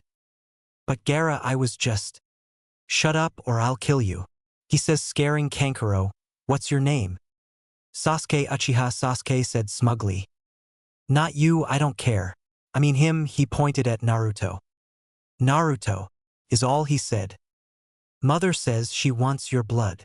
Naruto, already having guessed he was the one-tailed Jinchuriki, was not scared one bit. "Tell your mother mine has 8 more tails and should watch out and not cause problems," he said calmly, confusing Sasuke and Sakura but getting scared looks from Temari and Kankuro. Gaara grabs his head in pain. "Temari, Kankuro, we're leaving. We have to meet Baki-sensei." They turned to leave before Sakura spoke up. "It's illegal for a foreign ninja to be in the village unless they have a reason, so why are you here?" she asks. "We're here for the Chunin exams, don't you know they're being held here?" Temari stated as if it was obvious. "Yes, bitter. Didn't your excuse of a sensei tell you about them?" Sakura doesn't reply, only looks down while Temari blushes at the nickname, understanding what he meant by it. The Sangenin left and so did Naruto, leaving Sasuke alone with Sakura.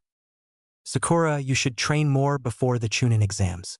We might not have much time before they start." Oh, if only he knew. "Oh, and why does Naruto call you Spitter?" She blushes at this but sees this as an opportunity. "I can show you, but I'll have to go to your house. It's kind of private," she said. He shrugs and leads her to his house, not noticing the 3 figures in the tree who didn't notice Naruto standing right behind them. "So that's the Uchiha," a girl with a Sound Village headband said. "Yeah, he doesn't look like much. I wonder what Master sees in him," said a boy with black gravity-defying hair. "It doesn't matter, we have our orders, we are to test the Uchiha. Let's just hope Kabuto can do his part and not blow his cover. We need him to get the Uchiha to trust him in the forest." The other one said, who looked like a mummy. They all vanished, never sensing Naruto. "So we have a spy in our ranks, huh? Kabuto, I've never heard or seen one around the village, and I basically know everybody even if they hate me." Naruto said he has to see the Hokage about this. Day of Chunin exams. Naruto woke up and began getting ready. He had 2 hours to get ready, so he put on his usual clothes, ate a big breakfast and left. Everything was the same about him except he had the Kubikura Bakun his back.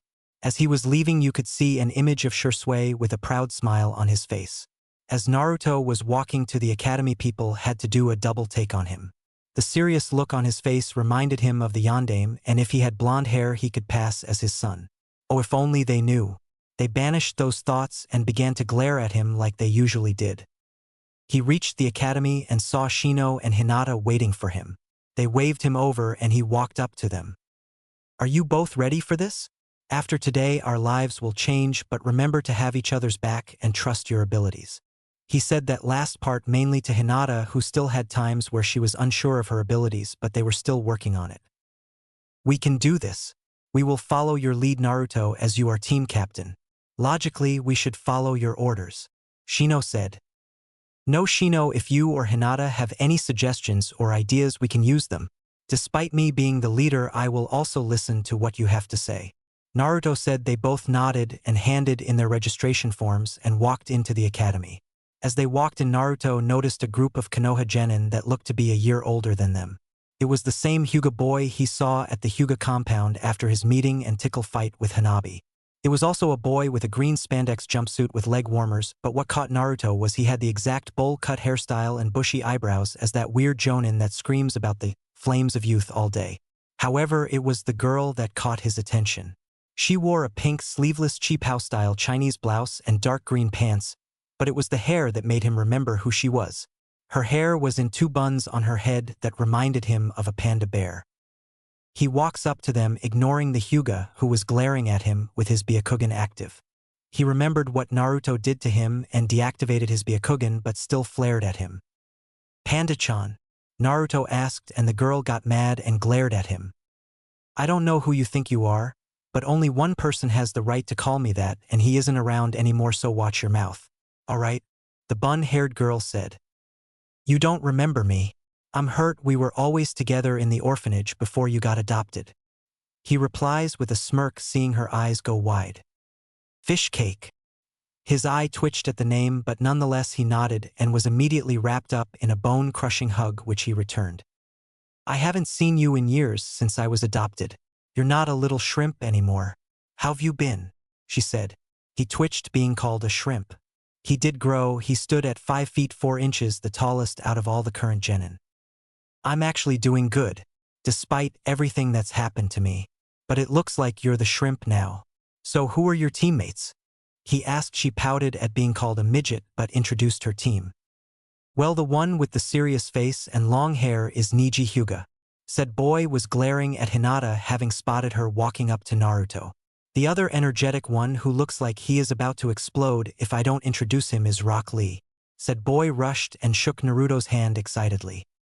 "Yash, I am Konoha's most handsome blue beast. It is nice to meet you, my youthful friend. I can tell your flames burn bright." As this was going on, Naruto was not paying attention to him. "Seriously, what is wrong with this guy? Who would wear this in public? It's horrifying. Makes me want to throw up.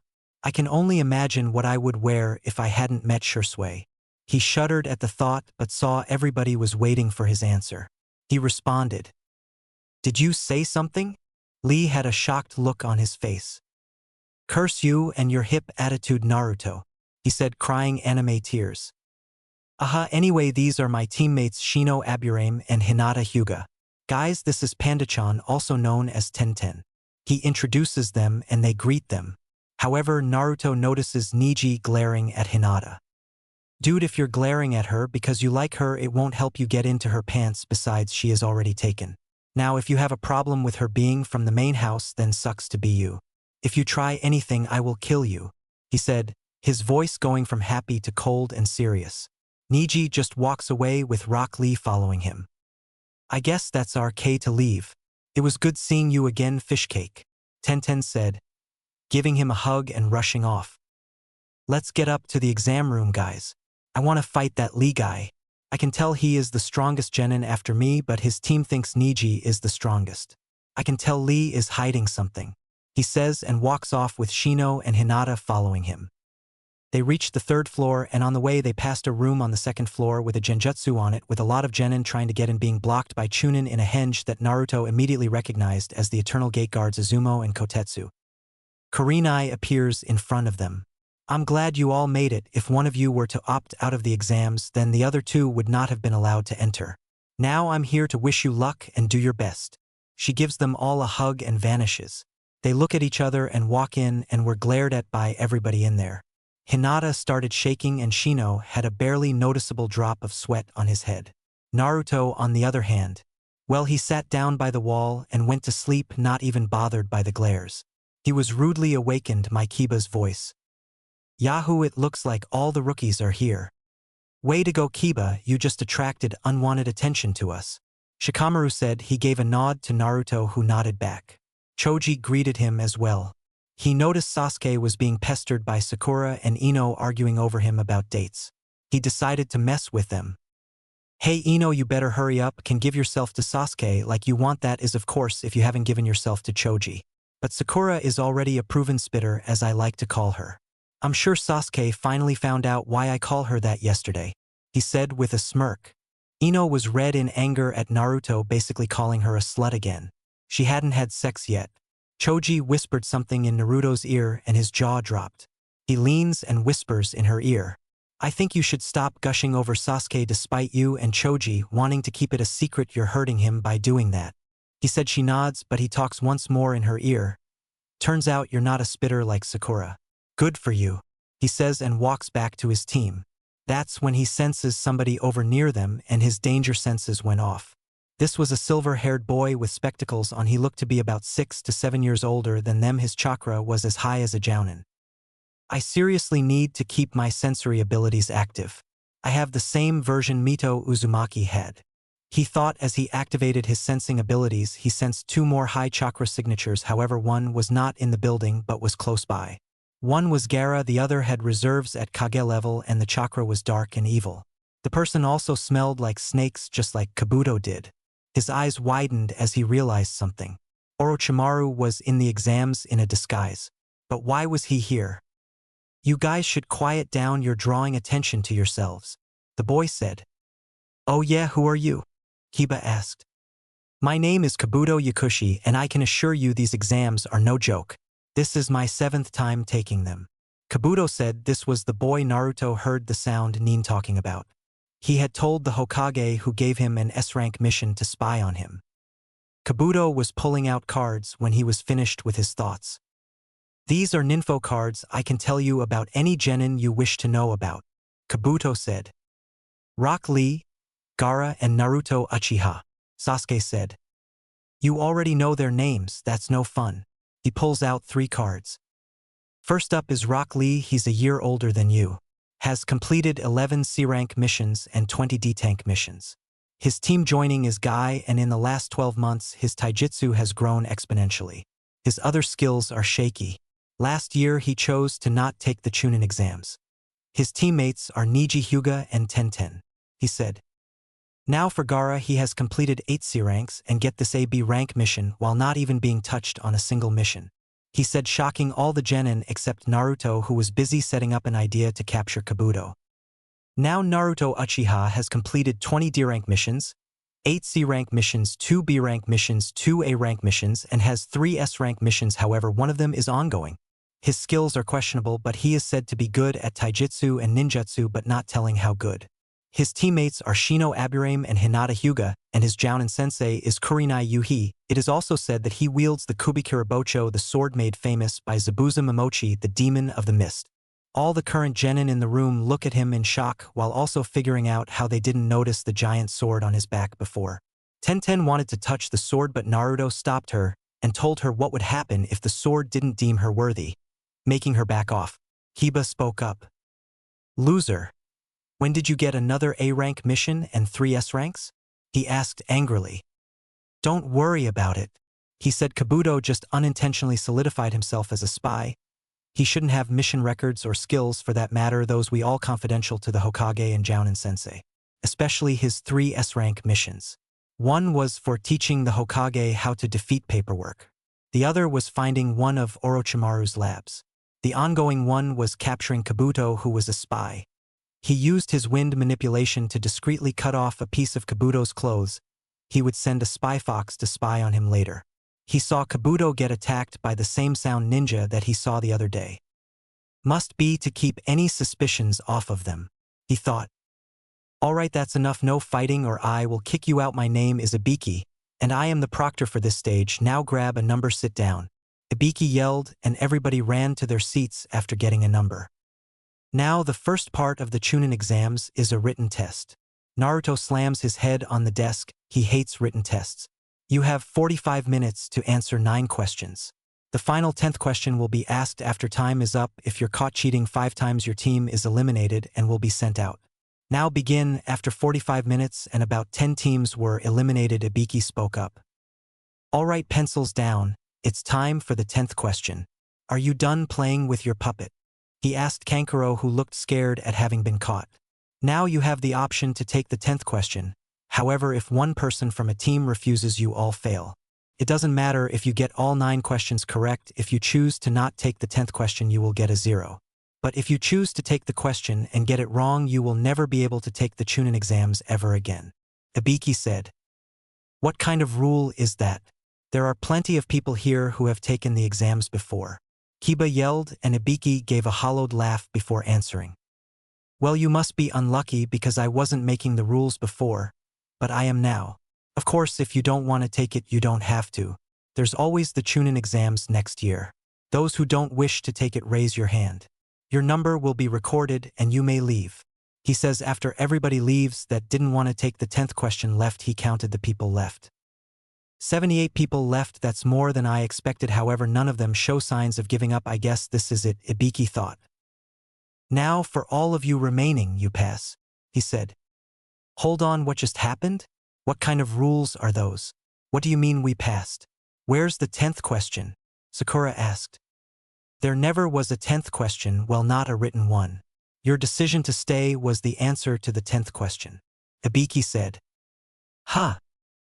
Hold on, so the other 9 questions were just a waste of time? Temari asked. However, Naruto grew tired of this and answered the question. He wanted to leave the classroom. You blonde bimbo. He was going to continue until a wave of sand flew at him. Watch how you talk or I'll kill you, Gaara said as his sand went towards Naruto. Naruto dodged and appeared in front of Gaara and punched him in the face. He broke through a layer of hard sand on Gaara's face, leaving a bruise that was slowly healing. The Sand Genin were shocked because nobody has ever gotten past Gaara's sand defense, let alone his sand armor. That's enough, I said, no fighting. You do it again and you're disqualified. Ibiki yelled. Gaara didn't listen and stood to attack Naruto again, but he couldn't move. Shikamaru has Gaara trapped in his shadow possession jutsu. After a few seconds, Gaara calms down and walks out of the jutsu like it was nothing. Now, as I was saying, the 9 questions served a purpose, most likely how to gather information without getting caught. Why do you think he put so much emphasis on getting caught? If you're going to be a ninja, you need stealth and to know how to gather information quickly while in a hostile area. Now I think I covered it, so who's the second proctor? Ibiki just smirked and Naruto paled. Oh no.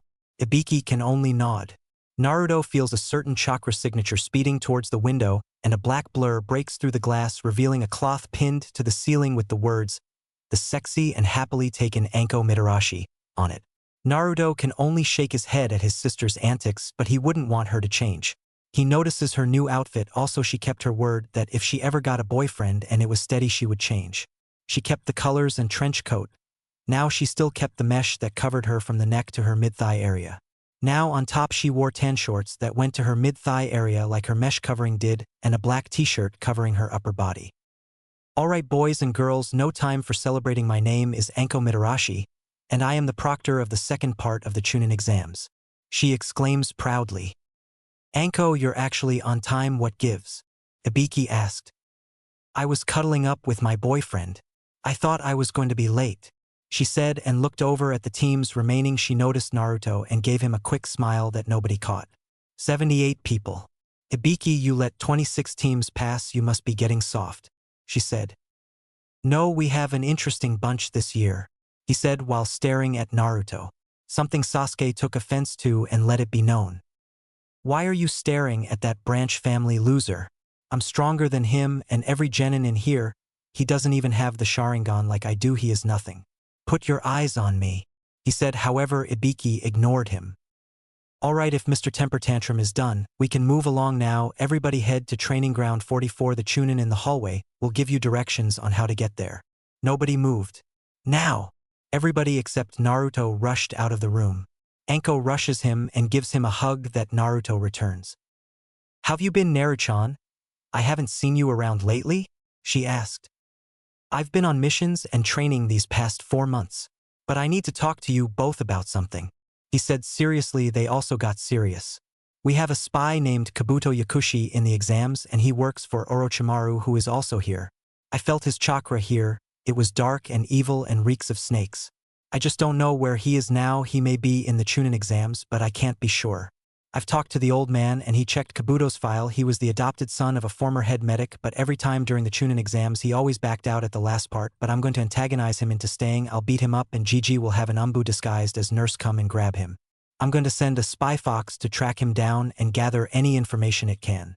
This is an S-rank mission that will go on all of our files that we are getting a 10% pay boost on.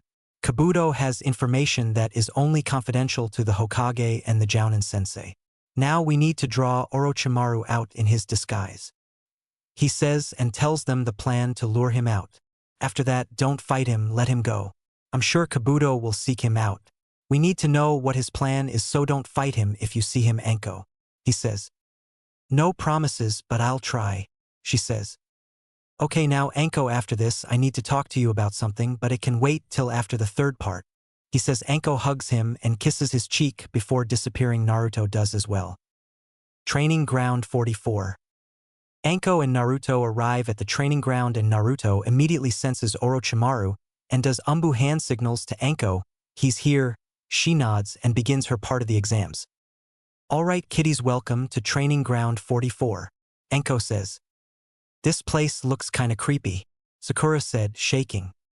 It should be. This place is called the Forest of Death. You'll find out why soon. Anko replied as they were talking. Naruto wasn't paying attention. Now was Anko's turn to act. She noticed Naruto not paying attention with a he isn't scared look on his face. Looks like we have a tough guy in the exams. I guess the forest isn't scary enough for you, she said. After a while, Naruto didn't respond like he was supposed to, and a tick mark grew on her head. She took out a kunai and threw it at him, cutting his cheek. She vanished and appeared behind him and licked his blood. Guys like you are the first to die in this forest, she said out loud but whispered. Why didn't you respond? She asked. I needed to make it look more believable, he whispers back. Just then Naruto and Anko feel somebody appear behind them. She pulls out another kunai and holds it up, but a long tongue appears over her shoulder. I was just returning your kunai, said a creepy Kusanine. After a brief stare off, Anko replies. Thanks Kusanine, but don't stand behind me so close unless you want to die quickly. I'm sorry, but with the sight of blood and your kunai cutting my hair, you couldn't help but get excited. My apologies. The ninja walks away. Anko returns to her spot in front of the forest. Naruto signs to her. That was him. She nodded slightly so nobody noticed. Excitement must be in the air today for a lot of you, but do not let it get you killed. Or let it, I don't really care. Now these are waivers you must sign that say we are not responsible for your death if you die in the forest. She said. You tough guy, pass these out, she said, handing Naruto the waiver forms. This part of the exam will test your survival skills. This forest has 44 entrance gates, and inside there are rivers, and in the middle of a forest is a tower 10 kilometers from each gate. This part will test your survival skills in an all-out battle for these scrolls, she said, and pulled out a heaven and earth scroll. You'll be fighting to get a heaven and earth scroll. Each team will start with either or, and your objective is to collect both scrolls and head to the tower in the middle of the forest. You have 5 days to gather the scrolls. If you do not gather the scrolls in 5 days, you fail and have to find your own way out of the forest, she said. 5 days? Ino exclaimed. What are we supposed to do about food? Choji asked. Find something in the forest.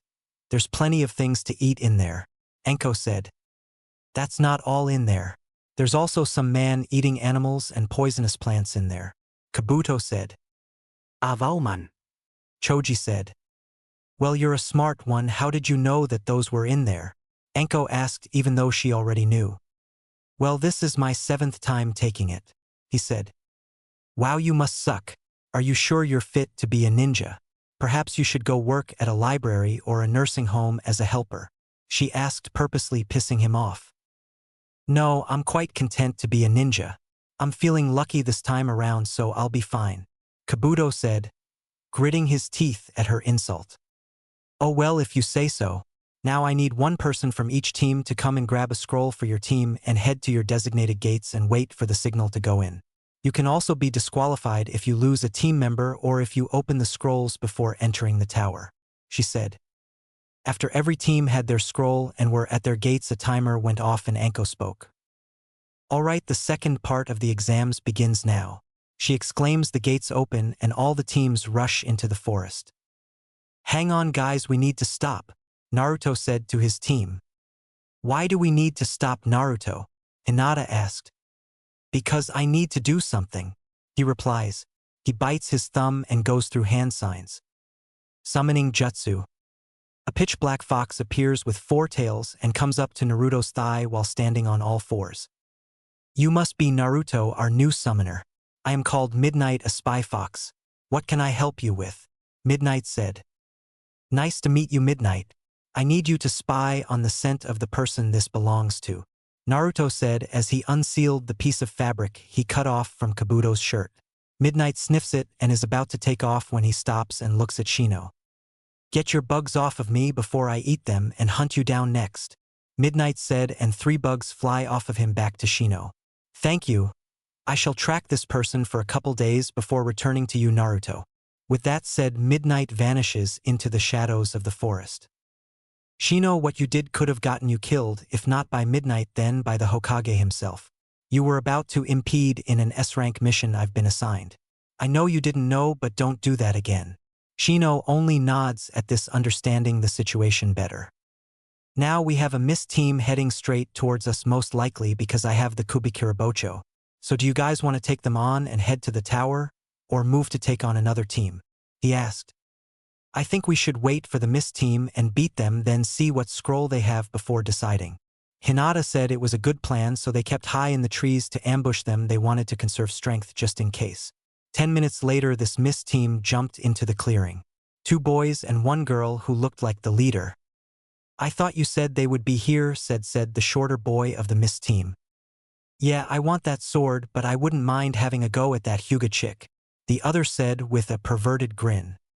Shut up, I know they're here, but where? The female leader said.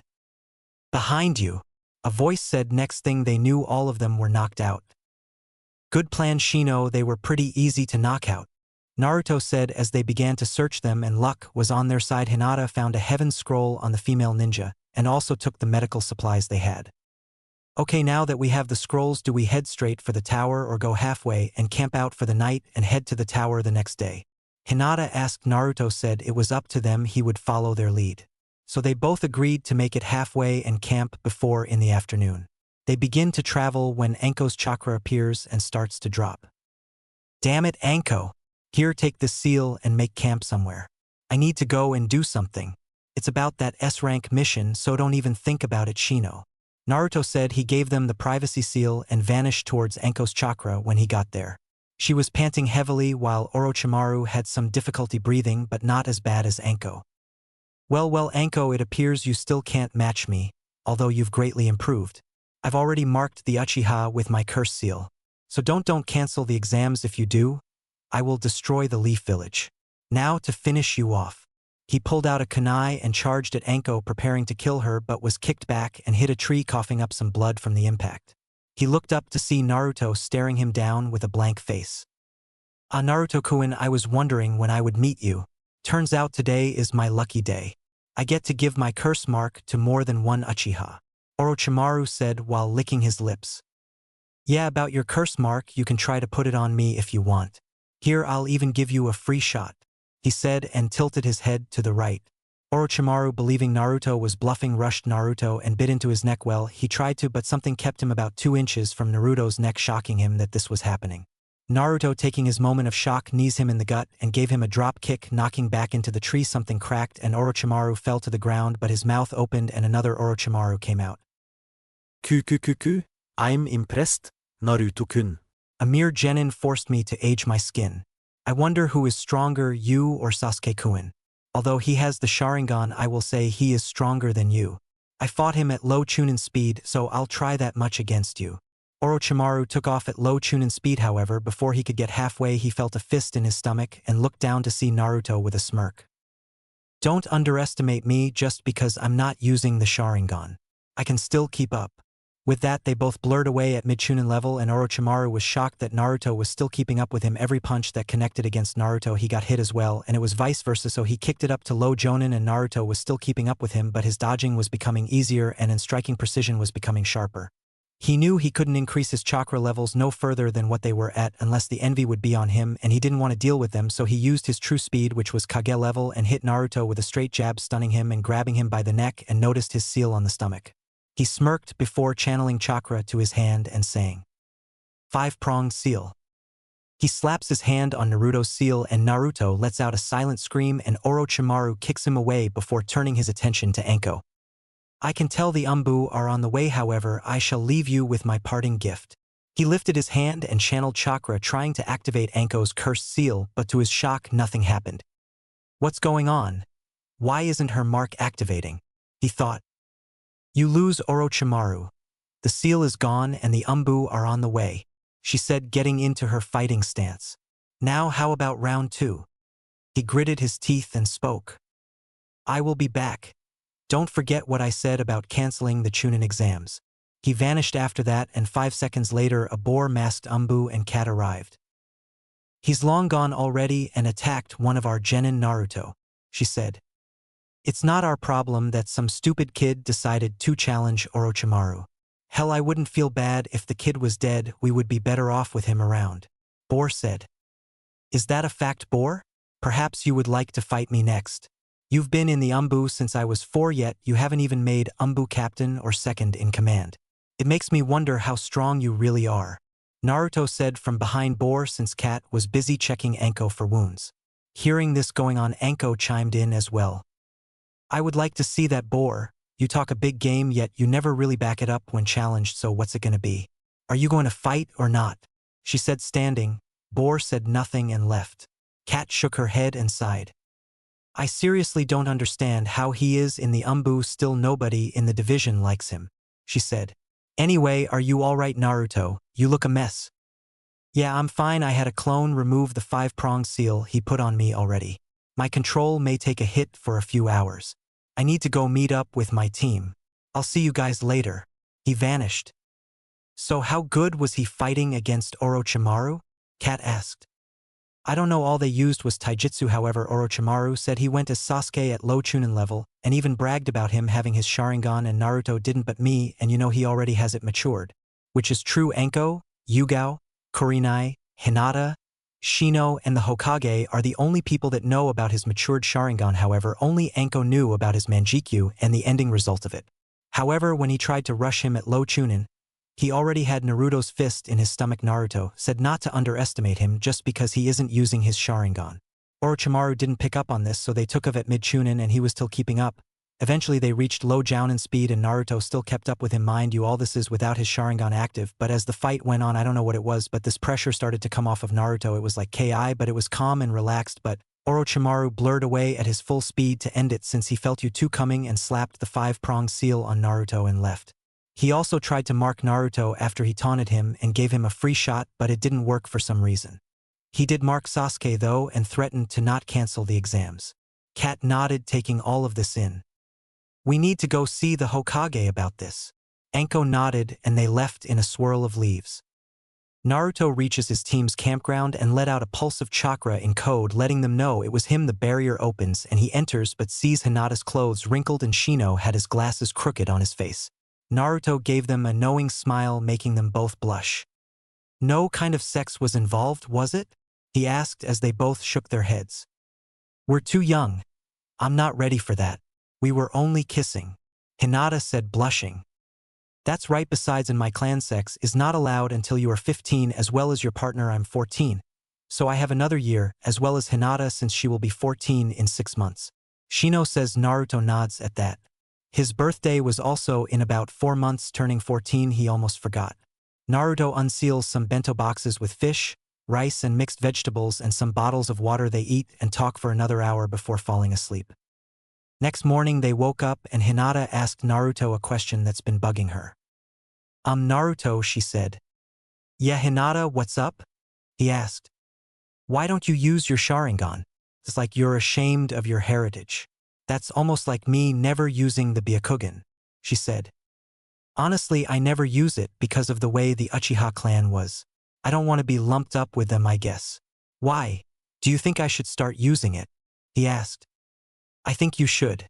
You were never raised by the Uchiha clan or grew up in the Uchiha way. Your mother is the only Uchiha you should be worried about.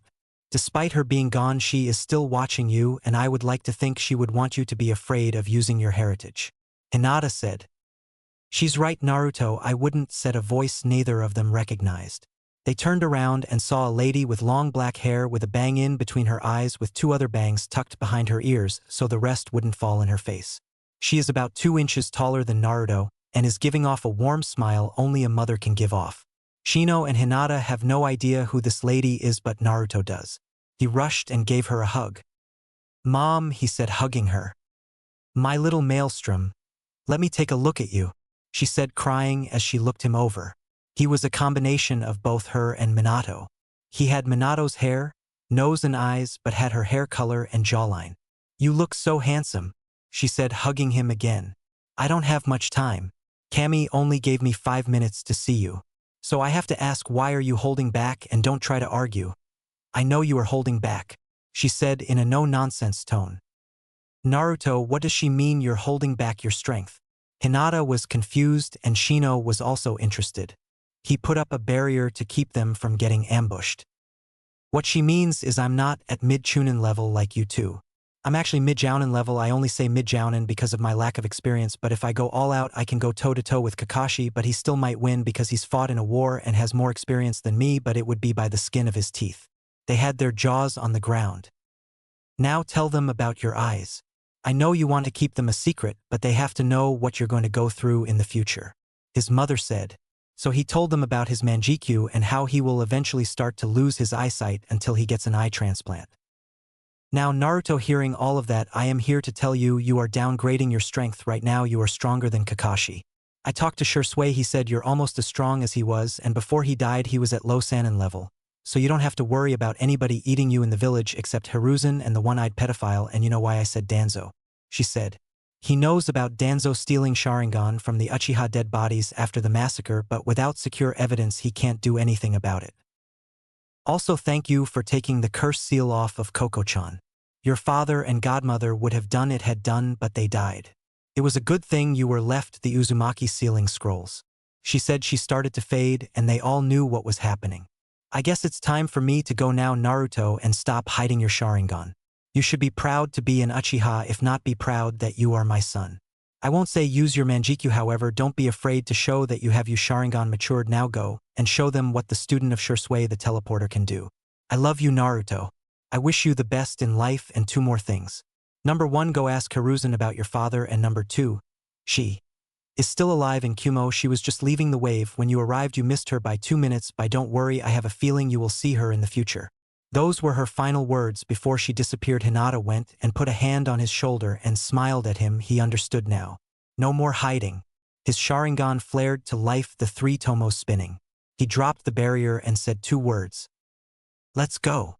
Shino and Hinata nodded as they hopped into the trees going to the tower. On the way he felt Sakura's chakra signature drop and they made their way to them to see what was going on. They arrived and saw Kiba knocked out as well as Sasuke. Sakura looked like she went through hell and her hair was even cut. They noticed Lee looking beat up and Naruto noticed Tenten being held back by Neji, so he decided to take action. He jumped down into the clearing with his Sharingan activated and glared at the 3 sound shinobi. Shino and Hinata dropped down to help, but Naruto told them to check on Kiba, Lee, and Sakura. They sound shinobi were shocked the other Uchiha showed up but has a 3 tomo Sharingan. The sound shinobi with black gravity defying hair spoke up. "You leaf ninja just keep appearing out of nowhere. Oh well, more people for me to play with," he said. Another tried to stop him. "Zaku, wait." But it was too late. He had already pointed his hands at Naruto. Decapitating airwaves. He blew a strong gust of wind at Naruto, who didn't move and got hit by the blast. "Naruto!" yelled Sakura, Rock Lee, Hinata, Ino, Choji, Shikamaru, who were also there but not injured, and Tenten. However, a gust of wind blew the smoke away, revealing Naruto, who was standing there with his arms crossed. "Is that all you can do?" he asked. Zaku got pissed. "No, this is." He was about to do another jutsu, but his arm had a kunai lodged where the air came out and got a kick to the side of the head and knocked out by Naruto. Nobody saw him move except Lee and Neji, who barely saw him due to his Byakugan being activated. "He's fast. But that means nothing," Neji thought. "He's almost as fast as me without my weights on," Lee thought. The other sound ninja both were shocked by how easy it was for Naruto to defeat Zaku. "Here is our scroll. Take it, we don't want to cause any more trouble," the mummy-looking sound ninja said, placing their earth scroll on the ground, and picked up his teammate. The other followed after him. "Get down here right now," Naruto said out loud, confusing everyone before Neji and Tenten dropped down. Tenten immediately went to scolding Lee while Naruto glared at Neji. Why didn't you help your teammate, instead you chose to hold Tenten back?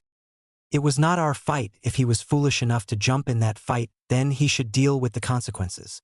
Neji said arrogantly. Next thing he knew, a fist knocked the air out of him, making him drop to his knees.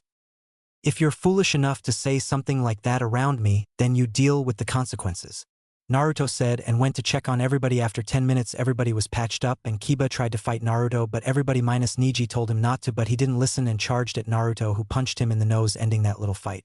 They were all about to leave when a sinister chakra came from the tree Sasuke was under.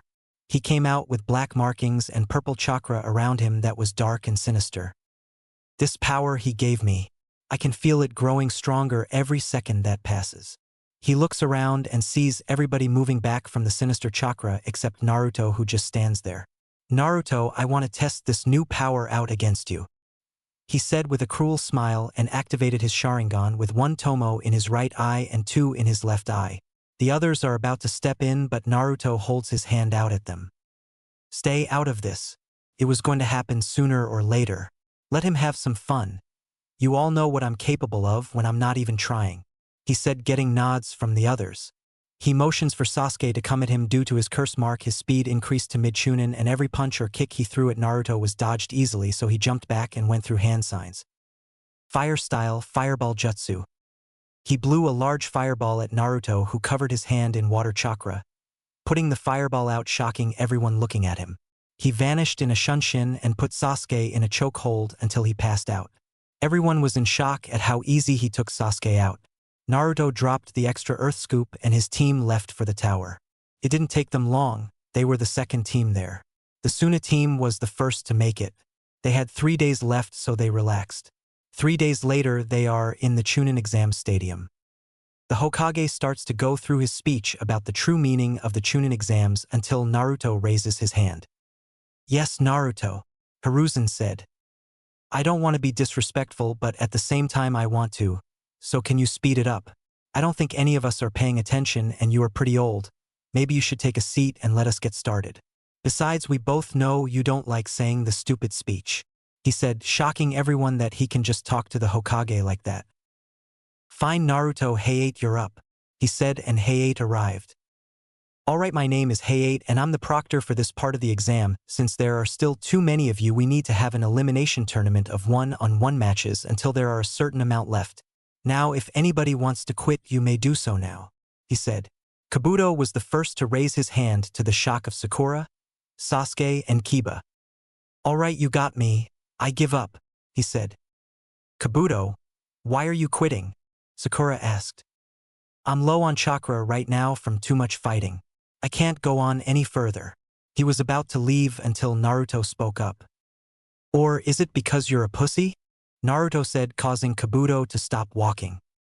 What did you say? He asks in a low, cold tone. You heard me. I thought you were feeling lucky. I never knew your mother raised you to quit like a bitch.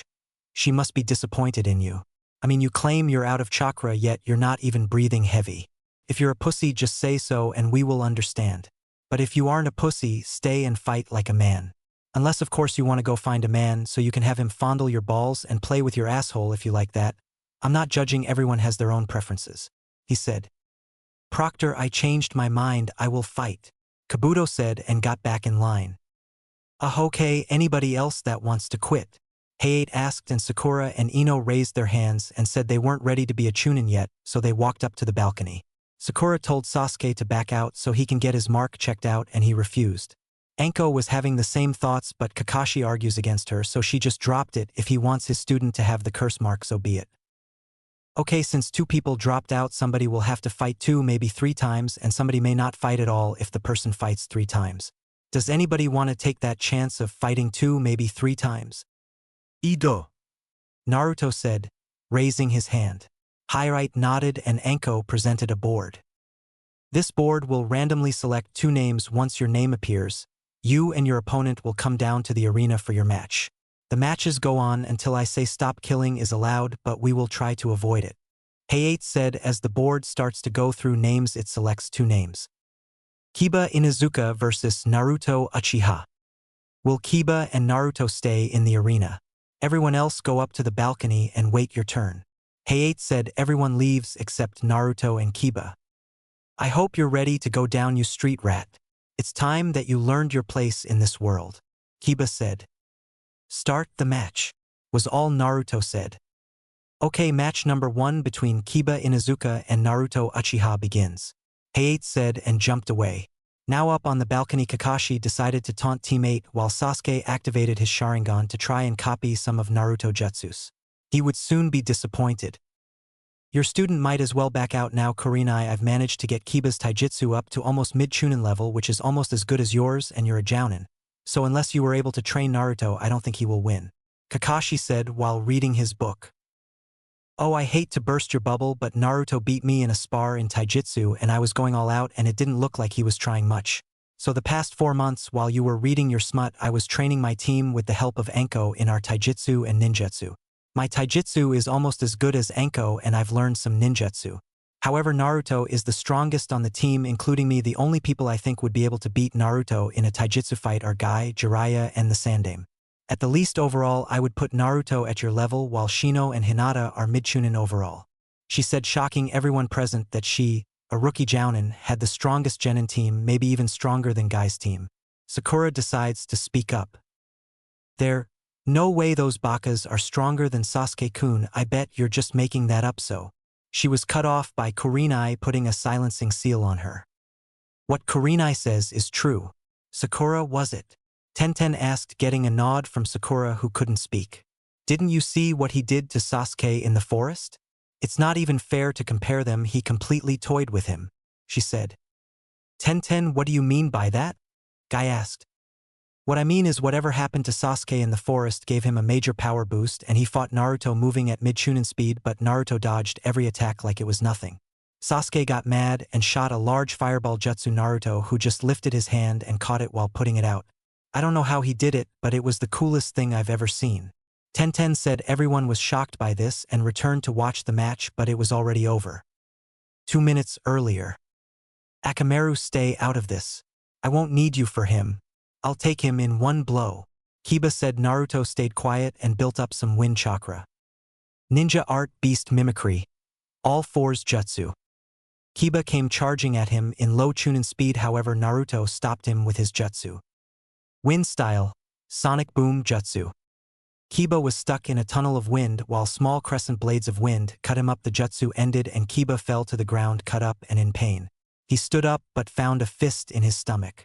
His eyes rolled to the back of his head and he was knocked out. Winner, Naruto Uchiha. Everybody was stunned but Anko, who was cheering for Naruto. He went up to the balcony and everyone was staring at him. What? He asked. We learned about your little fight with Sasuke, Kurenai said, pissing Sasuke off. Oh, is all he said. Is that all you have to say? Ino asked. Yeah, it is. I have a question, Fishcake. Tenten asked. His eye twitched and everyone chuckled at the nickname. What is it, Panda-chan? He asked. How did you catch his fireball and put it out like that? She asked. I'm surprised you don't remember. When we were in the orphanage and would play ninja, I would always catch the imaginary fireball and throw it back or put it out. I was training one day and figured I'd give it a try. I used a shadow clone, of course, and after a lot of test runs and experiments with chakra natures, I figured it out. I can catch it and throw it back with fire nature chakra, or I can catch it and put it out with water chakra, he said. Wait, you mean to tell me you got that idea from a game we played as kids? She said. Yeah, pretty much. He said. They were cut off by the next match being announced. Will Yuri Akato and Sasuke Uchiha please come down? Hayate announced.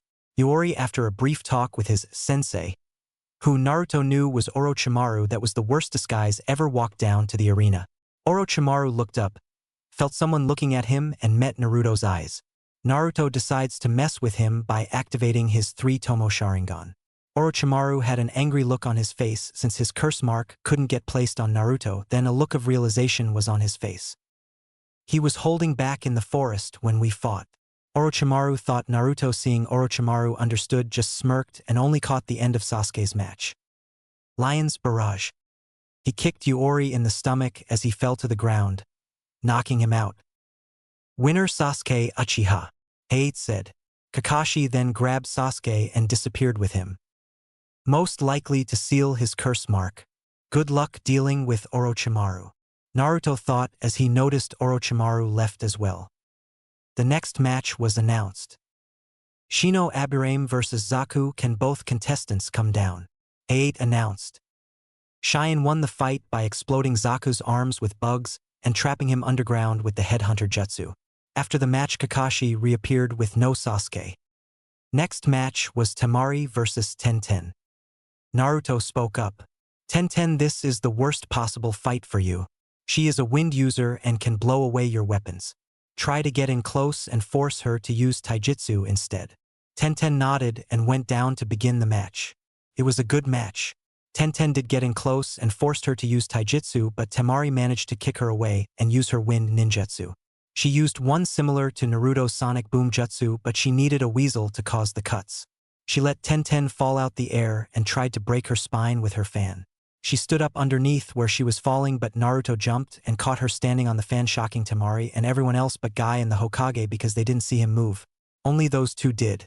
Shikamaru fought the girl from the sound team and trapped her in his shadow possession jutsu and forced her to bang her head on the wall, knocking her out. Next match was Hinata vs Neji. They both made it to the fighting area where Neji tried to belittle Hinata but was surprised it didn't work. They settled into their gentle fist stances, although Hinata's was different. She was leaning to the left with her left knee bent and her right leg stretched out with body twisted slightly, her hands in the air. Her left arm was more up with her hands pointed down at the ground. Neji spoke up. That is not the gentle fist stance. Are you that much of a disgrace to the clan that you can't even use the proper fighting stance? He said arrogantly. This is my version of the gentle fist. I call it the flowing gentle fist. The traditional style you other Hyuga use is too stiff for my body type. Hinata explained. It does not matter, you are fated to stay a loser your entire life. Neji said. Height started the match and Neji rushed at Hinata but was shocked when she twisted around his attack and hit him with two palm strikes in his back. He glared at her and they picked up the speed. After a while, Hinata noticed she wasn't closing his tenketsu after a while and noticed her arms were practically useless. She raised her hand and forfeited the match, stating it was pointless to continue if she can't properly use her arms. Neji didn't like this and stuck her in the chest. He tried to strike her heart, but she pushed his hand to the side and he hit the other side of her chest. No major damage was done, but she collapsed but stood back up, shocking everyone but Shino and Naruto. She coughed up blood as she spoke. It's a shame that someone as talented as yourself can't even be satisfied when the opponent gives up that you have to attack once my guard is down and the match is over. I guess you were mad that I'm able to go toe-to-toe with you using a style that is only 4 months old. Oh well, I believe I've made my point. With that, she turned and walked before collapsing to a knee, coughing up blood. Neji, seeing this, took out a kunai and rushed her from behind but was stopped by all the jounin present. Look at this, the main branch getting special treatment yet again. Neji snarled. No, you're wrong, dipshit, we just saved your life. Turn to the right and you'll see what I mean. Anko said from behind him. He turned around and saw Anko basically tackling Naruto at his waist, and the third Hokage's personal Umbukat blocking the Kubikurabocho with her own sword that was an inch from taking his head off. Neji, you better hope we don't fight in the second round. And by the way, you all forgot about our other teammate.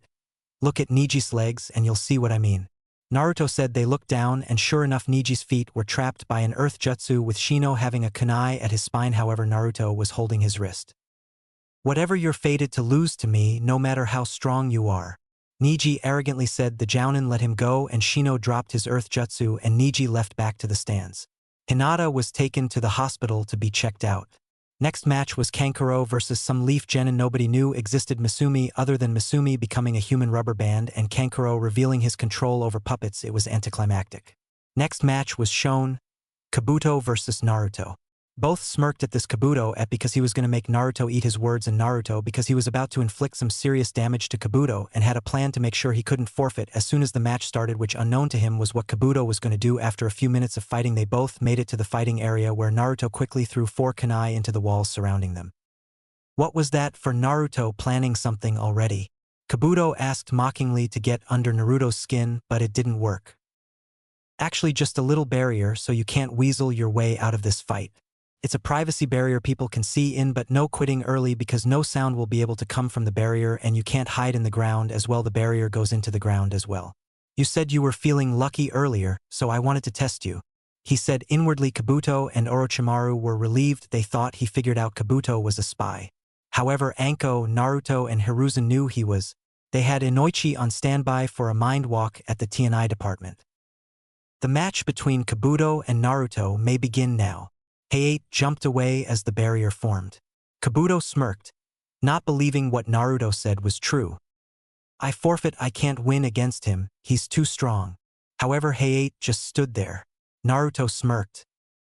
Told you already, you can't escape now, let's begin. He activates his sharingan, showing 3 tomos, shocking all the jounin except Kurenai and Anko.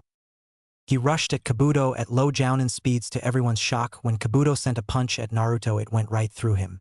Naruto appeared behind him and kicked him in the back hard, sending Kabuto into the barrier that shocked him. Oh yeah, I forgot, if you touch the barrier you get a shock. Kabuto, getting tired at being made to look like a joke, decided to go at him with full strength and activated his chakra scalpels and rushed him. Naruto decided to make it look believable, so he avoided any shots to vital areas and allowed Kabuto to hit him a few times. He knew they will heal up by the time the match is over. After a while, Naruto decided to use some ninjutsu. Wind style, air slash. He coated his hand in wind chakra and slashed his hand upward, sending an arc of chakra at Kabuto, who barely dodged it but still got cut up on his side. Naruto, however, didn't let up. He went through 3 hand signs. Fire style, fire breath jutsu.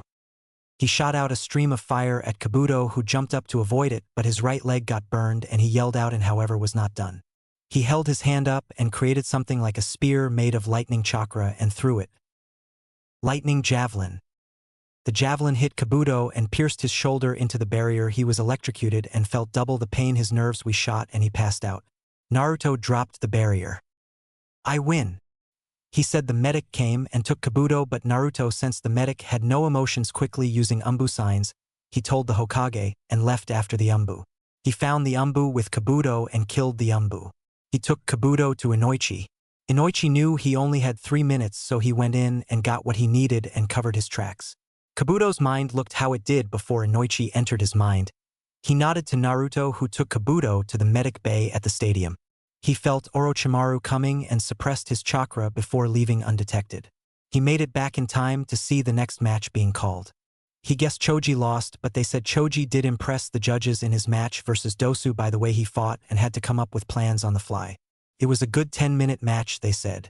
He didn't even know he was gone that long. Naruto versus Rock Lee.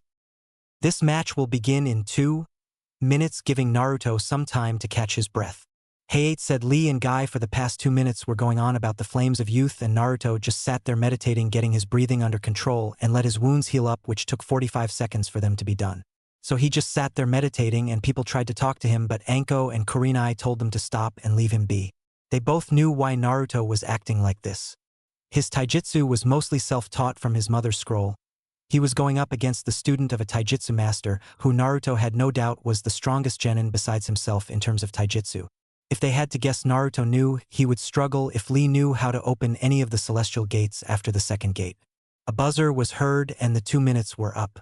It was time for the final match of the exhibition matches. Will Rock Lee and Naruto Uchiha please come to the fighting area? Hayate announced. Lee became serious, having been wanting to fight Naruto since he saw them in the forest. Naruto simply stabbed the Kubikirabocho in the ground and left his weapons pouch with the sword and put gravity seals on them so nobody would steal them. They both looked at each other seriously and turned and walked down opposite sets of stairs into the fighting area. The final match of the exhibition matches between Rock Lee and Naruto Uchiha. He said, "Begin."